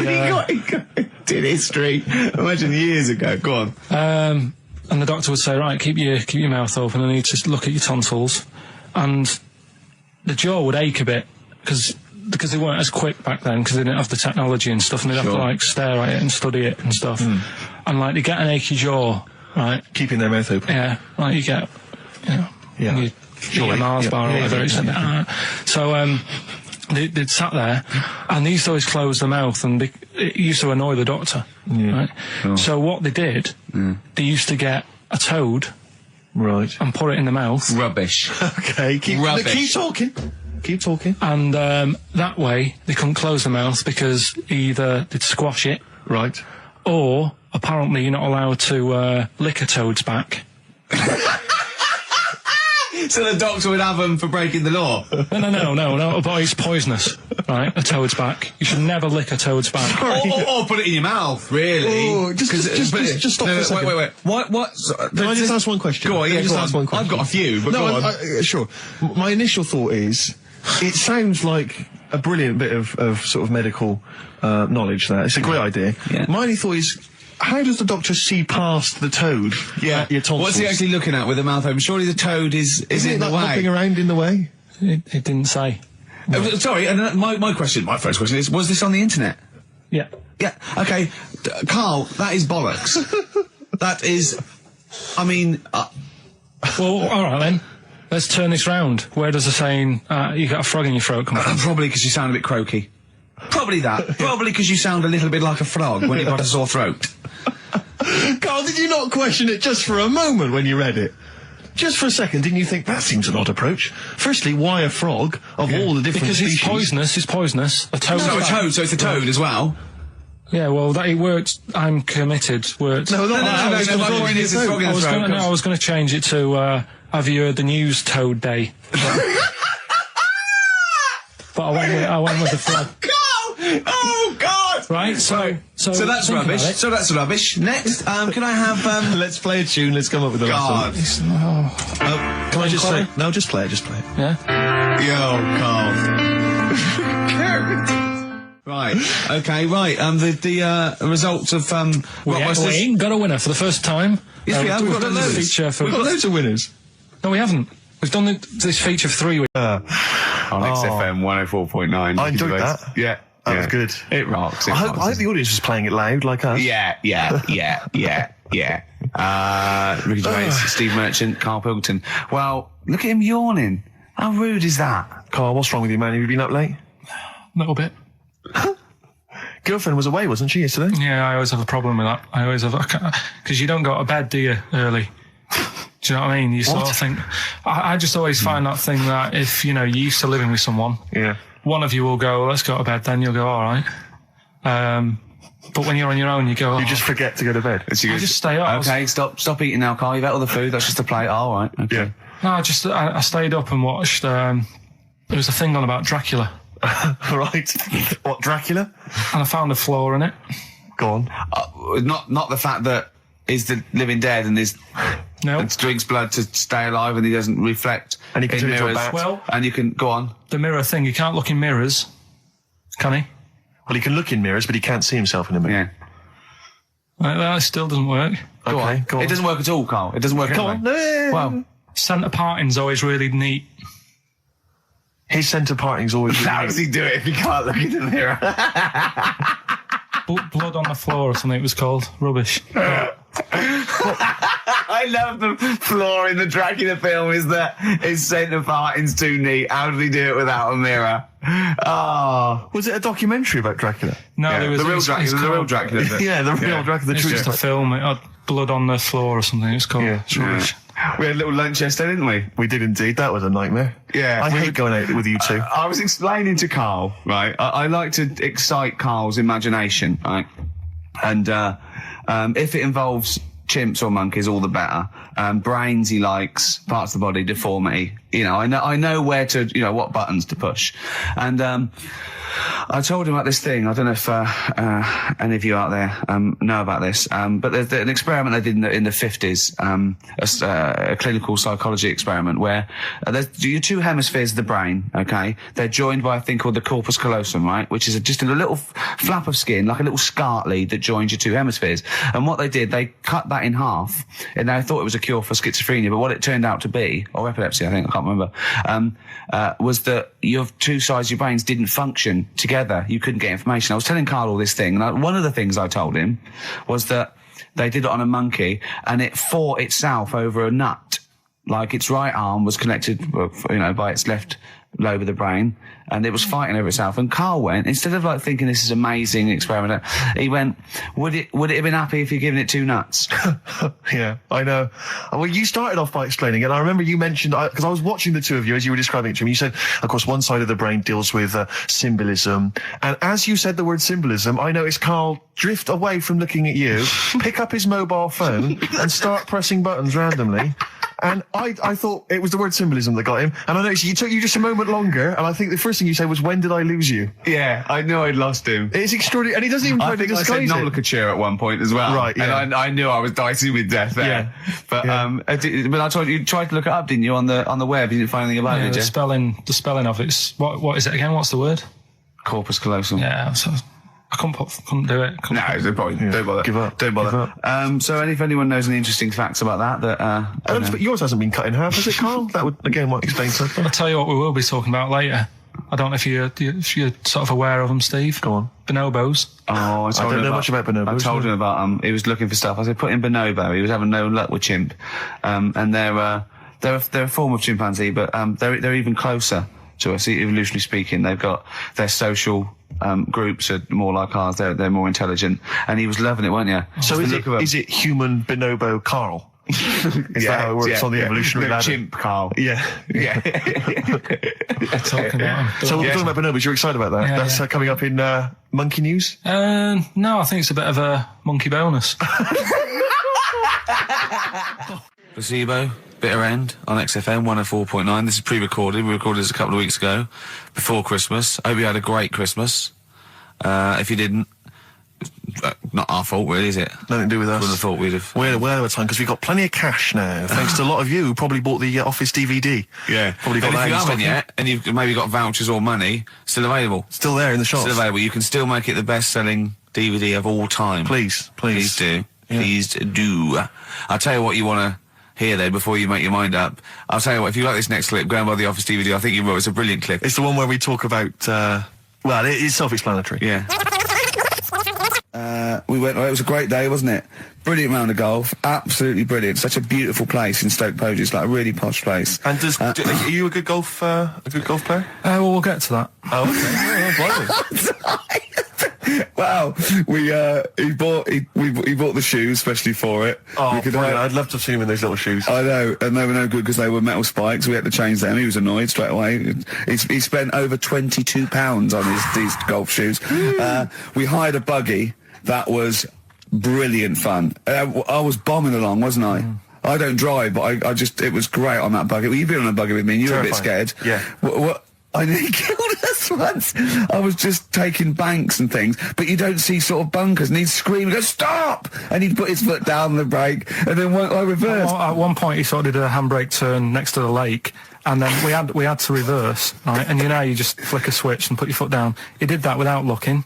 I looked behind, there's a big oak tree there. He screams, watch the tree, right? So Dukes of Hazzard. I kept jumping in and leaving him behind because I had to go to my ball. Because anyway, so the first shot, I got on the driver. I honestly did one of the best shots I've ever done. It went straight down. It was great. I thought, phew, got away with that. Because it's always the first one, because it's a clubhouse and you want to look good. So, he tees up, and I've been saying, buy some balls. He just got 6 balls. I was going, well, what if you lose me? I won't lose 6 balls, right? He tees up, right? Whacks it. It goes miles, like right angles, straight into these the woods, right? He turns around, he goes, go and buy some more balls. So I'm laughing because it's like impolite to laugh, but he broke the ice for me, and I was falling around. And then his second shot, I go, you know, you're off for 3 now. If you take another shot, he went, oh, right. So it's his third shot. He puts the ball down. He hits the ground before it and misses the ball altogether. And I was on my back, wasn't I? Unbelievable. Actually rolling about on his back. And we were terrible. I went round 107. He went round in like 119 or something. Sure. It was just rubbish. How long did it take? 5 hours. Of course. And there was no one around, luckily. But it was fantastic. So then we go and have our meal. What annoys me, I said, right, I'll go for a run. He went, I'll have a bath. I said, I'll see you at 7:45. At 7:55, I have to call him. He's not ready, so he's let me down there. Well, you know, I can't stand lateness or laziness. You hate lateness. Yeah, and he's let me down. Do you know his excuse? He fell asleep in the bath because there was no light bulb. There's no light bulb in the bathroom. So instantly he fell asleep, and he was late. No, do you know what I mean though, Steve? If you're sort of like nice and warm and what have you, I was tired anyway, I've been stressed out for 4.5 hours, right? My life flashed in front of me a few times in that buggy. So it's all sort of wears you down a bit. I thought, right, I've got a headache, you're going for your run, I'm going to have a bath. I walk in, put the light on, for some reason it didn't come on, but I thought, it's alright, I'll just...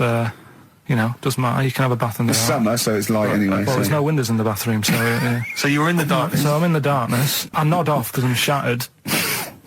He calls up, hassling me. So I said, well, it doesn't normally take that long for me because, you know, I haven't got, like, long hair. I've got a dryer and so I can sort of one wipe. Yeah, he's already 10 minutes late, though, when I called. Well, 10 minutes. 10 wow, minutes. This is late, this. Next. Doesn't matter. Dinner wasn't until 7:15, so we had, like, another 20 minutes anyway, so it doesn't really matter. Yeah, but we said 7:45. So he's calling up, hurry up. So I said, yeah, all right. So I get out and dry and like me tackle and what have you. Calls back again 30 seconds later. You know? No, I don't. No? You know, I don't like that. You're not going to do that, no. Give it a wipe. 30 seconds later, come on. So I end up going downstairs to the meal area, naked, with a wet shirt on and wet socks. I've got headache as it is. Meant to be a relaxing weekend. But anyway, so we have our meal, which is really nice. And then we're sitting in the bar. I'm having a cigar by the fire. Yeah. Like, we're having a rather nice Pinot Grigio. Yeah. He's there going, I've got headache. Is this 1955 that you live in? I know. Yeah. It's so right. And we are knackered because, you know, he's not used to work. I've seen him moaning, falling asleep. He's not used to it at all. And you've been on your feet for over half an hour. Yeah, right. So, we didn't even walk around the golf course. We had a buggy. It wasn't even exercise. And now it's Karl's bit. It's the re-education of Karl. He's like Liza Doolittle. And now he's coming, or Lawnmower Man, if you've seen that film. More like Lawnmower Man, if you've seen the film. You know what I mean. And his homework was to just study quotes, really, on happiness and stuff and general well-being. He's not a big happiness quote fan, are you, Karl? Not really. So what have you done? You've come up with something, haven't you? Right, yeah, I told you, right? Because a lot of these are just things you say every day. They're nothing special. So what I'm doing... Well, you say them every day. Well, the sort of things you come out with and you don't even think about it, do you know what I mean? Yeah. They're on the TV all the time. People on the radio are saying these sort of little quotes. Sure. And what I've done is, remember that programme on Channel 4, Faking It? Yeah. Where they got some, like, posh kid to be on a door and all that. What I've done, I've... Imagine if that was the pitch for the show. Dear Channel 4, you're just going to get a posh kid on a door or something? Yeah, Yours come sincerely, in, Karl. come in. Yeah. TV producer. Yeah, go on. So, what I've done, this little book of quotes, happiness quotes, I've picked 2 that are real. Okay. And I've made one up. Right? And we've got to guess. And you've got to guess. Okay, then, go on. Well, I'll tell you what, Rick, why don't we, when we've heard them, we won't confer. No. You'll write down yours, A, B, or C, and I'll write down mine, and we'll see how it Okay, works. Karl, off you go. Right, and just because I'm looking at this book, it doesn't mean I'm actually reading. No, I know. Don't worry, we're clever. No, we know. We can't see. Like, call my bluff. Yeah, go on then. Nothing is worth more than this day. Okay. Yeah. Yeah? All right. Yeah. The way I see it...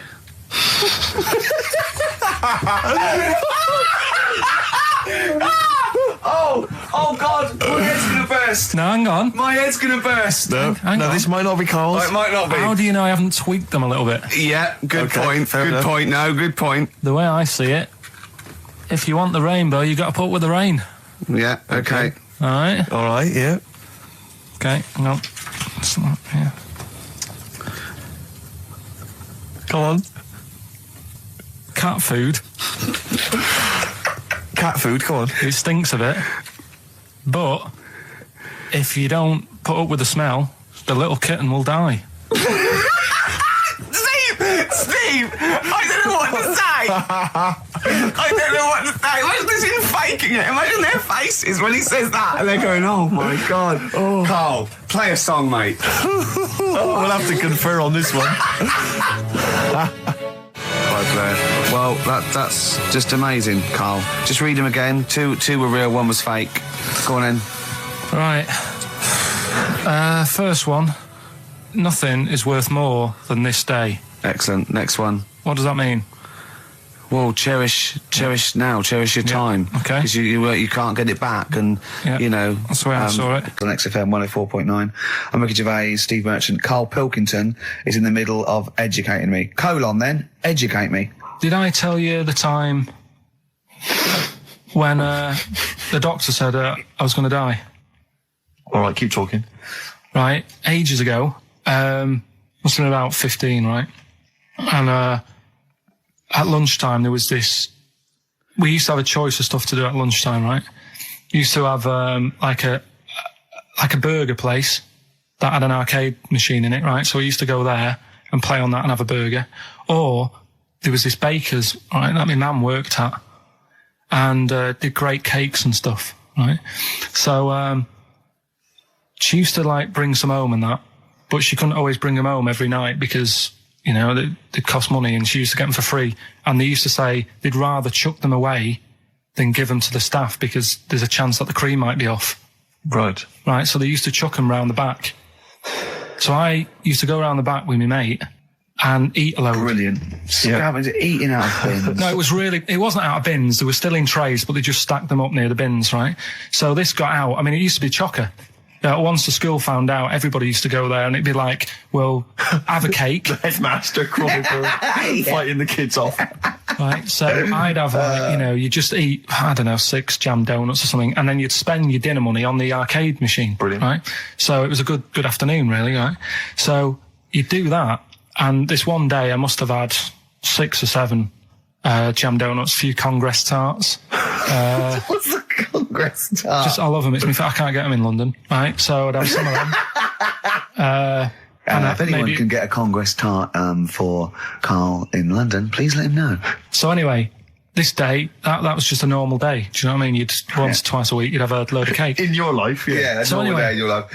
Were the frog boys there with the webbed hands and the big heads? So, and the horse in the settee? Yeah. But the day after one of these days, I had really bad cramp in my belly. Right? Okay. I was like in agony, could hardly walk. So I said to my mum, you could hardly stagger to the free cakes.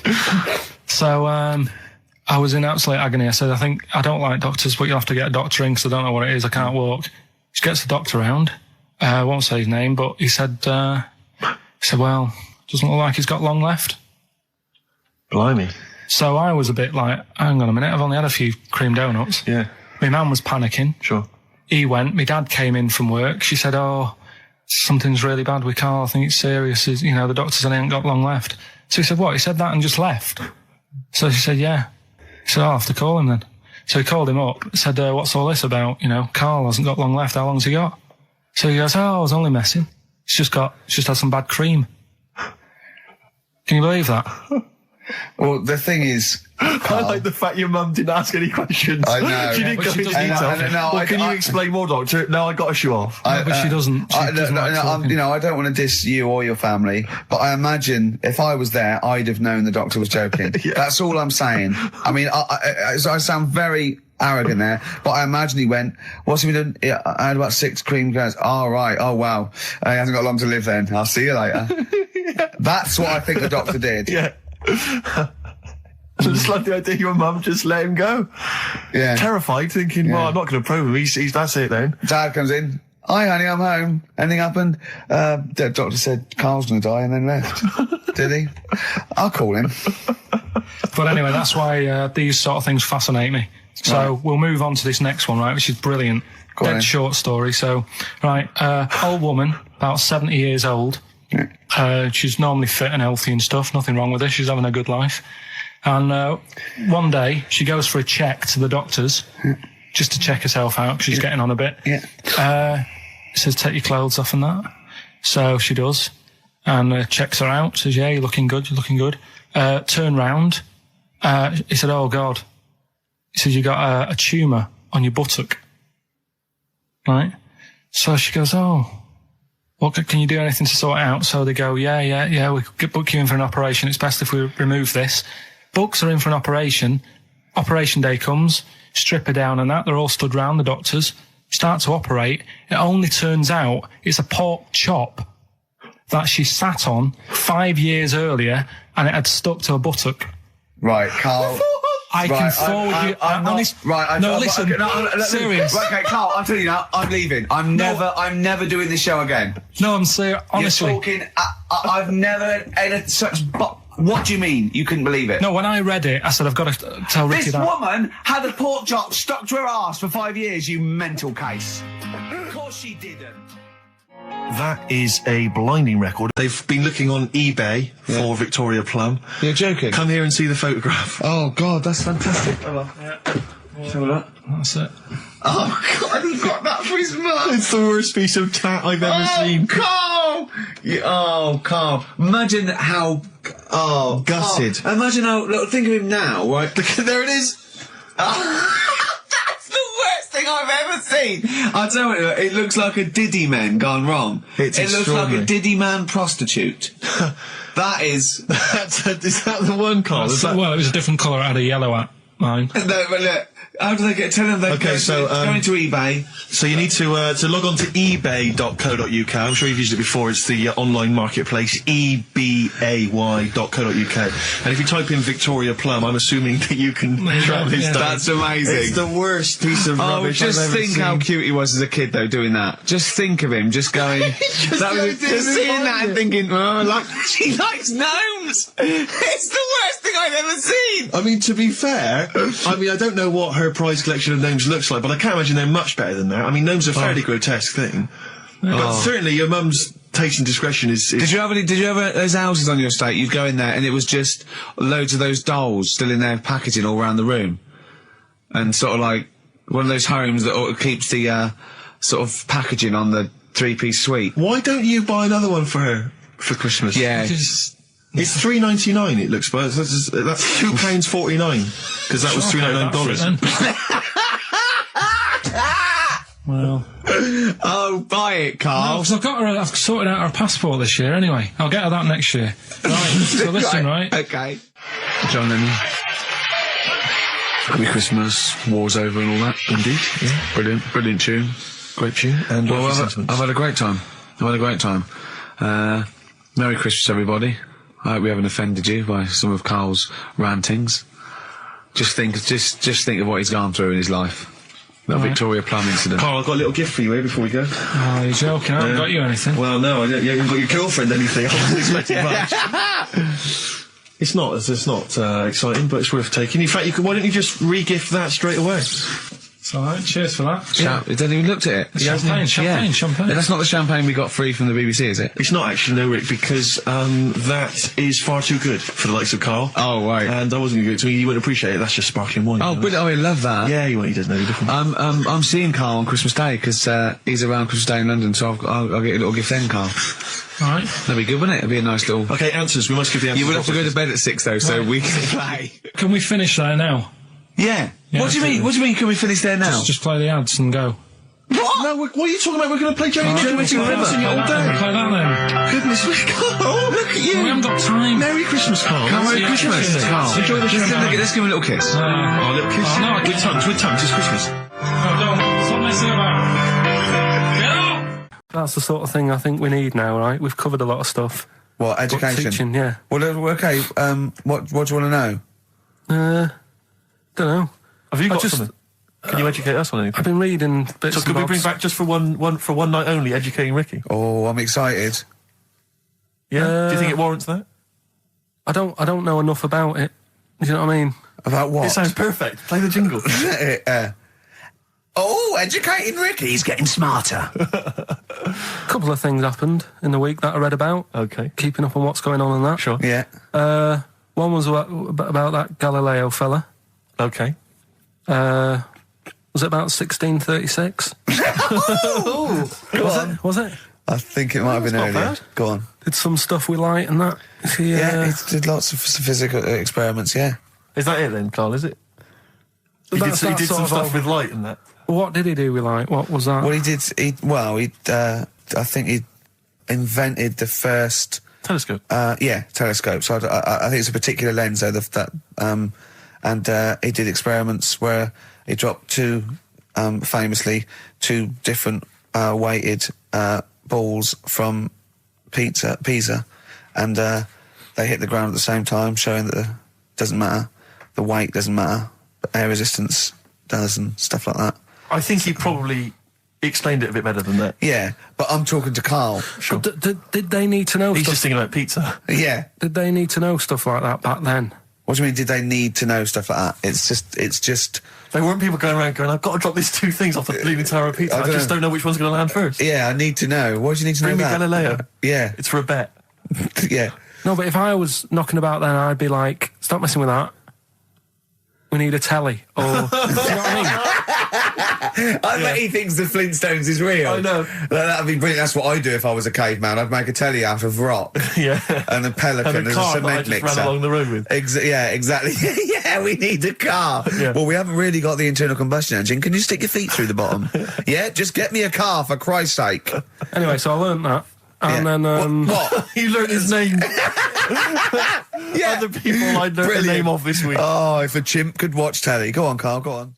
Brilliant. I love that. That's like a ride song or something. That's my favourite one. Ride-ish. Ride-ish. Feeder.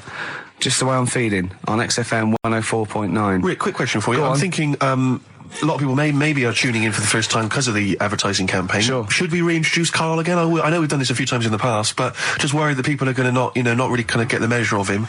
I'm Ricky Gervais. I'm the one off The Office. Yeah.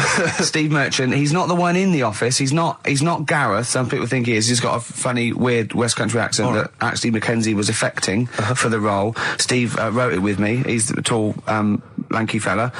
Carl is our sort of, I say producer, but he's the one that pressed the buttons because I was Dog's Body. Yeah, but I mean, it was just because I was too big to run the desk. Yeah. I used to have to do. Literally too big. You couldn't get behind it. Yeah, and then we discovered that, he looked a bit like a boring sort of, alright, yeah, but then when we sort of, poked him with a stick, he came up with, he doesn't realise, but some of the I think, some of the funniest extraordinary things I've ever heard. Say hello, Carl. All right. Yeah. Well, classics, I think, so far, that have gone straight to the list include, have you ever used a Y front correctly? Yeah. Brilliant. You never see an old person eating a Twix. Eating a Twix. These are sort of things. He's back on his campaign to get rid of jellyfish. Why is that, Carl? Oh, did you see the paper yesterday? Go on. There's a jellyfish, right? It's about 15 foot long, about 5 foot wide, and there's a fella swimming next to it. And the paper's going, oh, look at this we've found. There's loads of them in Japan. Yeah. And it's because the water's getting hot, so it's making jellyfish really big. Oh, dear. How's the campaign going to get jellyfish get rid of them? What was your point about jellyfish? They don't do anything? There's no point. They get in the way. It ruined me holiday, because I got stung by one. Yeah. But you think the same thing about Liverpudlians, and we can't just go around, wiping out things that ruin your holiday. Well, let's do the jellyfish first. And then we'll move on to the Scousers. Yeah. But yeah, I don't know what they do, and I'm trying to look on the internet. I've been busy this week.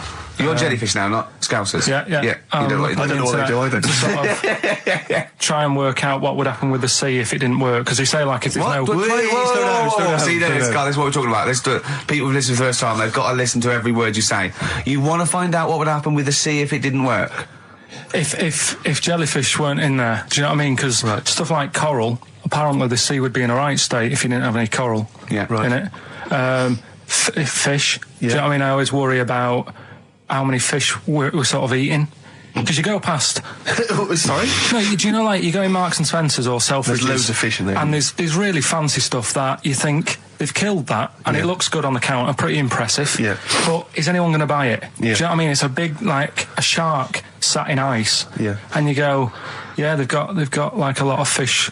You sure you won't go around the Tate Gallery? No, do you know what I mean? I've never seen a big shark sat in ice in Selfridges. They do it. And it's like, you go in the morning and you can go back at night and the same shark sat there. Yeah. And it's... So you know it's the same shark, do you? It's the same one. So what, same face? Are you sure he just hasn't lost his mum? And he's just like, he went shopping with her Christmas shopping and he's just like, he's drowned, he doesn't know where, he's just waiting. You know I'm right. I've never seen a shark in Selfridges.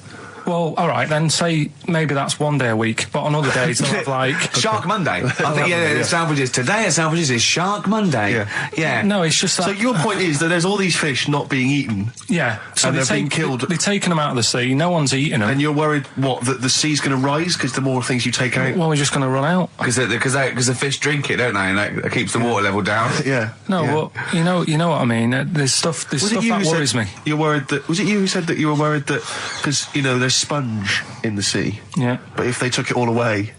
No. Is that him? That's a Stephen Wright joke. Is that Stephen Wright? What's the joke? Sponges grow in the sea. That kills me. How deep would it be if they didn't? I love the fact that he confused you with Stephen Wright, who for a living purposely says ridiculous things. Yeah. Does that worry you, Carl? Well, think about that and play a record. What do you want? I'd love to. A classic, a beautiful song by Simon and Garfunkel, April Comes She Will. That was great. That was very, very funny indeed. What a wonderful clip that was. I enjoyed it. Do you remember that? Yeah. Wow. It was a few weeks ago, wasn't it, really? I mean, I think it was last week. We'd have to have very, very bad memories not to remember that hilarious clip. I'd like to hear that again maybe in a couple of weeks' time when I'm away. Yes, absolutely. It's embarrassing, isn't it? Mm-hmm. And we, but the good thing is, on telly, I feel a bit guilty about putting out shoddy rubbish because I'm getting paid an awful lot. Yes. But here, I don't give a They can bleep that. They will do. Well, I didn't really want to make it a Christmassy type show because I don't really like it. Oh, he's done it again. Well, you did Christmas once, didn't like it. No, my dad always said... Oh, right, steady on. Dad said Christmas morning was for for me. So he used to stay in bed. So he never... That's brilliant. That's a great thing to say, isn't it? Yeah. Christmas morning's for you. Run wild. Do what you want. Just don't bother me. I'm going to Honolulu for 2 weeks. That's great. Dad, it's Christmas. Do I have to do anything? No. So my mum used to get up because she used to like to see my face light up, when I open my presents. And then... to give fireworks. And then... then I'd have to go to my bedroom from about 6 o'clock onwards because, my mum and dad were into having big Christmas parties and I wasn't, old enough to go. Right. So they'd say, right, you've had your fun there, you go up to your bedroom, stay in there. Really?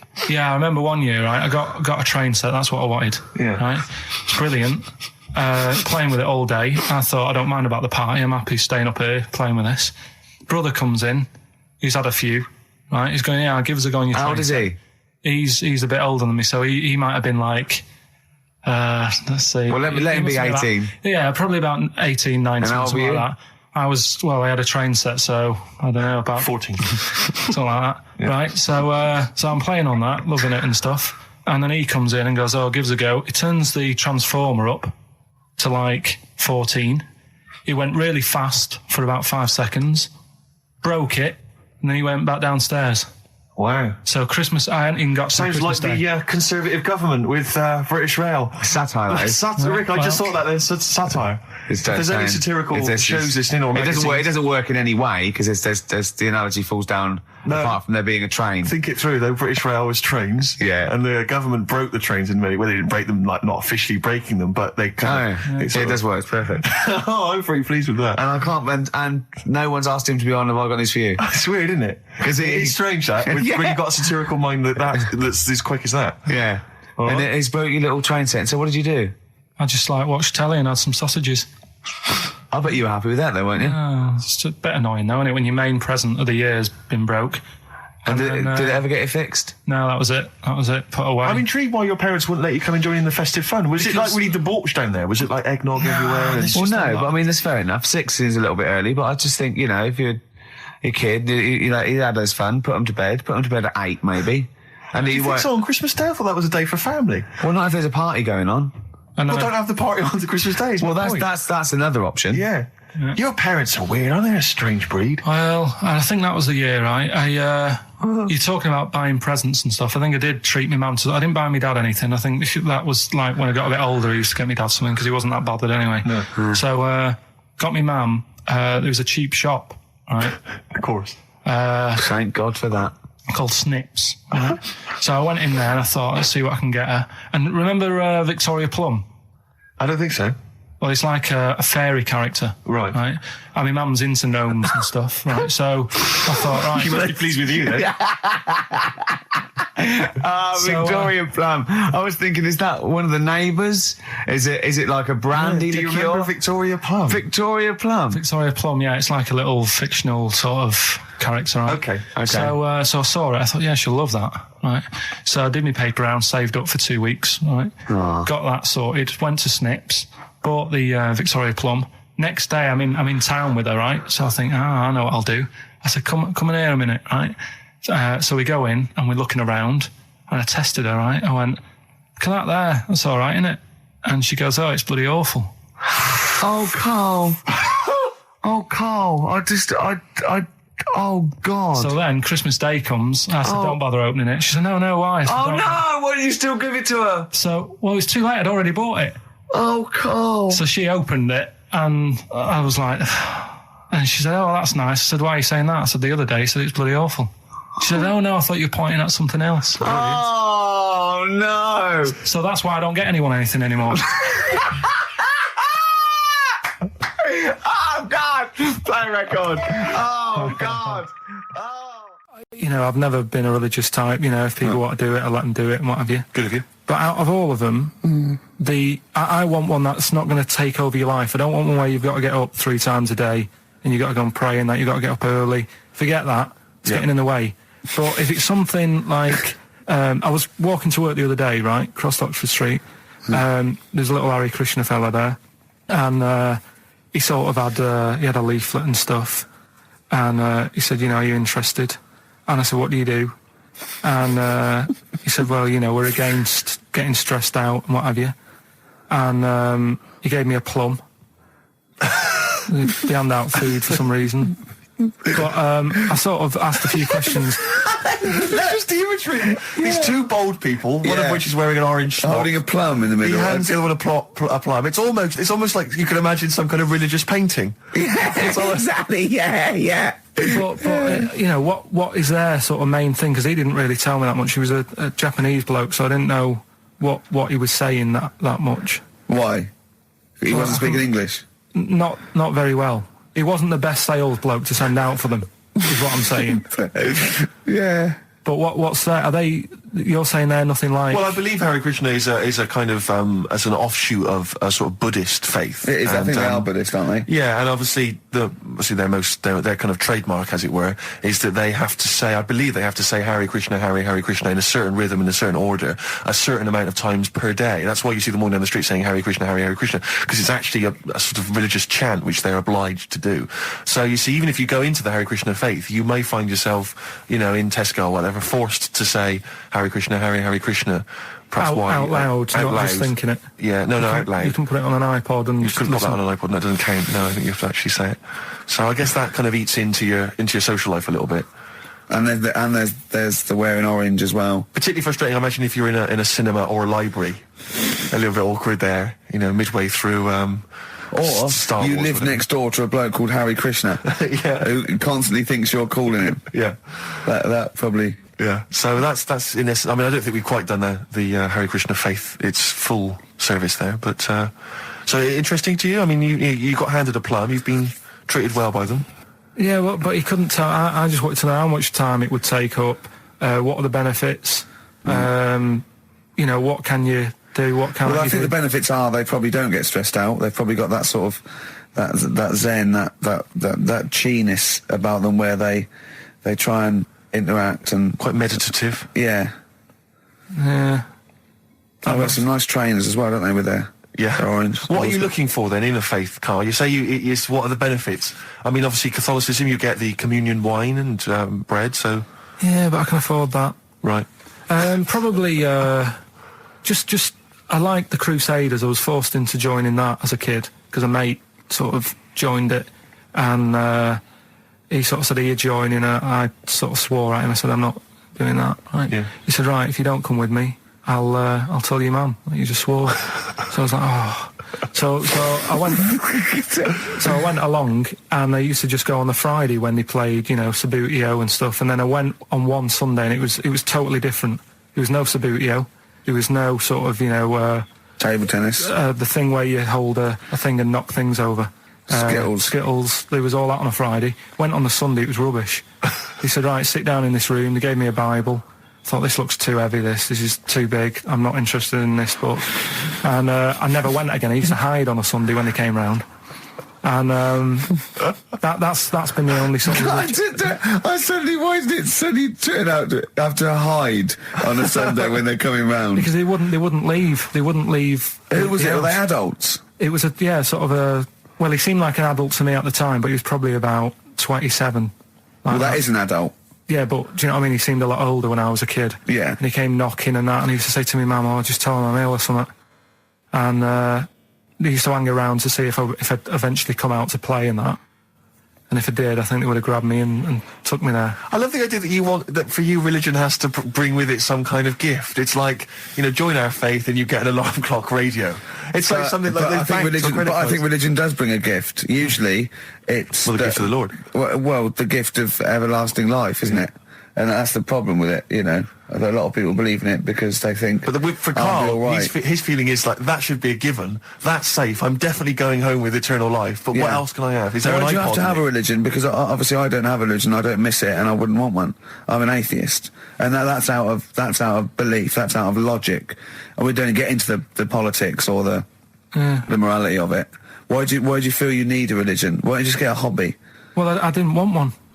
I don't want one. I just was saying that, you know, if I was to get one, which one would I go for? Is what I'm saying. I'd like to see you perhaps as a Jew. I think Judaism would suit you well, I think. What are the hours like for that? Tough. Can be tricky. That's what I mean. I don't want anything that's, you know... And they have a day where they don't eat and stuff. I couldn't be doing that. So then they have days when they eat too much? Yeah, but what happens if I'm not that hungry that day? Like I say, I don't like change. No. I mean, I like my Cheerios in the morning. I don't.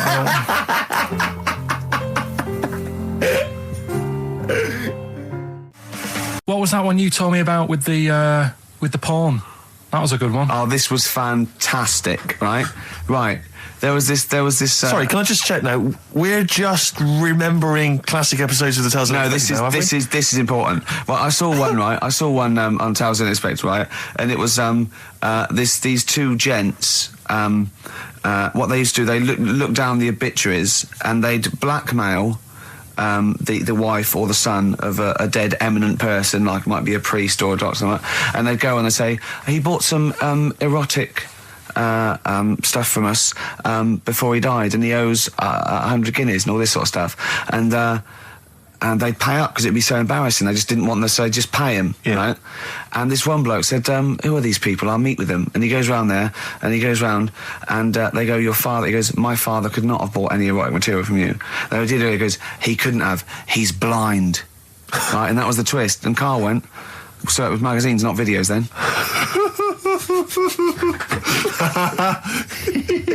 Yeah. Now think about it, Steve. Is that so stupid? Well, presumably it was set in olden times because people, professional pornographers don't tend to call it, you know, erotic material. Yeah. They tend to call it, you know, juicy jugs or whatever. But more than that, I don't understand how a video is going to be any use to a blind person either. I know that you can hear the sound, Karl. Look at him nodding like he's caught me out. Yeah, what sound will you hear? Do. Your meter needs looking at? Yes. Cut. What's then? What's that? Then it's just noises, isn't occasional groans. Yeah. Right. You could listen through the wall at your neighbours. He does. I mean, that's why I save a lot of money. But I thought you were going to point out, Karl, that they could have had a Braille porno. Now, have you thought of that? Look, feel the lumps on that. Exactly. Think about it, Karl. Think about it. You're excited now. Yeah. Your girlfriend's away, Karl. Yeah, the cheese grate has only entered the cupboard. No, she's a good-looking lady. What do you make of the first genetically modified baby? Oh. Are you worried about this? Do you know what did they do? What? Let me see what it says here. Well, isn't it just choosing the, eye colour? Well, this is the concern, isn't it? That in the future you'll be able to decide whether it's a boy or a girl, how intelligent it is, what it looks like, is it handsome, is it ugly? Obviously, no one will choose an ugly baby, and so on and so on and so on. And so it means that where will it lead? Where will it end, Carl? Are you concerned? I've thought about this a lot. What will us three look like in the future if they're being, genetically modified, beautiful people? What will we be like? How will we be considered in society? True, yeah. But we've talked about this before, haven't we? About the cloning thing. Yeah, that's a bit weird. Yeah. But I don't think it matters, because at the end of the day, right, you might look like some other kid, but it's the way you're brought up that will change your features and the way you are, your personality. If you lie, you get a long nose, don't you? Well, no, but listen, right, because I remember when we, I was growing up on this estate. This is going to be good. Go on. No, it's not. It's just an example of how this doesn't work. Go on. So we don't need to worry, sort of thing. Sure. Right? Okay.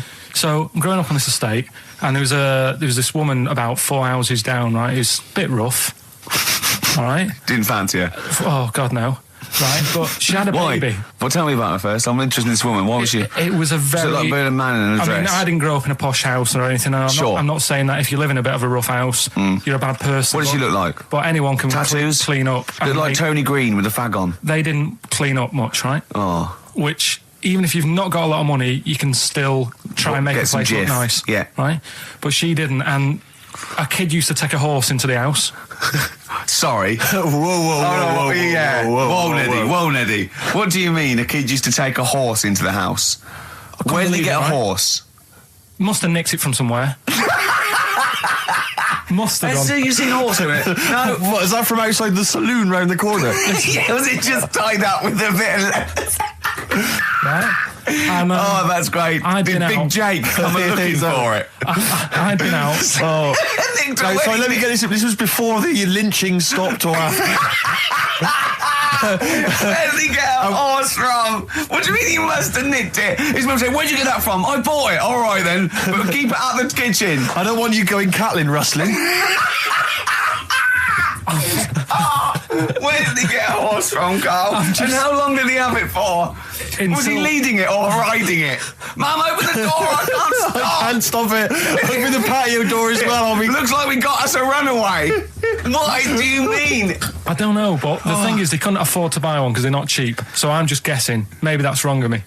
But I think... He had a horse? Yeah, right. So that's why the family didn't have any money. They'd spend it on the horse. No, exactly. That's what I'm saying. I don't think they would have bought it. So anyway... Yeah, it's wise to whisper, Carl, in case they're listening. Yeah. And they could be in the room next door. It's not buying it, it's keeping it as well. Oh. So I was like in the car with my dad coming into the avenue, and you used to have to drive down it to turn round. And, and sort of go back to our house. You had the traditional method of transport. Yeah. And the horse was in the lounge. Reading a paper. Just like walking around. Oh God! What? And when I was doing, I tried to earn myself some money once by flogging little flowers in plastic cups. What? This is genius. It just keeps coming. What do you mean you're trying to flog little flowers? What do you mean? Wait. Let's play a record. Let's play a record and come back to this. It's always going to just unravel and unravel. It's going to go for hours. Let's play a track, deeper and deeper. It's like an onion, isn't it? We've created a whole world here where there's a man living with a horse. Just walking around the lounge. I come from the West Country. I've never heard anything like that. I just think of a big sort of like orange carpet, and it's got a rediffusion telly, and this horse going, I'm fed up in here. Exactly. This is really... I am not taking the rubbish out again. Yeah. Right, play a record. Let's have Velvet Underground. We've got that lined up. Oh, yeah, the classic from the first album, I'm Waiting for the Man. Let's come back to the horse in a second. Little flowers in pots. What do you mean? From that classic first album, Velvet Underground and Nico, which apparently peaked at a disappointing 171 in the US charts. Think of that. And that's obviously Lou Reed, the Velvet Underground, and Waiting for the Man. Yeah, great track. So we were talking, we were doing White Van Man, and we got onto... genetically modified babies, but and somehow... then Carl started telling a story about someone with a horse, and then he got onto... He was trying to make money selling flowers. Just do the flowers briefly. Well, hang on, I just want to recap slightly. So there was a family, and who had the horse in the family? It was... Because you lived on an estate in Manchester. So the mother was a right pig, apparently. Well, I don't know whether that's relevant. You don't need to go that far. But what I'm trying to do is like make a picture for you so you understand. What did she look like? Who did she look like? Bit of a, and no disrespect to her, bit like Pauline Quirky, yeah. Right? Okay, I knew you were going to say that. Yeah. I knew it was going to be Pauline. Did she have any tats? I've never got that close to it. Okay, all right. So who had the horse? Was this her son or her husband? No, her daughter. Her daughter had stolen a horse. Yeah, from I don't know where. I think there was some stables down the road or something. And they kept the horse in the house with them? They kept it in the house. Did they didn't get have caught? it for long. No. Sorry, and you said you were in the house one day and you saw the horse in there? What happened was I was... they did this thing at school about raising money for charity, right? For some local charity. And they said you can do anything to raise money. And they came out with all these ideas and I thought, that's good. What was the charity? I don't know. I thought, forget the charity. Yeah, that's just a good way of making over. So, you're a charity. So I asked my mum for some, because she used to have a lot of flowers around the house. Sure. I said, can I just take some snippings off them? And I'll go and buy some plastic cups. And got some soil out of the garden, planted the bits of plants in them. Yeah. Got a tray. Yeah. Had about 25 plants on it, selling them for 25 pence each. Excellent. Did you sell any? Yeah, sold loads. Did you just cut? You didn't just cut them and stick them in the soil? Yeah, they wouldn't have survived. Oh. But I think people sort of thought, well, good on him for trying. But anyway, so I went round to theirs, because I thought their house could do with a bit of colour and stuff. Yeah. Because it's a bit rough. So as I went... The horse went, thank God for that breakfast. They've been feeding me kitty cat. So I got up to the door, and they opened the door, and it was one of them houses where... no carpet. Yeah, a horse in the living room. You know. We've all been there. And the horse was walking around the living room. Oh. I looked quite happy and everything because I always say that about animals. Black Beauty was on. Yeah. Well, think about it, right? If you were a horse, where would you rather be? In a little wooden hut with a load of hay, or in like a house with a central heating, 3-piece suite, and a telly and that? Telly and that? No, but I was saying this the other day. And an Atari, right? I was walking through London. Commodore 64, rubbish. Exactly. Walking through London with Suzanne, right? Yeah. And you know, like homeless people always have dogs. And she said, "Oh, I hope she looks after it." I said, that dog is happier than most dogs, right? Because people always walk past and give it a pat on the head. Yeah. It's with its owner all the time. Yeah. It's out in the open. It's not locked up in a house. Yeah. It doesn't eat, but other than that, no, it does eat though. They're always all right. So that's what I was saying. I think this horse was doing all right for itself. Do you know what I mean? Well, not many horses have got their own house. Exactly. For a start, yeah. Well, anyway, that's by the by. Yeah. So anyway, this family. It was a bit. What we were talking about? It was about cloning, genetically modified kids and all that stuff. Yeah. Right. Now, what I'm saying is, you could say, right, Steve, you could have a baby, right? And Ricky could see it and say, God, I want one that looks like that. Yeah. Right. It could happen, Rick. So come on, work with him. So you take it to the doctors, and I don't know what they do. They inject it with something or whatever. Yep, that's how it's done. Yeah. And get a little baby, and there it is. It looks the same. Now the thing is, you separate. You both go off and do your own things. Yep. Right. Now, you look at Stephen. You look after your baby. Yeah. You treat it well. You give it good food and I'm a good dad. All the vitamins and stuff. Yeah. Ricky just gives it cheese. Right. So then it changes its looks. It goes a bit fat. It gets tired easily and that sort of thing. Now, when this family... Why am I just feeding a baby cheese? Right. This family who had a horse in their house. Yeah. They had a little baby. And my mum went round and said, "You're not going to believe this, but it's a beautiful looking baby." Right? Yeah. And I was like, well, And the weird thing is, it was a good-looking kid. But as time went on, they didn't really look after it. And I'm not saying, abusing it, but it used to run around. It used to play out till, 10 at night. Yeah. It used to chase cars. Right. It was a bit... Did it have hooves? No. Chase cars. Right. What sort of kid chases cars? Oh, God. Was it called Rover? Did it catch sticks? It's Liam, it was called, right? Right. Now, the weird thing is, it was a good-looking kid, but as time went on, and all that, not eating properly, and its hair was all patchy. It's not Liam Gallagher, is it? And chasing cars and that, and it became an ugly kid. It's definitely Liam Gallagher. And that's what I'm saying, right? You can clone all you like, but at the end of the day, it's how you brought up. Brilliant. Wow. Life. Wow. That was a hell of a point. Oh, God. But am I right? You're always right, Carl. This is a bit easier, but I still think it's a good one. So this is, we should explain what this is if you just tuned in. It's one of those stupid lateral thinking problems. That Carl himself has created. Yeah, that was his homework. Right, this one. It's a fella. He has a normal day doing stuff. Nothing wrong with him. Right? And it's the twist in the tale. It's just like Tales of the Unexpected. Just a normal day, nothing wrong with him. Hold on, though, he's got the legs of a fish. Go on. So, that's what he's been hiding his legs. So Go on. He does his The legs of a fish. Sorry, Carl, carry on. He has his working day and that, and then he gets a bit tired. Goes to bed. He puts the light on, leaves it on, goes to bed. Oh. That's crazy. That's mental. I can't think what's happened. Anyway, here's Radiohead. Right, okay. The question is, why does he put the light on when so he's going man, to bed? he's had a normal day, he's come home from work. Is that right? He's come home from work, or he's not been working? Yeah, he's just been out? No, he's been working and stuff, I think. You think? You've made it up, Carl, you can decide. The question is, why has he put the light on when he's asleep? There's a reason that he's put the light on when he's asleep. Has he gone to sleep? No, Carl, don't shrug. You're meant to answer these questions.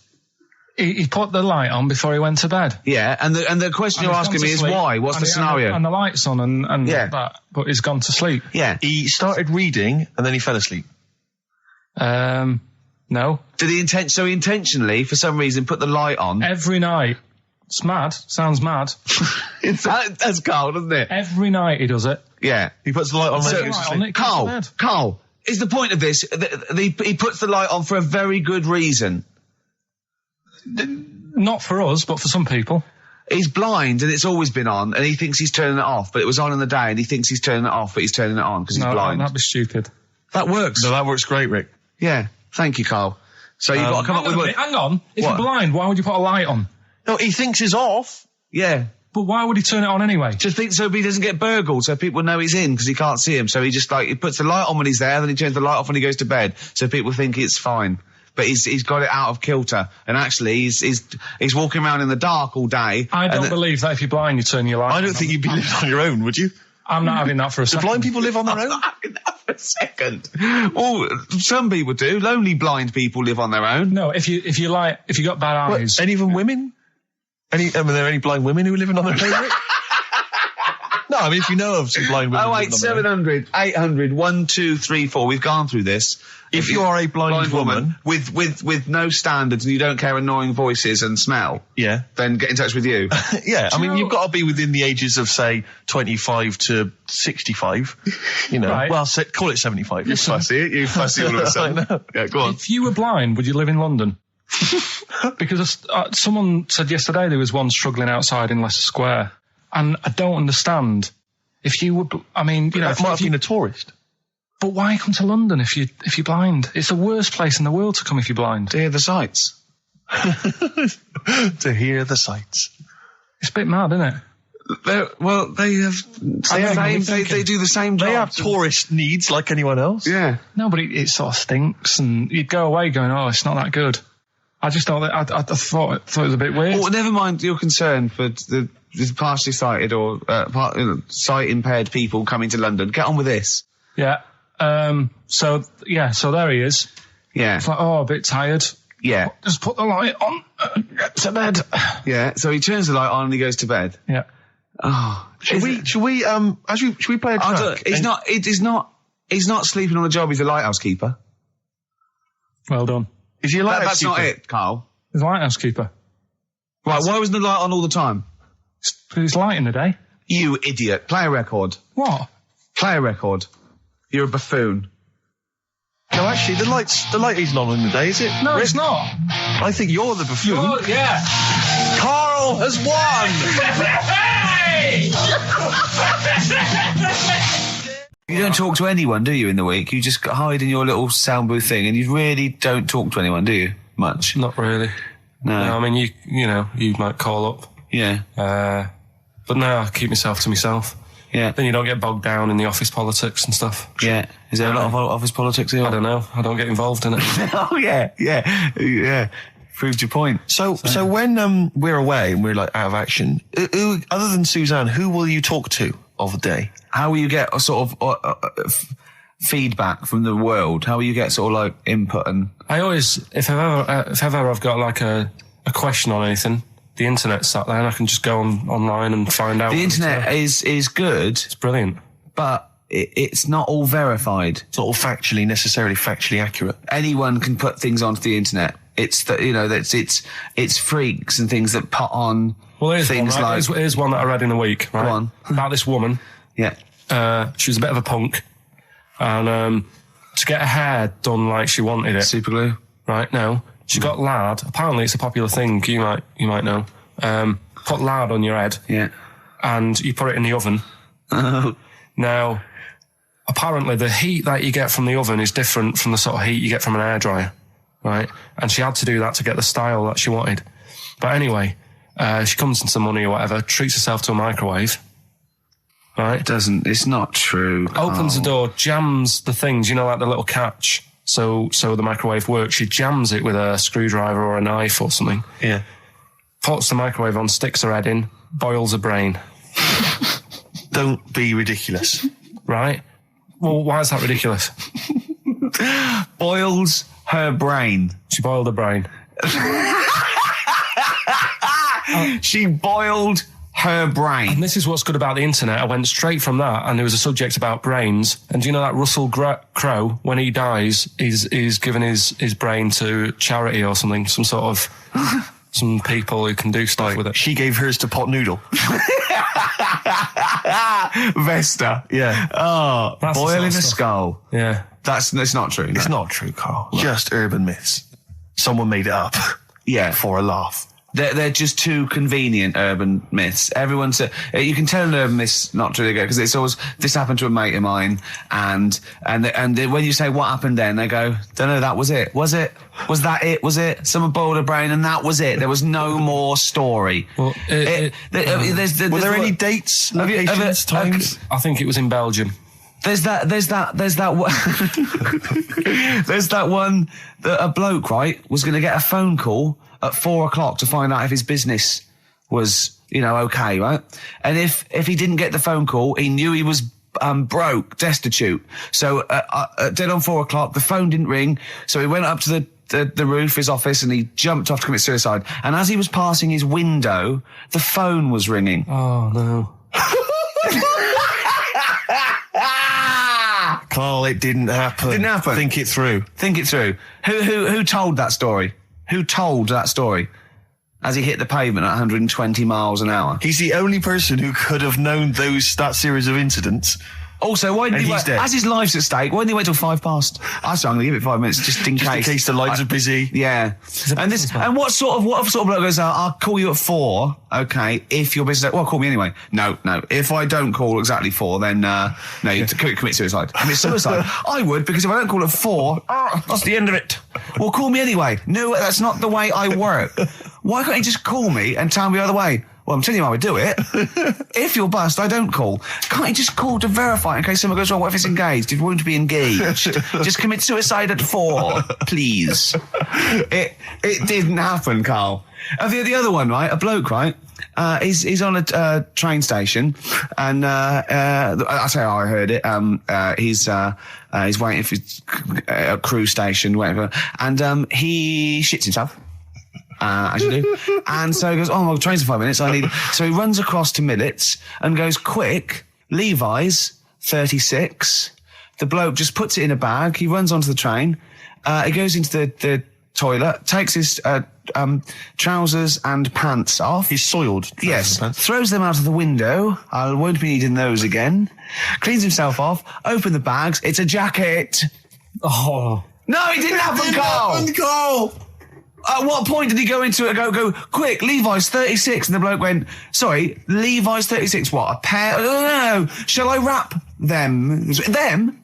It. Shall I wrap? Just wrap whatever it is. Do you want to look? No. I'm not looking when you're putting it in the bag, please. Right? 36 white stories. Don't say anything. I've told you 36 Levi's. And put it in a bag and charged me for it. Yeah. I don't want to discuss it further. Yeah. There was one. There we go. There was one about a woman whose husband died, and she had him cremated. Yeah. And made like a little egg timer out of him. Oh. And she said, I did that so it can still help around the kitchen. Well, that might be true. That might be a joke. That's quite sweet. That might be true. It's true story again. It was all. No, not again, because the ones I just told weren't. nor is the boiling the brains in a bag curry microwave. Head story, true. Yeah, that's all. That's nearly it, Carl. Carpe diem, whatever it is, seize the day and all that. Okay. If you want the rainbow, you've got to put up with the rain. Yeah, of course. Yeah, rough with the smooth. You know, it's not all plain sailing, but, you know, rainbow's beautiful, but it comes because of the rain, which you might not like, so make the most of everything and, good. Cat food doesn't smell good, but if you don't put up with it, then the little kitten will die. Right, now, Carl, that is a good effort. Now, that one's yours. I mean, obviously, right? Right, no, but it's a good effort, right? I mean, it slipped seamlessly into the others. Yeah. Don't think it didn't. No, but it's good. I mean, we knew it was that one. But what I will say is, it's good, but what you don't know, maybe subconsciously, is, I mean, it's very similar to the putting up with the rain and the rainbow. But that's good. Why do you think that? Well... What does mine mean? Well, even though it smells bad, it's good for something. Right, so I didn't look at it like that. What did you look at that? I kind of thought... Was yours more specifically about cat food, generally? Because, you know, normally it's an analogy. Yeah, or a metaphor for something, you know. Well, no, the way I mean, Dolly Parton, who I think did the rainbow rain thing, she wasn't specifically concerned about weather conditions. No. It was a sort of general idea. It's all about life. Yeah, well, that's what I've done. Go on. I've used an everyday thing. Yeah. And put it with today's problems, right? Go on. So, like, my girlfriend, she might like to go shopping for clothes. I hate it. Right. But because I love her, I put up with it. Ah, that's nice. Yeah? Yeah. So, you love that little kitten. You can't stand the smell of the stuff you got to feed it. But because you love it, you go, well, you know, I'll put up with this just for a few minutes and then I can, like, squeeze its head later and give it a little... Sorry! Squeeze its little head. No, yeah, well, that's just the thing that I do with cats. Put it in a bag and drown it in a lake. I can feed it and then I can throw it against the wall. So you didn't see it like that, did you? No, that's very good. So it's about love, is it? It's about putting up with the bad things for something you love. Yeah. Well, that's nice. But Carl, you seem now to be convinced and rather smug that you've tricked us and that you've fooled us and that we didn't understand it. Well, I say that's your fault, not ours. No, it's not, though. I mean, look, that man in Forrest Gump, he was a bit of a nutter. And he came up with the life is a box of chocolates thing. Yeah. Now, if that was in this book, you say, oh, yeah, brilliant, you know, good bit of work. But if he was sat here doing the show with you, you'd be taking the mickey out of him. Sometimes I feel he is.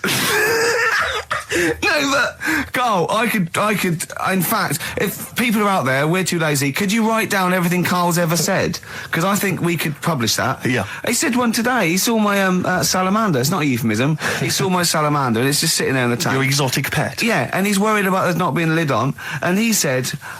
I went, what are we worried about? He said, wow. He said it sits there for 24 hours a day, obviously planning to get out. Well, he's got nothing else on its mind, and the daft thing is, he has actually got the lid ripped up a little bit. And he'll be looking up there, and it's going to get out. But what's the worst that could happen? What's it thinking? What do you think it's thinking, this salamander? It's got its eye on the DVD player. I can have Ian be down the market. Right, okay, right. The results of we ain't got a winner for the first time. Yes, we have. We've got loads of winners. No, we haven't. We've done this feature for 3 weeks. This is the first time I've managed to sort of... What? Well, let's go through them then. What have they got wrong? The first one. The first one? What was the first one? Well, hang on, let's do them in reverse order for a second. So what's the last one? The last one, the clue was, that bloke does sport on the telly and he's got a little kid. What's that? That's Destiny's Child. Des, who does ITV Sport, has got a tiny child, right? No, that's fine, they got that. Okay, Destiny's Child. What's the middle one? Right, the middle one. Right.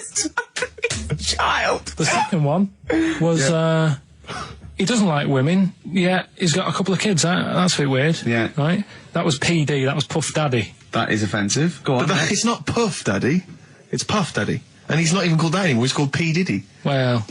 Okay, fair enough. But they got that one. Yeah. And if I'm being tight, these lot are as well. Yeah. Yeah. Tight means something in Manchester. Go on. Right. And the first one that they're having problems with, I don't think them birds should be allowed in this area. They've got it. Boyzone. It's not Boyzone. What's the clue again? I don't think them birds should be allowed in this area. That is perfect. A boy zone.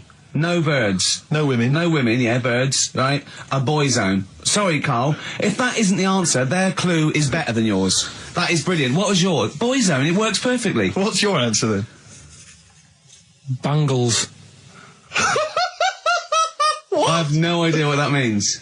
Like seagulls. So you don't want them in this area, so you're banning them. Bangles.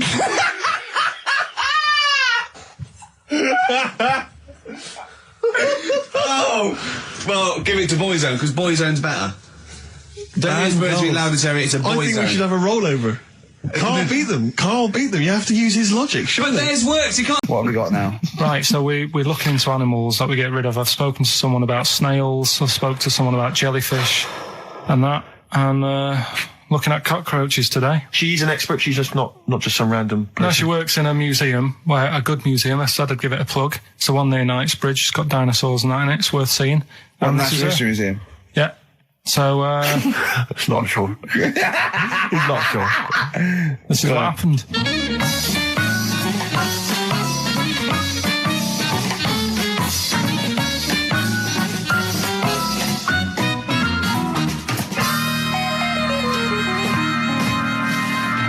Now, what I'll do, I'll tell you as much as I know, and then you can fill me in if I'm right or wrong. And then at the end of it, we'll get to the bottom of whether we need them or not. Okay. All right. So, first of all, the first thing that I found out is that they have 18 knees. That's not exactly possible.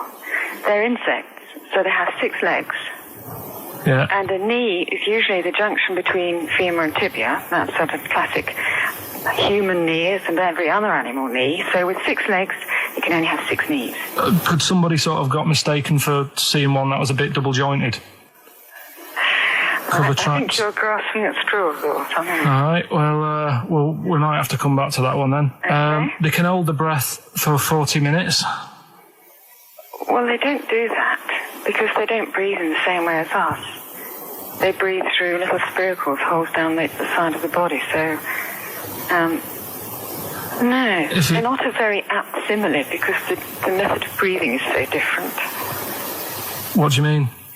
Because insects have a totally different system. They don't have lungs in the way that we do, and just breathing through one part of the body. They're actually breathing through every segment of the body all of the time. So even though they've got their mouth shut, they might be able to slide. Nothing to do with breathing. So only just feeding. So you see, maybe that's where someone's gone wrong. Someone's got hold of one and sort of taped its mouth up or something and got bored after 40 minutes and said, well, we'll call it right. That's a pretty unkind thing to do to an insect, even to a cockroach. Yeah, but it's all... You can't do that. Yeah, but... No. Pretty unkind thing to do to anything, even a cockroach. Something else I found out. Yeah. They can live for a week without an head. Well, that's true if they don't bleed to death in the process. But the weird thing is, when I told you that they had 18 knees, you seemed a bit sort of like, don't talk ridiculous. But then we're talking about an animal that can live without an head. So there's a little bit of truth in that one, yeah? Yes. Why, when it was invented, has it got that facility? Say if someone said to humans, we could do that with humans, and, you know, if you lose your head in some accident, it gives you a bit of time to sort of go back to your family and maybe write them a note. You won't be able to have a chat, but write them a note saying, it was my own fault, and it was nice knowing you. Well, that would be a useful facility, I agree. But cockroaches are great survivors. I mean, they've been around for over 300 million years. They're one of the most primitive insects. All right. Well, I've also... is it true that they do a lot of resting? Apparently they can sort of rest for 75% of the time. Rest? Yeah, they just sit about doing nothing. It's probably true of a vast proportion of the world's fauna.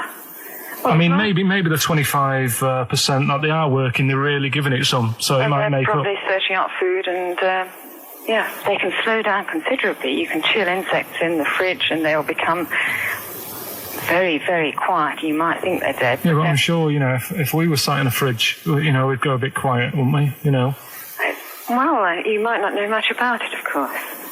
Yeah, but... You're not quite reading the right sources. Well, I've been using the internet.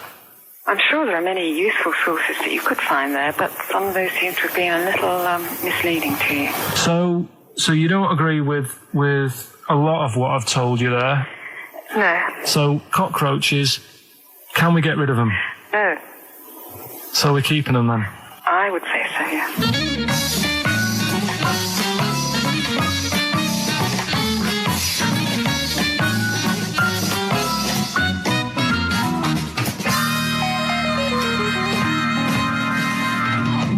I think we should get her on more often because she sounds like she'd be a bit of an ally, really.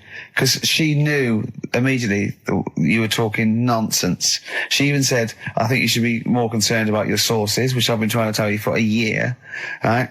The fact, I mean, 18 knees, where did you get that from? It's on the internet. They can hold their breath for 40 minutes. I mean, I don't know what you read and take on. 0.9, I'm Ricky Gervais, with me, Stephen Merchant. Yes. I hope you're enjoying the best of.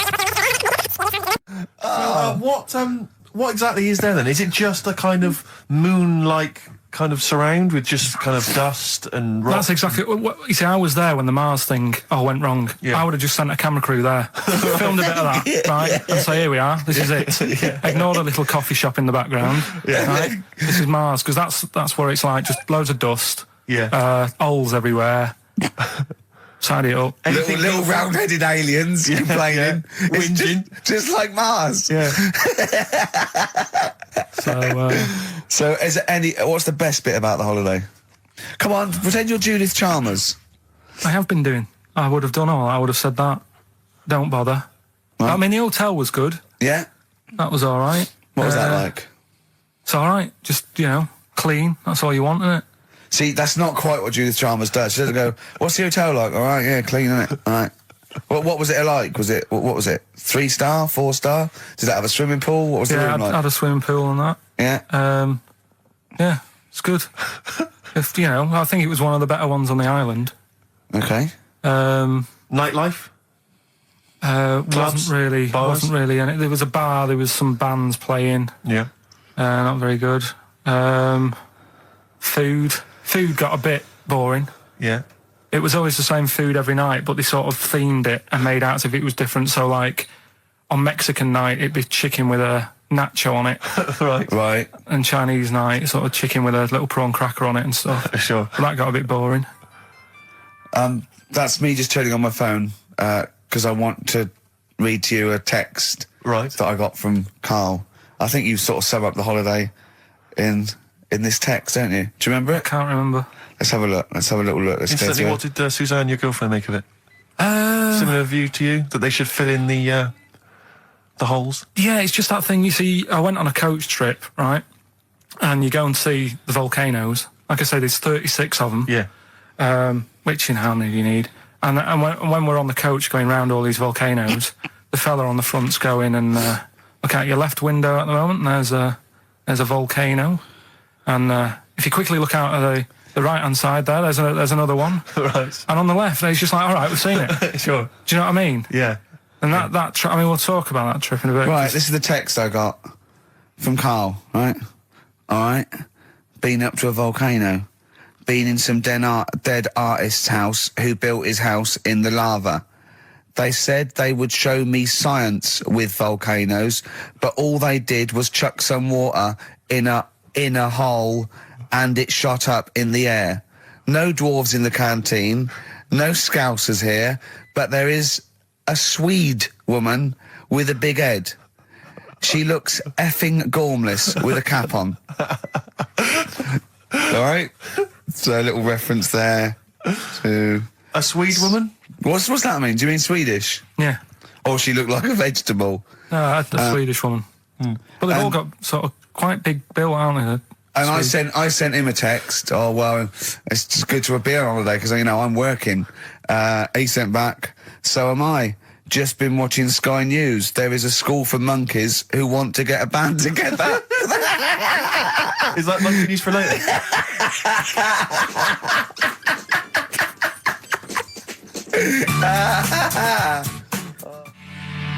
Oh My Corazon by Tim Burgess. I can't get enough of that. I love that chorus.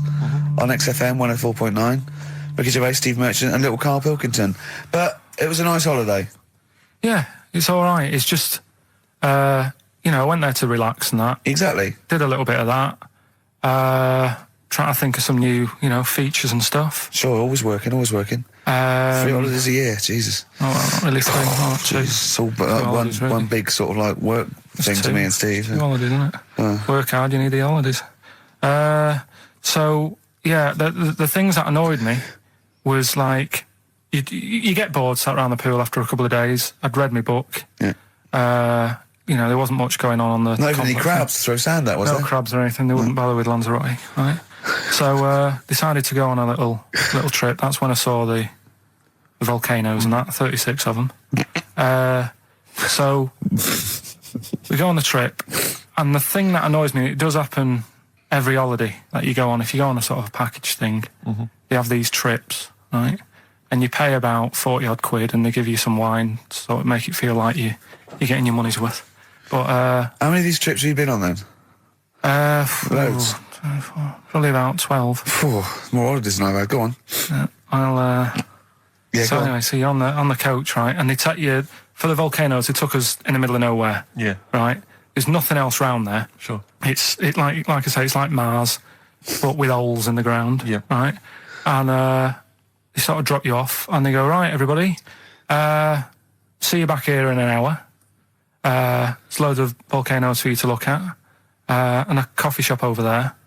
And you know for a fact, right, you don't need an hour there. You could just say, well, just keep the engine running, because I'll have a look in this hole, we'll get back on, give us 5 minutes. Don't need an hour. Absolutely. But you know that they've got something going. It's a backhander, definitely. What, with the coffee shop? Definitely, yeah. They go there. And they get everyone to have an ice cream and a coffee, and they sit down, have a fag, talking to the bloke. Yeah, and it's like, cousin. Yeah. How much was the coffee? Was it probably about 3 each euros? So I think it was £3.50. Sure. Yeah. Which is, I don't know, that's about 2.5 quid. Yeah, they've stitched you up. Well, it's like those people who those cab drivers that you'll meet at sort of 3 in the morning who've just got a car.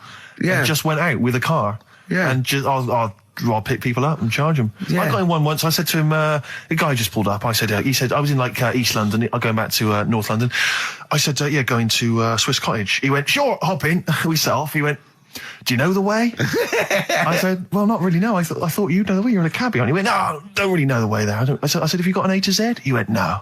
I thought, well, if you're going to go out just on the, just winging it as a cab driver, 2 things. Take a map and a torch. He didn't have either. He said, well, I'll probably get to Camden. I said, well, I'll direct you from there. Drove on for about 5 minutes, making conversation. About 5 minutes later, he went, do you know the way to Camden? I thought you knew the way to Camden. I don't really know the way. I thought I did. From, who was it from?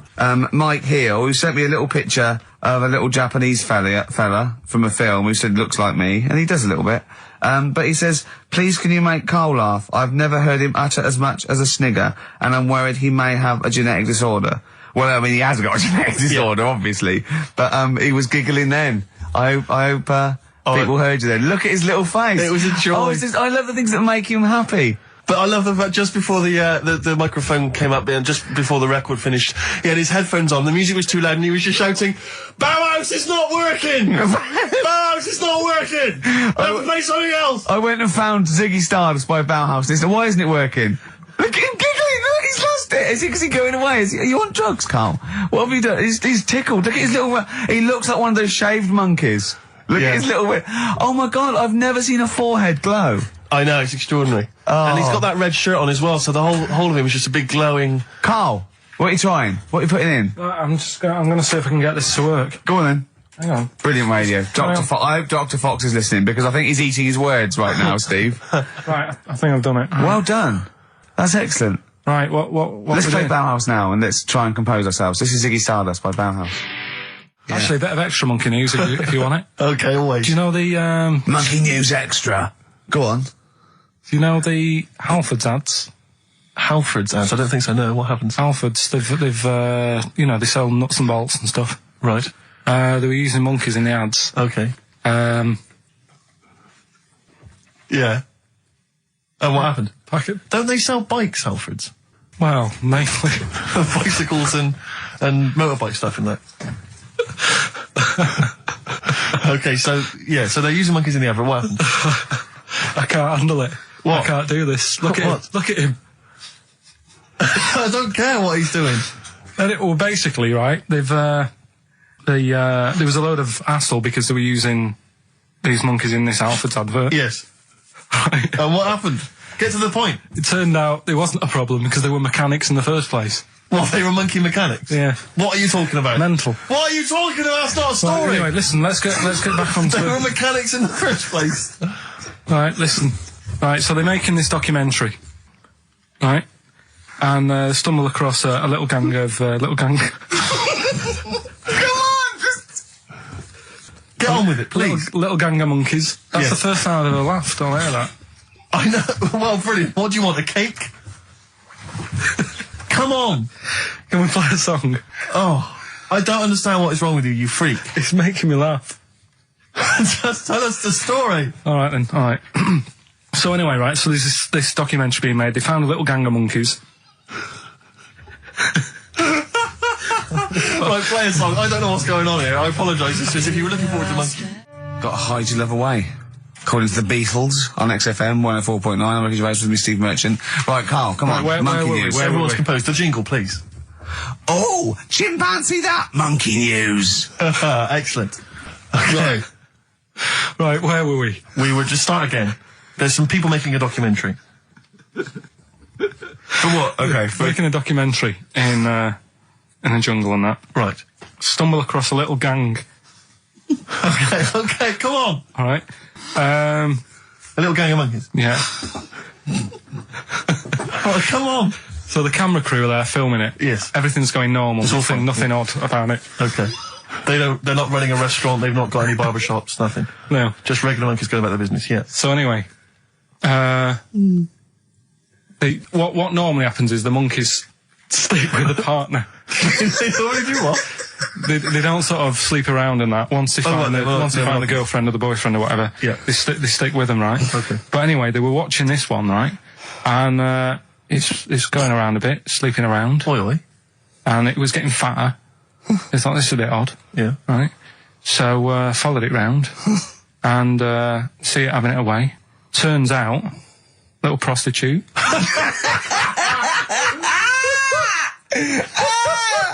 Oh, God! It's a little monkey prostitute. And it was getting fatter because it was charging them bananas. What a load of old rubbish. Charging them bananas! What was it, a boy or... It was a...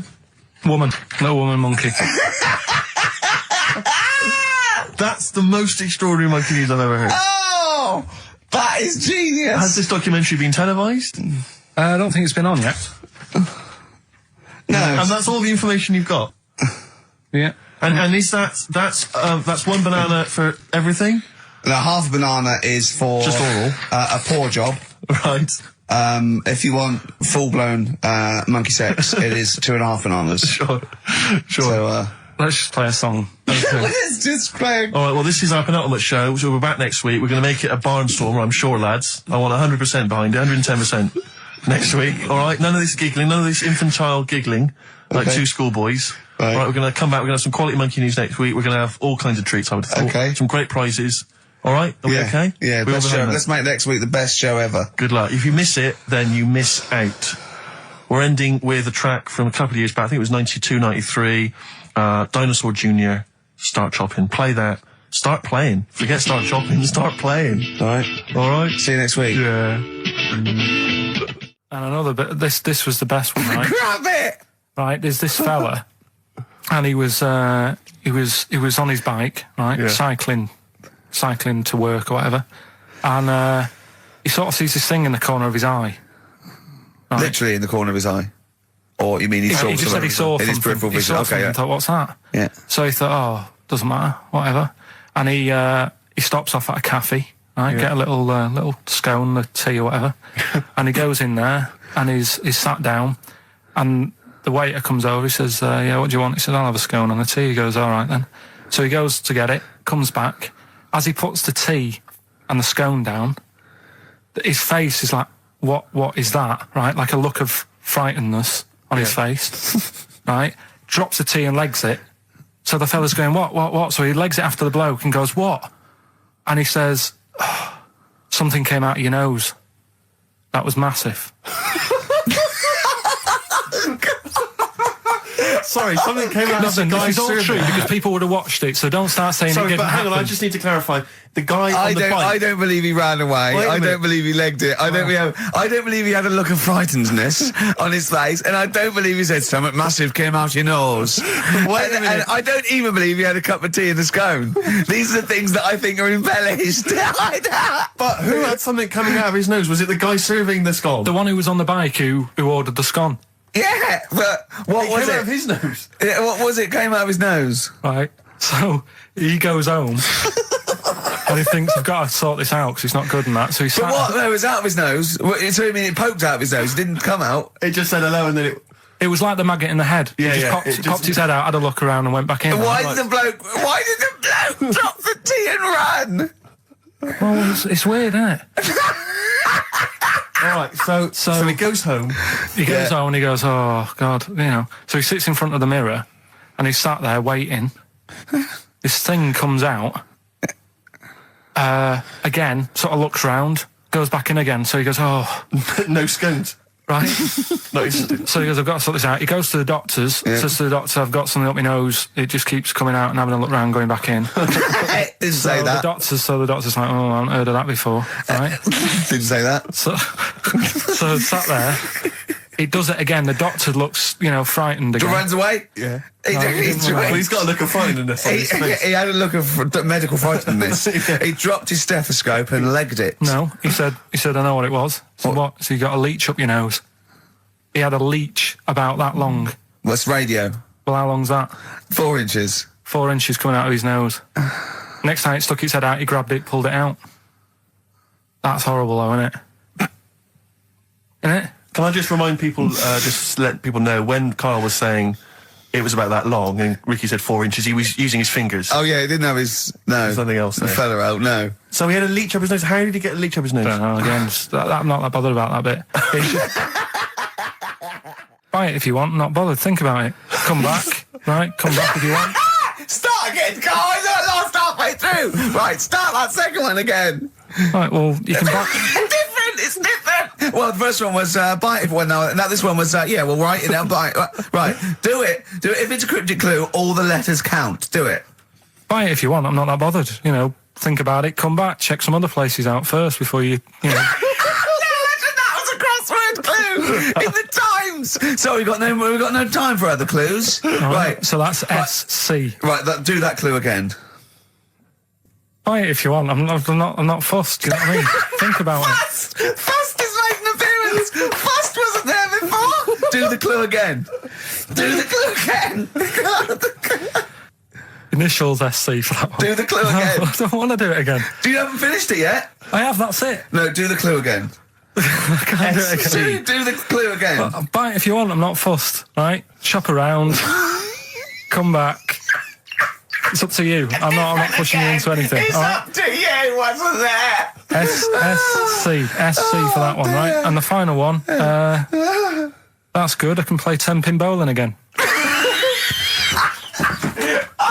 Okay, and what's the clue? That's O for that one. O. All right, so now I assume that I'm not going to bother to look, but I assume there's a jiffy bag of taps which people can win. All right, well, great, good luck. Ricky.gervais@xfm.co.uk is the email address. Record. Thorns. No, buy it if you want. I'm not fussing. Come back, have a look around. I'm open Wednesdays, by the way. Shut up, see you later. I sort of feel like, one thing we've never done, Rick, is we've never pandered to people, but as it's the last show, we've got to give the audience what they want. Right, what's this? Well, yeah, and I was going to say things they don't want as well. And well, just basically to keep a smile on Karl's face. Yeah. I say a smile, a sort of not quite a scowl. Yeah, he never really smiles. So, it's just really as a chance for him to have a go. It's like, you indulge an annoying child. The only time Karl laughs is for no apparent reason. Yeah. What do you think, like... What do you mean? Well, it's just... Monkeys and arses. Yeah. We should put that on the poster.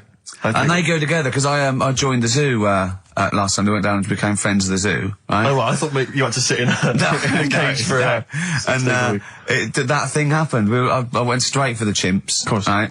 And there's sort of like 3 sort of big sort of adult ones there, and There's people with their kids, and I could see the people just putting their kids away as one of them went up and started putting his face up the other one's arse. Sure. And it was sort of like, I just can't be bothered to explain this to my children. It's like, exactly. So I was just moving away. Oh, come on then. There's the lions. You're going to have a look at the lions. Yeah. What are they doing? They're just sniffing each other's asses. Yeah. Yes. I remember when I used to go to the zoo, I always felt there were certain animals that weren't getting a look in, really, that no one was particularly interested in. The tapir. Exactly. We were going straight to the snakes. We were interested in birds. I don't remember being particularly interested in birds. Big cats, although it's a bit depressing. Great apes. Reptile, you're right. Reptiles, yeah. Birds. Unless it's a big one that you think can rip a dog apart. Yeah, a vulture. You go, or an eagle, brilliant. Yeah, exactly, yeah. Owls are brilliant. Yeah, owls great, but I've always wanted a little owl on my desk. I'd like be doing work and there'd be a little owl there and I go, can you get that pencil? And it just sort of goes over and gets me a pencil, goes, cheers, and it just watches me and it thinks I'm brilliant. Do you know what I mean? Not really, no. No? No, I've never had an urge to have any kind of animal sat on my desk. No, Carl? You'd like a little owl, wouldn't you, that helped you? No, I had a little magpie, didn't I? We've talked about that. Oh, he came down and started pecking your grifter, didn't he? Yeah. What was his name? Maggie. Sure. Brilliant. Inspired. And you took it to school and it didn't come back once, Didn't come back. Didn't see it again. Oh, dear. Did it ever peck your head? Because you used to have hair, didn't you? Mm. Yeah. No, it did. It started getting a bit violent. Really? Yeah. Was it becoming sort of age when unless it's probably sexual frustration sort, you know, because I think magpies go for shiny objects, don't they? And you were probably sort of probably losing it a little bit then in the front, and so when the sun was out, there's a bit of a sheen on the front. They saw a glare and thought, I'll have that. Yeah. What is that? That's brilliant. Yeah. Or as it was sort of pecking away, it mistook it for a tree. Yeah, because of the noise. Because of the noise. Yeah, the hollow sound. I squeezed his head yesterday. We should just point out, if you're a new listener to XFM, you might not realise that one of Ricky's many sexual peccadillos, I'm assuming it's a sexual thing, I can't justify it any other way, is to just squeeze Carl's head. Yeah. Front-wise, sidewise. I don't know what it is. I don't know if it's sexual or, you know, like when you've got a little kitten, you want to squeeze his little face. Do you know what I mean? Do you know what I mean by that, Carl? Yeah, I said that. So before squeeze a little head. Yeah, exactly. And I feel that with you, because it's sort of like, he gives so much. Look at Carl's face. He gives so much. It is like he can understand what we're saying. Yeah. And that's what the connection is, I think, between me and Carl and other animals. It's like he can understand what we're saying. But I squeezed it yesterday, and Carl went, I definitely heard something crack. Yeah. Because I'm trying to see how hard I can squeeze it. Yeah. I think that was you just thinking, Carl. To be fair. I think the cogs just started to... No, I mean, I think there is a danger, because I think there is a danger that you could squeeze it too much. Yeah, I know. He did a good deed today, the other day, didn't you? Was it? Yeah. What were you up to? You were just, you were talking about, like, you know, being hassled in the street and stuff. And, I get hassled a lot by the homeless. Don't we all? You should go home to sleep. Yeah. I'm here, mate. But no, I do treat them a lot. You know? You treat them. I love that. You had a good day? Yeah. You've been good? Yeah. There you go. It's 50p. Suzanne does the Save the Children thing. You were talking about, you know, charities hassling you all the time. She does that.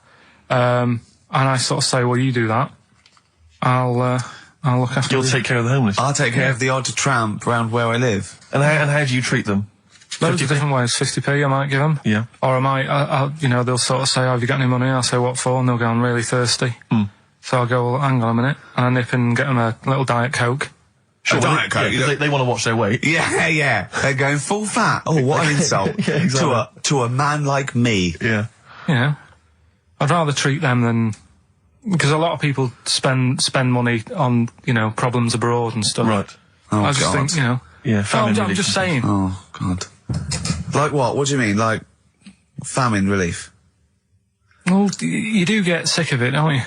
You know what I mean? It's that... You get sick of it. No, I'm just saying. Wait. Go on. I'm just... I know, just let whatever you do now, Steve, don't interrupt, because I'm scared, but I just think it's worth it. There's so many issues. There's freedom of speech, there's we're not responsible, there's he'll get away with it because he's a buffoon, and it is entertaining. Exactly. So, go on. All I'm saying is you're saying, you know, who do I give me money to? Is it, you know, little, you know, sick kids or whatever, or is it old people or whatever? HMV. That's where he gives his money to. Chiefly, they get a lot of it, yeah. And for me, I just get sick of, you know, problems abroad. It's like, what do you do? What do you do with famine and that? What are you meant to do? How can you solve it? It's gone on for years. Yeah. And it just keeps going. We keep giving them money. They keep spending it. And you're not getting any return for your cash? Well, it's just how many times, you know, they've got to learn. What do you mean they've got to learn? What, are you going to teach them a lesson? What do you mean they've got to learn? What do you mean? Well, what are they doing with it? Yeah, they must have like better interest accounts or something where, you know, look after, put the money in the right things. Sorry, do you think that Bob Geldof sort of writes them a cheque? He goes over and he's in the helicopter and there's millions of them, and they go, it's Geldof from Boomtown Rats. Brilliant. They go, if there's one man that can help us. Yeah, I hope he doesn't sing. He's not going to sing. He's got some money for us. And he comes down and he goes, do you want a cheque or do you take Switch? They go, we don't take Switch. He goes, there's a cheque. They get things he's doing like... that again though, isn't he, as well? I mean, like, you know, he used to work here, Bob. He's a lovely fella and that. But, yeah, he's a lovely man. But how many times can you save the world? You know, he's over there again helping out, and it's like, well, you know, what do you do? Are you saying don't bother because it keeps happening?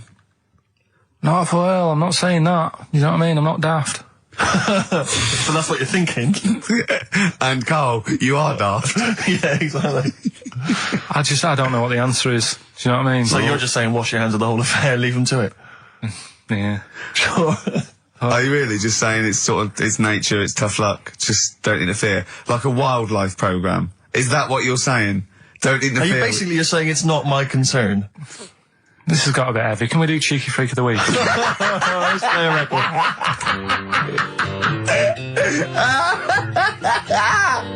Oh, God. Oh. My Hey Hey out of the blue from the album Rust Never Sleeps by Neil Young. Such a brilliant song. Oh, he's a great musician. He's amazing. Yeah. He's incredible.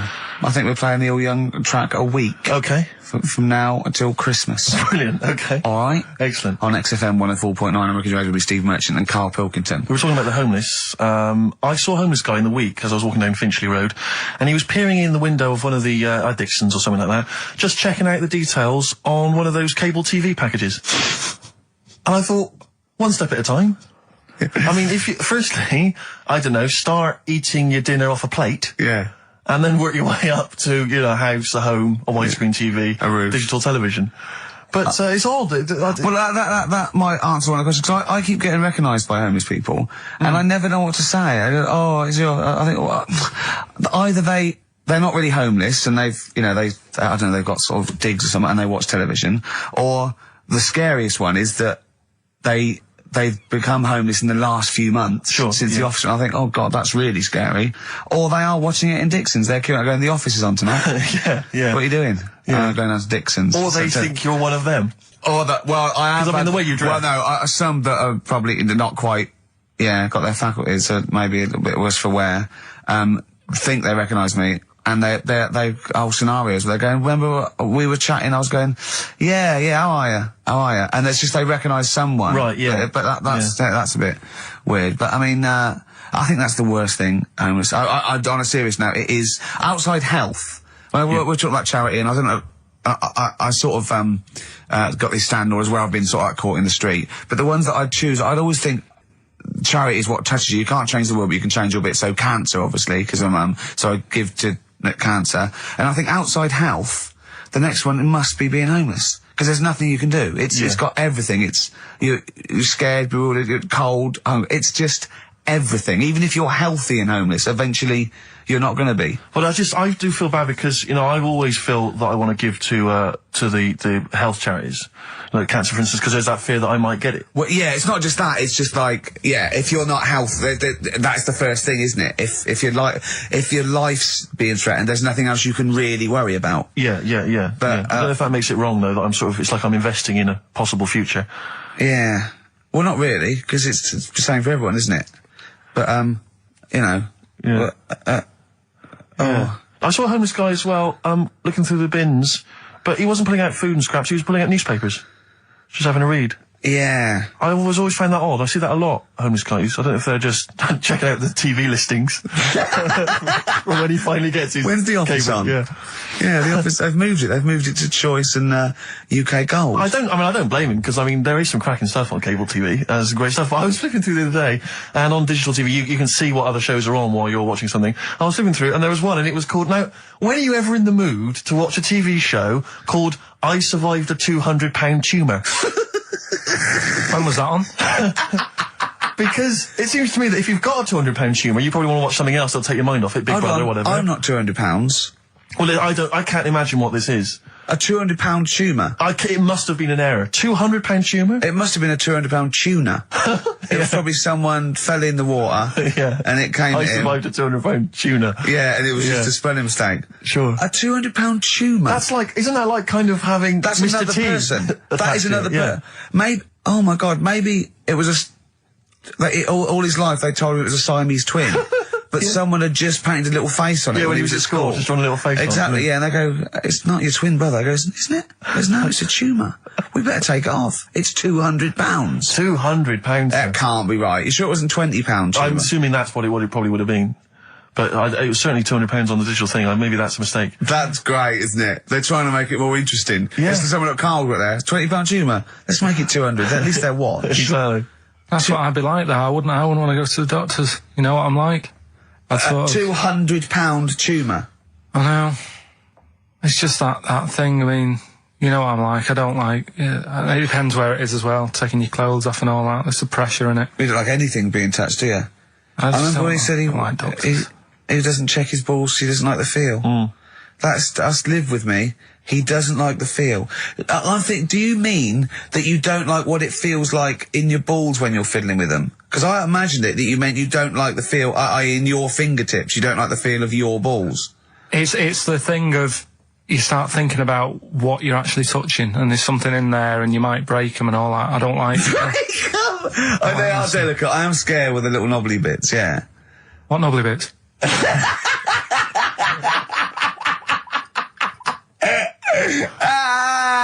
I'll tell you what, it's that thought at the doctors. It's that thing of it's not taking your clothes off in front of him, right?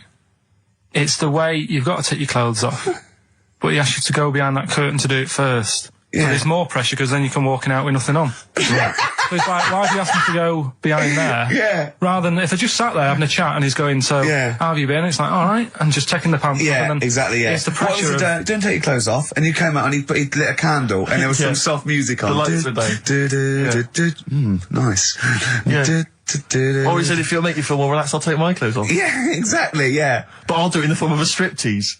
Now, Carl, I'm going to ask you the question, knowing the answer. What do you think of maybe a gay doctor just checking his testicles out? He's a professional. He just happens to be gay. That would never happen, would it? What are you talking about? Why not?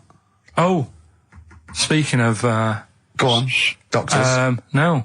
Gay people and that. Do you know when we discussed gay-only toilets? Yeah. Mm-hmm. It's only... it looks like it's coming into action. No, it doesn't. Right. No way. It was mentioned again. Where? On... Your head. No, I think... Do you think that people in positions of power are listening to this show getting ideas from you? Tony Blair. Makes you wonder, doesn't it? No, it really does. And the funny thing is, why are they getting upset? Why are gay people getting upset that they might have to have their own toilets? Carl, you don't know what you're talking about anymore. You're having a sly look. You don't know what you're talking about. Okay, can we have Cheeky Freak after this? If you want. Placebo. This picture on XFM 104.9. Steve, you're thinking of taking over as producer, aren't you? Well, I just think it's a shambles. I've asked for Cheeky Freak of the Week, and it appears that Carl's not ready. He's not prepared. No, I can sort of remember it. It's just, I like to have all the information. Contempt for the listener. You've just had a whole bunch of adverts and placebo in order to get it ready. We're having a chat and that. Right, do you want to sort yourself out in future? Yeah, someone this is what we were chatting about. Someone emailed in about they watched the £200 tumour thing, and when it was removed, it was carried away in a wheelbarrow, right? Carl said, what, even when she had it removed, she still carried it round in a wheelbarrow. And he went, I thought it's sort of like she'd become attached to it. You definitely are my favourite thing in the world. It's great. Look at the way he's looking back. But I think they're all the same. The people, I mean, I have had more emails about people saying I watched the £200 tumour and I shaved me arse than anything else. When we ask questions about science, Shakespeare, we talk. Yeah. Nothing. Science concept. We talk about political issues. One person emailed in. They said I tuned into the £200 tumour documentary. It looked disgusting. I couldn't watch for long. What were you expecting? Yeah. That it might sing and dance. Do a little show for you.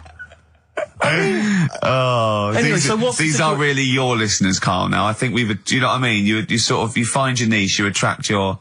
I think me and Steve are pretty much just here. I think the people that we had in the early days, Rick, they've long since abandoned us. They jumped ship. They've got jobs. Yeah, they've got jobs. They're out now. They've been released. Exactly. Yeah, they're getting their life back together. Come on, hairy Chinese kid. Right, well, we've talked about hairy people in the past. True enough. Haven't we? Yeah. You know, the little kids who grew up in woods and hung around with wolves and that. Yeah, again, you're confusing it. Yeah, they're not, there were some people that were born very hirsute. They were not the people who were brought up with wolves. You just put that together in your Homer Simpson type mind. Right, well, this is like a sort of close to that sort of story. But the weird thing is, right, Chinese people aren't that hairy as a nation. No, seriously, that's a well-known fact. They don't have that much body hair and stuff. Okay. So this little kid who was born over there, he was like covered in stuff. Was he?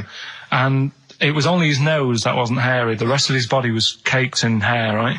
And his hair sort of What grew. sort of hair was it? Was thick hair. No, what I mean is, was it sort of like a pony's mane, so he just looked like an Ewok? You know what I mean? Just like hanging down sort of straight, dark hair. In the picture, it looked like it grows from his eyebrow. It grows from his eyebrows quite thick, and then it just goes all the way over his head. You don't think it was just really long eyebrows that he'd done a comb over? No, it was all over his body. It had a picture of like his back and that. Yeah. And had he styled it? Had he styled it at all? Did he have it in a quiff or? No, it was just hanging everywhere. all over him. Yeah. And they were like, you know, this is a bit weird happening in China, where we're not normally that hairy. That was the scientist speaking there. Yeah. And the local press and that were getting him down, calling him Monkey Boy and all this. Oh.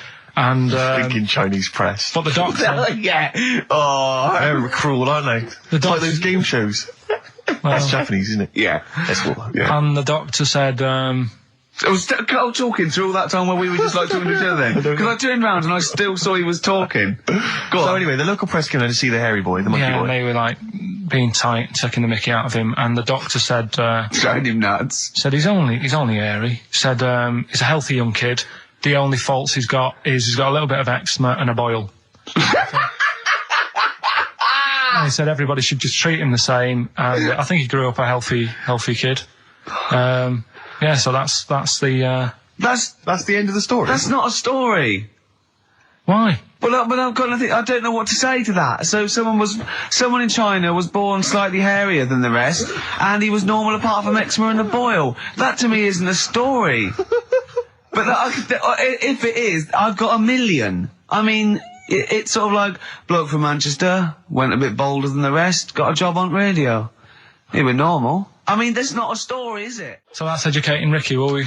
Brilliant. Do that next week. That is brilliant. No, I think that was good. I did. I mean, I enjoyed that. I learned something from that. I mean, I want to get. I mean, this is all from one book, is it? Yeah. That's an interesting book.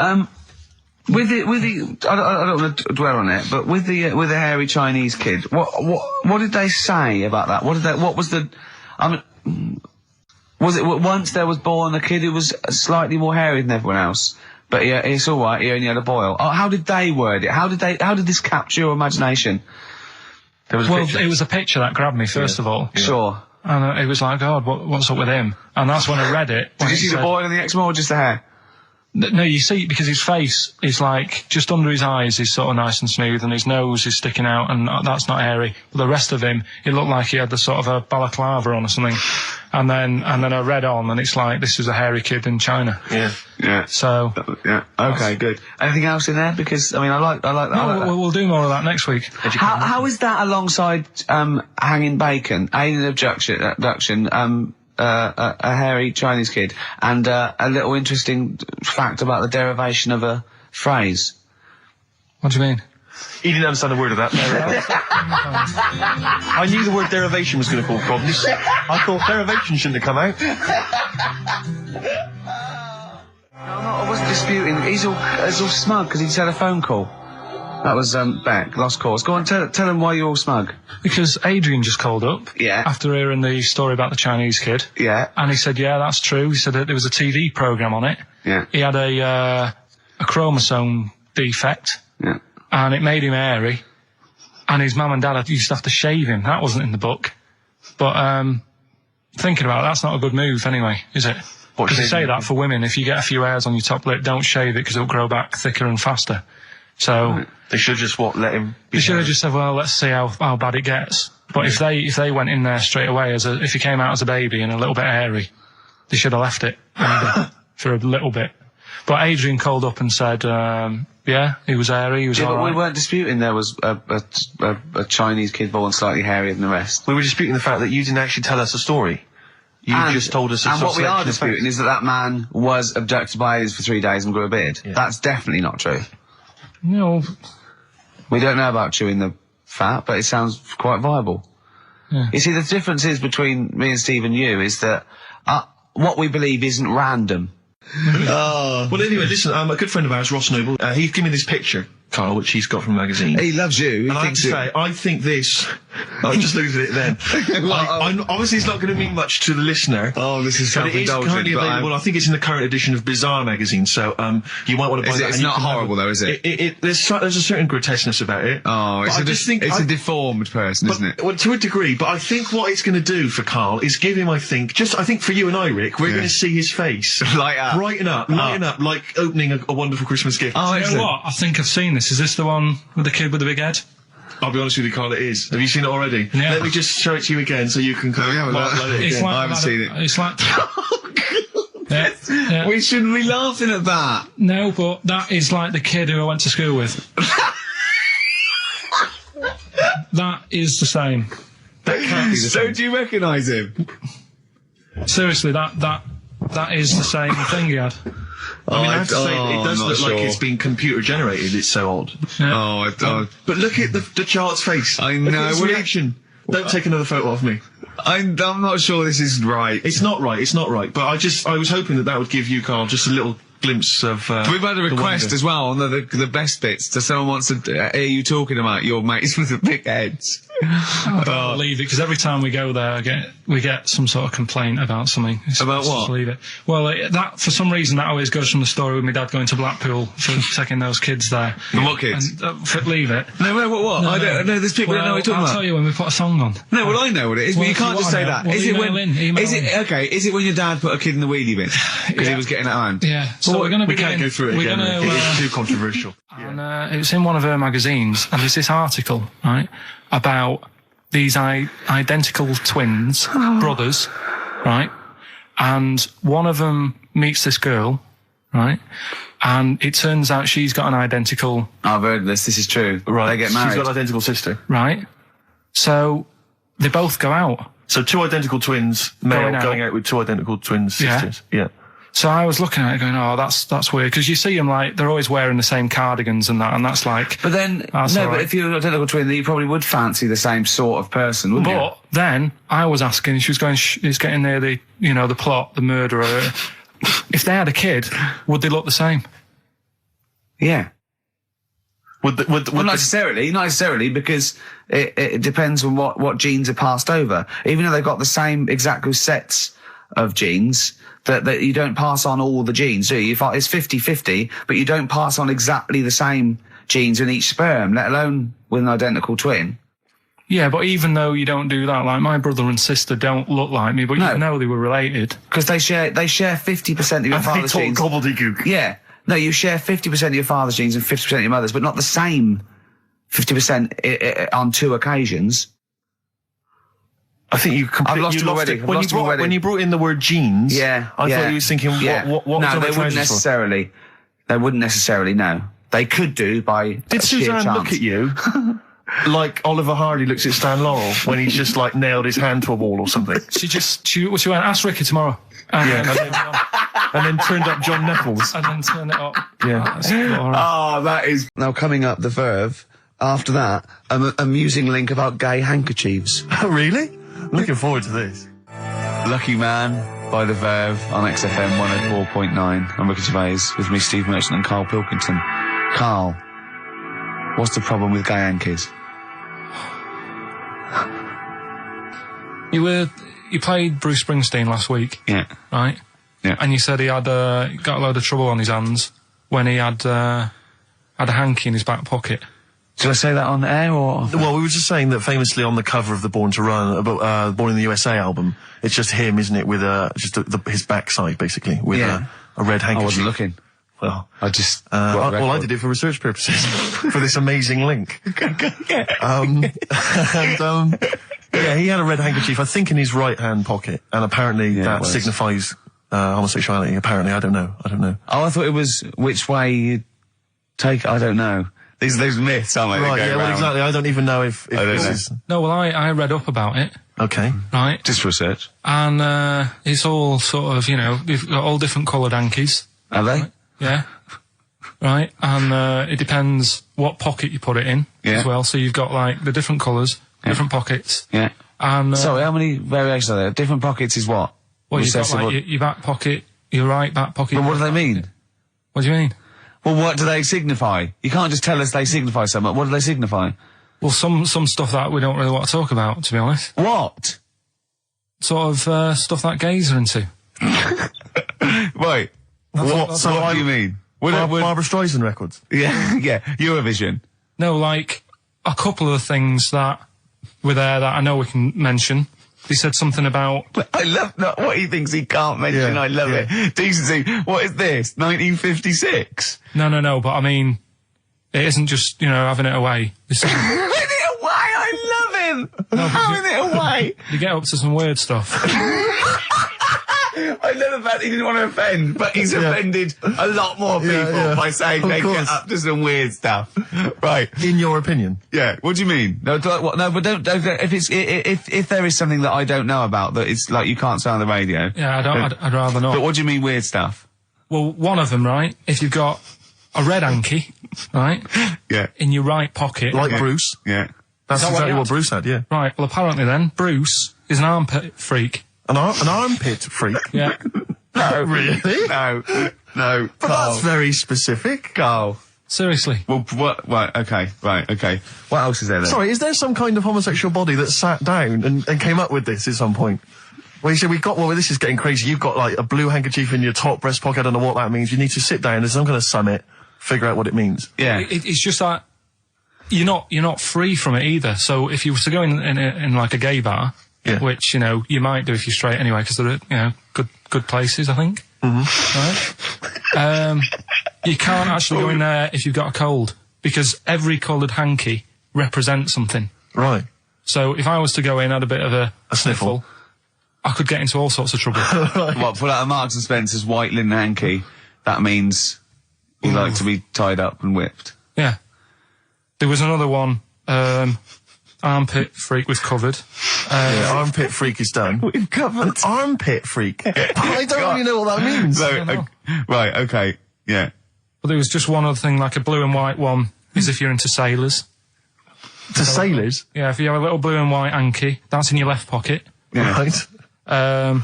Blue and white equals sailor. So I wanted to ask you something. But again, we've got to be careful here. When, you wouldn't leave the building that was on fire because, you were standing proud. Hang on, we need this. Some people now don't know what you're talking about. Carl, you were on holiday. Yeah. On holiday in Tenerife, right? Yeah. You'd had a moment of intimacy with your girlfriend. Yeah. A knock on the door. You had to stop and get up. And you peeked around the door. It was a fireman saying, "Get out." But you didn't want to leave because you had a. Yeah. It was a little. Yeah. But what I don't understand is you maintained that while looking at a Spanish man dressed as a fireman. Yeah. Is that true? Is that the fact? You maintained, I'm sorry to say, you maintained arousal whilst looking at a gentleman dressed as a fireman. No, these are the facts and they are undisputed, right? Did you maintain? I'm not a machine though. Do you know what I mean? I can't turn it on, turn it off. Right? But you were talking, I just thought talking to a fireman, you'd have probably lost it. I don't know, but you didn't. No, but the other thing was, I mean, I was talking to Suzanne about it again, right? Yeah. She said, what are you talking about that for? Right? I said, oh, it just crops up, right? Yeah. And the dilemma was, you see, I wanted to try and make sure that it was a proper fire because that was the last condom we had, right? So it would have ruined the night. So I didn't want to it was like, well, what's going on? Is it, do we need to get out? Yeah. Is it a proper fire? Yeah. And I'm talking to this man in uniform. Was he? What did he look like? Was he good looking? Did he look like Ricky Martin? Say? Was he good looking? Was he good looking in his uniform? I can't remember. Can't remember. Did he have a moustache? Better play a record, haven't we? Is this bringing it back? What? You look uncomfortable. What? Did you just switch this on with your hands? Right, what was Ronan? Ronan. I just was telling you the other day about, that song that he does. Loving every day as if it's your last one. Right. Yeah. I'm just thinking he's saying that as if like, oh, I'll have a good day. But I reckon if you knew it was your last day, I don't think you'd be in the mood to do anything. Yeah. But that's true. But I think the point is that it's living a day like it's your last. So, God, imagine if it was every day like the last. Right, let's go mental. And the good thing is, we've got tomorrow. So he's got the best of both worlds. That's what Ronan's saying. He's saying cram it in, because it might be the last. I think it's more like, it's the not knowing, isn't it? Live every day. I'd actually be happy if I never knew when I was going to die, and I was definitely going to die in my sleep. What a brilliant life you'd have. Do you know what I mean? What, so you don't get an illness, but one night you go to bed and... I know that if you knew you were going to die in your sleep and never knew when you were going to die, it wouldn't matter if it was tomorrow or 30 years' time. It wouldn't matter, would it? Yeah. I've lost you, haven't I? I've lost you somewhere. I thought that was pretty easy, all that. I said die in your sleep and not know when you died. There was no high concept there. No sleight of hand linguistically. Where did I lose you? I think you lost him on sleight of hand linguistically. Just then. You've lost him again. Yeah, I think that's the way I'd want to go. I don't want to know about it. That's why I don't go to the doctors or anything. That's a good approach. And do you know, remember him saying he's going to die of cancer because he doesn't check his balls. He doesn't like the feel. Of course. What do they feel like, your balls? Like a wet chamois leather. With 2 marbles, 2 kumquats in a wet chamois leather. No, but I just... Why are they wet? Sweaty? No, they're not. I'm just saying smooth. Are they smooth? Yeah, because a chamois leather's smoother when it's... Do you shave them? No, I don't. In case a fireman pops round, you want to look your best. It looks like your head. If a fireman pops round, there you are, and he goes, oh, nice, smooth. So you never go to the doctors? What even? I don't like it. But if you found some buboes under your arm or something, I'd wait for a bit, and I'd say to Suzanne, what do you think of that? Just see if it develops into plague. Well, yeah, because you know, don't you? Old bandages around your head. Yeah. And a bell. Yeah. Suzanne, where are you out? Can you get me a bell? Exactly. Brilliant. There was this kid at our school we took the piss out of for basically the rest of his time there, because when he was about 11, someone said, how would you want to die? Right? We do that thing, drown in fire, that. He said, I want to die of old age in my mother's arms. How old was he? Like 11. Loser. In my mother's arms? No. What, getting off with her? What was that mean? Die of old age in my mother's old cheek. Brilliant. I want to die of old age with my nan and my mum. Yeah, all in the same bed. Oh dear. So if it was the last day, if you had one day to live, okay, what would you do with your day? Now let's assume that you're not in a state of ill health. There's not much you can do, though. It's just the end of the world. And what do you mean there's not much you can do? I mean, that's what we're asking you. It's the last day of your life. It depends, doesn't it? If we're all in the same boat, if someone says, oh, unlucky, without bitterness, like, oh, we accidentally exposed you to some radiation poison, you got a day, or if it was like, there's a meteor coming this way, we're all in the same boat, I think it would be different. It depends whether it's you It would make no and the difference rest to of me. the world. No? I'd do the same thing. I'd steal a car and go joyriding. But like go mental. I'd be smashing stuff. I'd be knocking people over for a laugh. I'd be going crazy. It'd be like Grand Theft Auto. Right, It would be extraordinary. Brilliant. Driving through parks. That's what I did the getaway. Yeah. I tried to play it seriously. Within about 10 minutes, I was just going around areas I knew, trying to knock people over. Yeah, I don't think I'd want to do that much. Seriously. You can watch telly, because you might not know how the thing ends. Sure. Yeah, be a waste of time. You could watch 24, couldn't you? If you had a day. Yeah. On DVD. Do that then, do that. Do that, yeah? Well, But I mean, let's be honest. Let's say you can take all the money out of your bank account. You can fly anywhere in the world. You can do whatever you want. Well, not a long flight. You could, well, no, but you've got your girlfriend. Australia, you wouldn't make it, would you? No.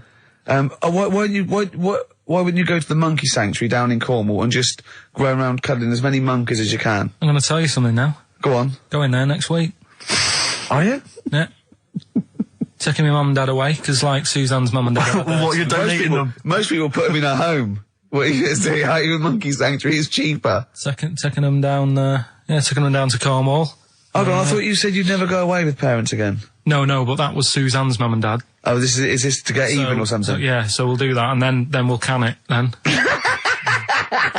That was your outing. You're phoning both sets of parents over and goes, right, you won't be seeing us ever again on holiday.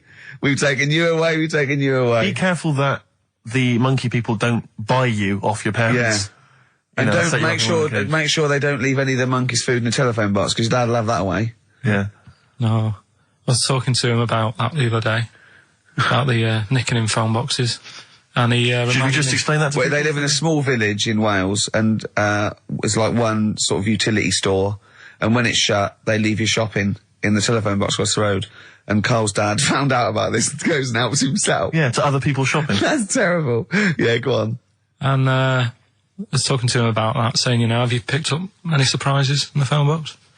And he said, no. We were talking about other stuff he used to do. One of them used to be going in this supermarket, right, in Manchester. Yeah. Needs a new pair of shoes. Yeah. Go in, take a new pair off the shelf, pop them on, leave his old ones there. Really? And walk out again. Yeah, brilliant. And then you go in after and buy his old ones back like an idiot. Yeah. You'd go in the next day. They look nice. Yeah. My dad's got a pair just like that. I've always wanted some. Can I have those? Incidentally, we don't advocate the stealing of shoes from shops. Or the joyriding and killing people. Unless you've got one day left. Okay. Or phone boxes. John. Fighting. M. Gervais, Merchant, Pilkington. Little by little. Oasis on XFM 104.9. Well, that's the show. Ricky Gervais, Steve Merchant and Karl Pilkington. Karl, do you think it was a good show today?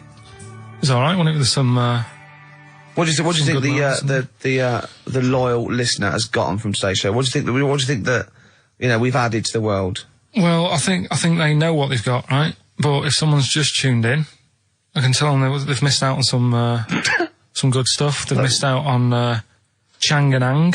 Yeah. They're the two who are the one who invented the ones who invented the Siamese twin thing. Yeah, that's it. They invented it. Yeah. You've got you've had like How We'd Spend Our Last Day. Yeah. Right? Running people over. Chicken with teeth. Oh, he says it like, there's no other show that could give you all this. Yeah, go on. Gay Yankees, we've done that. Yeah. No one will be having a problem there tonight. Yeah. Another monkey marriage. Another monkey. It sounds like the end of the news. Yeah. You know what I mean? They're headlines on Sky News, and headlines and another monkey marriage in Romania. If you've thought about having your testicles bigger. Yeah. You've sort of covered that. Yeah. And the monkey that had big eyes. Yeah. If it's listening, its position might not be safe in the Guinness Book of Records. And of course, Karl stays hard by looking at firemen. Indeed, we've also learnt that. Well, that's not true. Well, you did. Yeah. All we know is that you saw a fireman and it didn't seem to affect your erection. We avoided saying erection in fact, for 2 hours. If anything, it prolonged it, from what we can tell. We've avoided saying erection for 2 hours, and then he just healthy young man. Yeah. So. Yeah, no, sure, I'm sure he was. I'm sure he was. But firemen keep Karl hard. Right. Thanks for listening. Amy Mann to end with. See you next week. Bye. That worked, didn't it? See, panic over, calm now. You're on holiday soon, aren't you?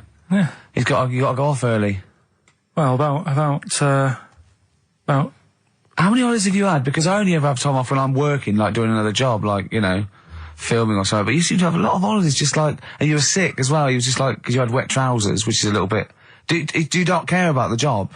I mean, I've got to ask because, if I was in charge, I'd worry about your motivation because yesterday we were trying to work out what you enjoyed doing, and we got to Manchester United and moaning. And that is the two we came up with. I don't know where you get the moaning thing You're from. always whinging. About what? Everything. When? When did I last have a moan? Just before we came on air. Right, and why was that? I don't know, I can't remember. Because we were in good mood. We were in a good mood, me and Rick. I'll tell you why. Go on. Because you brought a song in at 10 to 1. Yeah. With a load of effing and jeffing in it. Yeah. And saying, can you edit this? Yeah. Yeah. But that's your job. You could have brought it in yesterday. No, I couldn't. Why not? I hadn't thought of it. But why are you whinging? That's your job. And I didn't come in 10 minutes before. It was a good 20 minutes before. It just took you ages because you were whinging and moaning to even get started. I'm not being dragged into this. You are always... I'm on my holiday now. Well, not yet. No, you're not on yet. You're still working. Well, that's what's funny. This isn't even work, right? And yet it should be. Compared to what I do in the week, this is a doddle.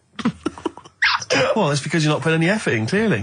Where are you going anyway? Where are you heading? Cornwall. Yeah? What's happening down there? Well, there's a monkey world. You're excited about that? We're going to see that. Probably go twice to that. Yeah. Whilst I'm down there. How long are you waiting for? The whole week? Yeah. Yeah. So, this is with your parents, isn't it? Yeah. Taking them out. Your father, what do you think your father will be up to? What's he going to be nicking on this holiday? Well, tin. There's a lot of tin in Cornwall. Since they've shut the mines. He's just called Suzanne, said they've got there. Said it's a nice little place. Mm-hmm. There'll be no towels when you get there. So what are you do? What are you going to do? Just going to chill out and sort of like go to the pub and stuff? Yeah, like I say, I mean, all I've got planned is probably probably Tuesday and Thursday at Monkey World. What about Wednesday? What are you thinking of Wednesday? Just wandering around? Just sort of think about, you know... King Arthur and that. Where he was down there, wasn't he? I don't know, but I'll tell you something. Going? What town? I don't know. I don't know where it is. Susan sorted it out. Yeah, she's sorted it out. I heard you on the phone to her saying, well, pack 2 pairs. Poor woman. She's packing your bags for you. Yeah. Right. But, you'd spend more time at home if Steve didn't come in at 10-2 with a rap record with, like, obscenities all over it. Yeah, well, we'll play that next week. Well, you didn't even get the job done, that's the thing. We can't even play it because you didn't get finishing time. I'll tell you what. Kings of Leon, Red Morning Light on XFM 104.9. I'm Ricky Gervais, with me, Steve Merchant and little Karl Pilkington. Getting excited because it's a special time of the week where he gets to talk about a cheeky freak of the week. Well, just get Rockbusters out of the way, right? Because I've got to put these prizes in their post bag now. You know, I wasn't getting back into London. Well, I was up for it. I was up for it. Past 7, but yeah, but we all need to be there. It's not just me and you being there. Yeah, so. Yeah. No, you're right. I mean, you're absolutely right that I wasn't there yet because I wasn't willing to just be governed by your particular schedule. You want to jet back in from another of your holidays it wasn't at a holiday. 8 o'clock. Wasn't a holiday, though. Well, so what? You what were do you out mean? of town. What do you mean it wasn't a holiday? What was it? It was a treat, wasn't it, for my mum and dad?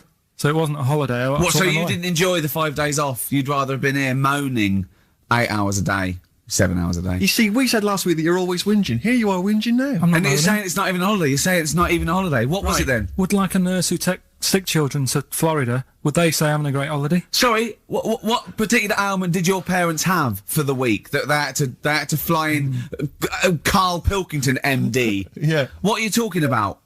Well, all right, it was a holiday. Well then, good. Now some honesty, now some truth. So you came back from your holiday, you wanted to start back to work straight away, Steve couldn't be bothered to meet. Is that what you're saying? That's what I'm saying. So we've got nothing prepared for this? Well, you can rely on Rockbusters. Right, that's coming We've got nothing. Monkey News. Even though you were away, you were still working? Still doing stuff. Did you go to the Monkey Sanctuary? I'll tell you about that. Tell us about it. Play a record. All right. Do you want Smashing Pumpkins? Smashing Pumpkins. I thought an old classic from them, Cherub Rock. Yeah. Smashing Pumpkins, Cherub Rock. That, of course, Rick, is available on their greatest hits. Brilliant. If you want. I mean, that's how I rock. So Yeah. I know they. I'm very much the shape of a cherub as well. Well, indeed. Naked with a couple of and a rosy big arse and a trumpet. Yeah. Do they have trumpets? I don't know. I've just had an email here. Monkey News. Yeah. From a listener. Monkey spotted holidaying in Cornwall. A chimp was spotted holidaying in Cornwall last week after befriending a family of 3. One onlooker said, "It was incredible. He dressed and behaved exactly like a human being. He even settled the hotel bill at the end of their stay. The only telltale sign was his lack of table manners and the incoherent babble when he opened his mouth." There we are. So, Well, what do you think of that, Carl? that's the listeners, Carl. That's Joanne. Amusing, articulate, accurate. She remembered exactly who's there and everything, setting in the bill. It's all there. So, I mean, even though people think that you're slightly simian, slightly less than human on the evolutionary ladder, they do listen to you. So, I mean, I don't know who's more stupid in the end, you or the listeners. Well, you may recall, Rick, at the end of last week when Carl had to shoot off early, we issued a little request for listeners just to bombard Carl's email with just pointless emails that really weren't about anything, just to clog up his email for when he returned. Yeah. Rick, they sent them all to us. Brilliant. I mean, that's the kind of listeners that we've got. We've got reams here on our email of just junk. I mean, it's like a Marx Brothers plot, isn't it? I mean, just listen. Listen to what we say. I got one about a shaved cat. Well, that's not pointless. I'll be reading that later. Oh, you're loving it. Yeah. I'm happy. That'll keep you going for a couple of weeks. I'll be reading that. Well, it's funny you say that, actually, because in a survey, it came up this week, it's quite extensive. Mancunians take more sick days than anyone else. Mancunians take more sick days than workers in any other city in Britain and Ireland, according to Manchester-based employment firm. Survey by Peninsula found employees in Manchester take 11 sick days per year, whereas closest rivals Edinburgh and Dublin take an average of 9. Liverpool, Newcastle, Birmingham and Cardiff, only 8. Is Reading mentioned there? Or no, Bristol? it's not even in there. They don't take days off. London is only 7. So the point is, I mean, I don't know if you can take anything from it, but if you're an employer and you had a Mancunian and a Liverpudlian and they were equal on everything else, but you really couldn't afford them to be away, Liverpudlian's going to probably be away for 8 days. Sure. The Manc's going to be away for 11, phoning in sick. And so what can you? I mean, just analysing the data there. What would you extrapolate from that? I really don't know. I mean, call in if you've got any clues, or email us in if you've got any. I don't know why they. I think maybe. I don't know. Mancunians. I don't really know many people from Manchester. Well, I only know one, but I know he was off sick because he put on wet trousers and he got a cold, I think. Yeah. Well, he just said he was. Didn't come in for. Yeah. He left early as well once. Yeah. But I don't know. I mean, that's the survey. I don't know. I mean, it's evidence because it's statistics. So there you go. It's guaranteed evidence that's proof. Any thoughts on that, Ricky.Gervais at xfm.co.uk? I mean, oddly enough, you're from Manchester, Carl. Yeah, I am, yeah. What are your thoughts on that? On what, sorry? On the survey. Wasn't really listening. Sure. Well, Mancunians take off more sick days. They call in sick. I mean, presumably spuriously. Yeah. I mean, because they've got the same body. They're biologically the same, so... they're obviously making up their life. Yeah, some of the days. Maybe there's just the 3 extra they're making up. Yeah, they're moaning. Probably because we work a lot harder than the others, so we're tired, so you're sick, so you need time off. Probably. Seems unlikely. I mean, the Scousers, to be honest, take them on, let them work in your office. But you know how many computers are going to go missing? Right, that... So offensive. Is offensive. Right. This is a survey that proved. You just made that up. You just carried on the myth that Liverpudlians thieve. Now that's not true. That is not true. Well, it's not. Well, some of them do. There's been no survey that you're more likely to thieve if you're from Liverpool than if you're in Manchester. So that hasn't been proven yet. So all I've got is the evidence from a survey of, I think, 3,500 people. It's proof that Mancunians take off more sick days. XFM 104.9. This is April Come She Will by Simon and Garfunkel. Brilliant. So, if you're from Manchester, sorry about that. I mean, it is true. We aren't making that up. We weren't doing a stupid stereotype like Kyle did with Liverpudlians. It's just a survey that Mancunians take off more sick days. But they might be genuine. They might be sort of an iller people, or it might just be people who are in Manchester go, I can't be bothered to go to work, it's rubbish. Whereas if you're in London, you go, I can't wait to go to work. What a lovely place this is. Some great jobs, don't you? Great jobs, don't they? Yeah. Jane's Addiction, Just Because on XFM 104.9, broadcasting from London, where people prefer to only be off sick when they actually are ill. Sure. I don't think I've ever taken a day off sick. Except when I had that terrible tonsillitis. Is that when you went home, stayed with your mum and dad? Yeah. Why is that a problem? No, it's back to health. No, I'm not saying it's a problem. Back to health. Yeah, I've got a loving family. So sue me. What do you make of that? The antagonism and piss taking is just like, oh God, 3 blokes in a pub. There's people listening. I can't go. Are there? So what have we got? What have we got? It's 1:20. What have we got? We're on till 3. Well, we've been talking, we've been doing well, we've been playing some great rock and roll, we've been playing some lovely songs, we've told them, we've explained a survey, just for employees, be careful. Yeah. We've, put that out there, we put a shout out there, people know I mean, would you say it was probably safest if you are an employer to never employ Mancunians? Well, I wouldn't go that far. I wouldn't go that far because, you see, that's only an average. So I imagine some Mancunians, like, Londoners, are nice, reliable people. It's probably just a few bad eggs that throw the stats up a little bit. People that would go, I'm not coming in today, I'll put on some wet trousers. Sure. All right, stay in bed. Yeah. Stay in bed. Yeah. You still got them on? Yeah. Well, pop them off. Yeah. Put them on the radiator and go to bed with a little duvet. That'd be the best thing to do. Yeah. Yeah. So, all right, Carl? What? What's your attitude? Is it because you're tired? Yeah. Well, why are you tired, though?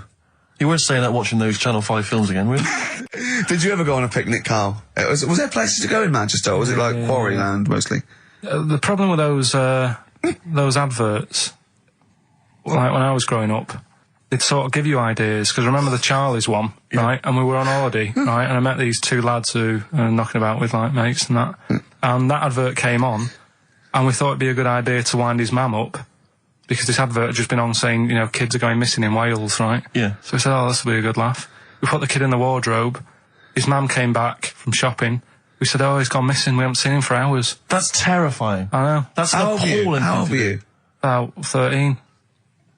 And what was his mum? She must have been. Yeah, she was going mad, and that's when we thought, oh God, we've gone. Will we say anything? Will we pretend we don't know where he is? Open the wardrobe, he'd suffocated. Yeah. That's horrible, Carl. I know, but Such it's a just cruel what you do, thing. isn't it? It's just what you do. Well, no, you do. What do you mean? It's just what you do. What was it? Was he in the wardrobe? Was he listening to this? Why didn't he go, Mum, it's all right, when he heard her crying? No, she wasn't crying, she was just panicking and, screaming a little bit and that. Screaming a little bit. Okay, we'll tell her when the screaming starts. Exactly, yeah. And then, what's the other thing? Like, on the same, all this was going on when I was growing up. And, one time we're on holiday, and my mum says, right, if you're going on the beach, it's a big beach. But, if you're going to go out and play there, I need to know where you are. So where are these bells? Where this cowbell around your neck? She gave me a balloon. Good idea. A balloon. And it just, sort of attached to my arm, so wherever I was playing in the sea and that, you can see the balloon and that. Brilliant. But then the problem was, everyone else thought that's a good idea. Cool. And it was just like loads of kids with balloons and that. Oh, I ruined it. So that didn't work. Yeah. I had to bin that idea. Yeah. I was trying to read that book about the governor. Oh, yes. And that was full of that, and it had a page on the front that you had to keep going to when, you know what I mean, when he used a bit of slang, you had to sort of go, right, I don't know what he means. Glossary. Right. Just nip back, have a look. I thought you meant, when you said there's a page at the front, I thought you meant the cover with his face on. I can't remember who I'm reading about. Oh, there he is. Is this the book that you nearly finished reading, but you realised all the pages were in the wrong order? No. He bought a cheap book, right, a second shop, started reading it, loving it, then he started reading about this bloke, and he went from jail to school, and then he looked at the page numbers, and they were all out of order. How annoying is that? You never read books, do you? I never read one, right? And Suzanne, it was a weekend when we were going to Hastings because you two had done me head in, right? She said, I'm going to take you away so you relax and what have you. So, ended up not relaxing because it was like putting the jigsaw together. I'd started reading it on the train, thinking, loving this. It's a really interesting story about this fella who, didn't have a great life as a kid, starts getting into a bit of crime, what have you, turns out to be the governor. But it wasn't as easy as that, because like you say, it started off at school, then he was in prison, and he's like, oh God, he started young. And then, next thing, he's like married, and he's like, hang on. He's like 12. And then he's had a heart attack. And then, but I just thought it was part of the thing because I read chapter 1 and then it did say chapter 12, but I thought, right, it's like that sort of done in that stylish way that everyone's doing. What kind of a biography starts messing with the medium? I was born in the East End. Take one onion, add some... this is But it's the idea that an East End villain's going to write his autobiography, but think, I'm just going to play with the form a bit. I'm going to get quite postmodern with this. No, but... He's barely able to write, probably. Yeah, oh, you can say that about him, Steve. I wouldn't. I think he's an educated man. Go on, next, Carl. But, yeah, just because it was like 2 for a tenner, that shouldn't be like Oh well, you know, you got a good offer. So No, that's rare. I'm sure the bloke selling it did not know that the pages were out of order. Let's face it, Carl, you read it and didn't realise. Yeah. So you can't really blame him. You got almost half the way through before you realised. I know. Yeah. But anyway, you know. Still, that'll teach you, and that's put you off books for life, hasn't it? Well, I don't like getting into books now. I just read snippets of information. Play record. No, I was just going to tell you about a bit of information that I was reading. Okay. I can't. Will we play record? No, I've got time for a bit of drivel before we play next tune. Well, I'd rather hear a tune and come back for drivel, because I think people are tuning in for drivel, so let's tease them. Okay. Let's have a record, then some absolute shite from Karl Pilkington. Excellent. Look forward to that. Roll Over DJ by Jet on XFM 104.9. I'm Ricky Gervais, with me Steve Merchant and Karl Pilkington. All right, Karl? Yeah. Bit miserable today, Karl. Let me explain why. Go on. Steve, and to you, the listeners. Well, we came in to a big bunch of stuff. Dropped off was it Becky from Marks and Spencer? Just like lovely stuff. Food, presents for the cat, books, just, you know, to Ricky and Steve who do the show, right? Ricky Gervais and Steve Merchant. GQ presenters of the year. Creators of The Office, right? Award winning. Carl's looking over, I go, well, maybe, it's not for you, no. And then he told me why he's grumpy anyway. Go on. Do you know what XFM are giving everyone? How long have you been here? About 6 years. What are you getting for Christmas from XFM? 2 CDs. Is that of your choice, or do they choose them? There's a list of about 30. Right. Tell him what you chose. 30 CDs. I've gone for Kings of Leon album. Yeah. And the best of Bob Marley.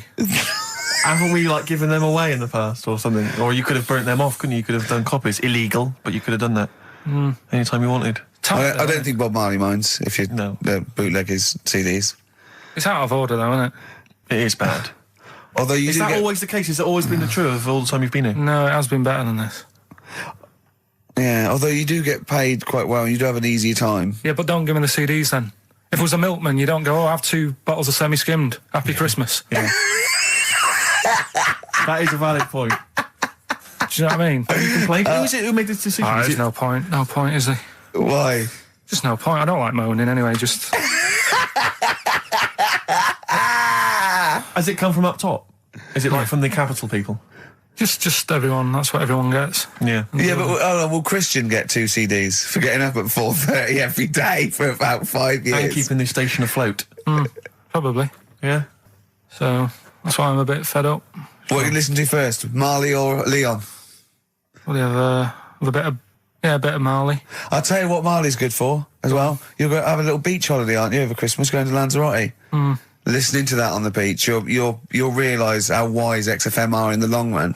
You know, you go, well, look, they could have given me 400 quid, right? Well, I'd have spent that. But this is, you know, the legend lives on. It keeps on giving. So you're probably, you know what I mean? Think how much what you got to think of is how much all his great songs took, not only from the depth of his soul and, you know, all his sort of angst and knowledge and love, and then all the studio time, the marketing, and they're just giving you one like that. They go, don't worry about that, Carl, just have it. And you go, what? All the time we spent with Bob Marley and everything. You know, have it, Carl, have it, Carl. And Gratis. Yeah, have that. Thanks, well done. Carry on. We're still going to pay you for the work. Yeah. That's just something on top. Here's a little piece of Bob, free. Yeah, so don't moan, it's extra. So, they didn't have to give you it at all. I know that, I guarantee they're going to sound rubbish. Alright, let's make it the last Rockbusters then. This is the last Rockbusters. Well, it depends. This is if it's good, you get a reprieve. It's all about this. Okay. Okay. Go on then, let's do Rockbusters then. Oh, we're doing it now? Should we play a record and do it after that? Do it after. Well, I'll tell you the prizes and then we'll come back with the clues. Because I've dug out that REM track. Excellent. So it's an interactive show. Okay, we've got the best summer holiday album ever. What we got on there? It's got Elvis versus Junkie XL. That's brilliant. Holly Valance is on there. Yeah. Laz Ketchup. It's all the stuff that the XFM listener is craving. A tribute to the Ramones album. We got Red Hot Chili Peppers are on there. Metallica. Street Legal from Bob Dylan. That's nice. Brilliant. Did you just buy that in the 4 for £20 from HMV deal? Fair enough. Once That's a again, good album. The Talons of Weng Chiang, a Doctor Who classic. Yeah. And there's something for the XFM listener, 8 Mile on DVD. I thought that was nice, that film. That was the last bit was funny. It's a good film. Some good rap-offs in that as well. Yeah. So let's play a tune and then we'll come back with the Rockbusters clues. R.E.M., go on. Give it to him. R.E.M., Electrolyte on XFM 104.9. Ricky Gervais, Steve Merchant, Karl Pilkington. I walk down Oxford Street every day to go to the office, and it is like running the gauntlet in Gladiator. It's not only is it just like, you have to dodge people and they're dawdling or rushing or, keeping into the road to get past some people but avoiding taxis, but it's like hands everywhere, like leaflets. I don't know, there must be 1 million leaflets given out. It's all mobile phones, sandwich shops, teach yourself English, teach other people English. I know, and those charity people, something for Alzheimer's, and I've been caught about 6 times where I couldn't say no. I've got about 8 standing orders now because I just couldn't say no when they confront you. Yeah. Which is, it's amazing how often I'm on the way to a meeting. I'm always on the way to a meeting, and then I always feel guilty if I walk past them again 2 minutes later with a HMV bag. Full. Yeah, exactly, crammed with bargains. I know, yeah. No, but, it's actually weird. They're like zombies. It's like you're just fighting them off. You need a flaming torch to get past them. Or if it's not them, it's tourists. Just constantly, excuse me, can you take my photo outside HMV? Or outside Topshop? That doesn't happen to me. I always seem to have tourists. Just in the way, just kind of dawdling, looking up at the buildings. I walk so fast, I put my head down and I just try and walk so fast everywhere now, because it's, But Oxford Street is just, it's unbelievable now, and I think it's age that I've started noticing it. Even if the window's open and I hear just like cars and they're on the mobile phone, it's the loudest place in the world. Yeah. I don't know what we can do. Well, isn't it one of the busiest streets in, is it either the world? The universe? It is mental. I think if we carpeted it, and put some curtains up, it would just deaden. It's like pubs with those polished floors and metal tables, and everyone's having to talk like that to be heard. The jukebox is quite loud, and I want to go just turn everything down. Yeah. Just put some carpet down, just talk quietly like this. Yeah. Put the music down a little bit.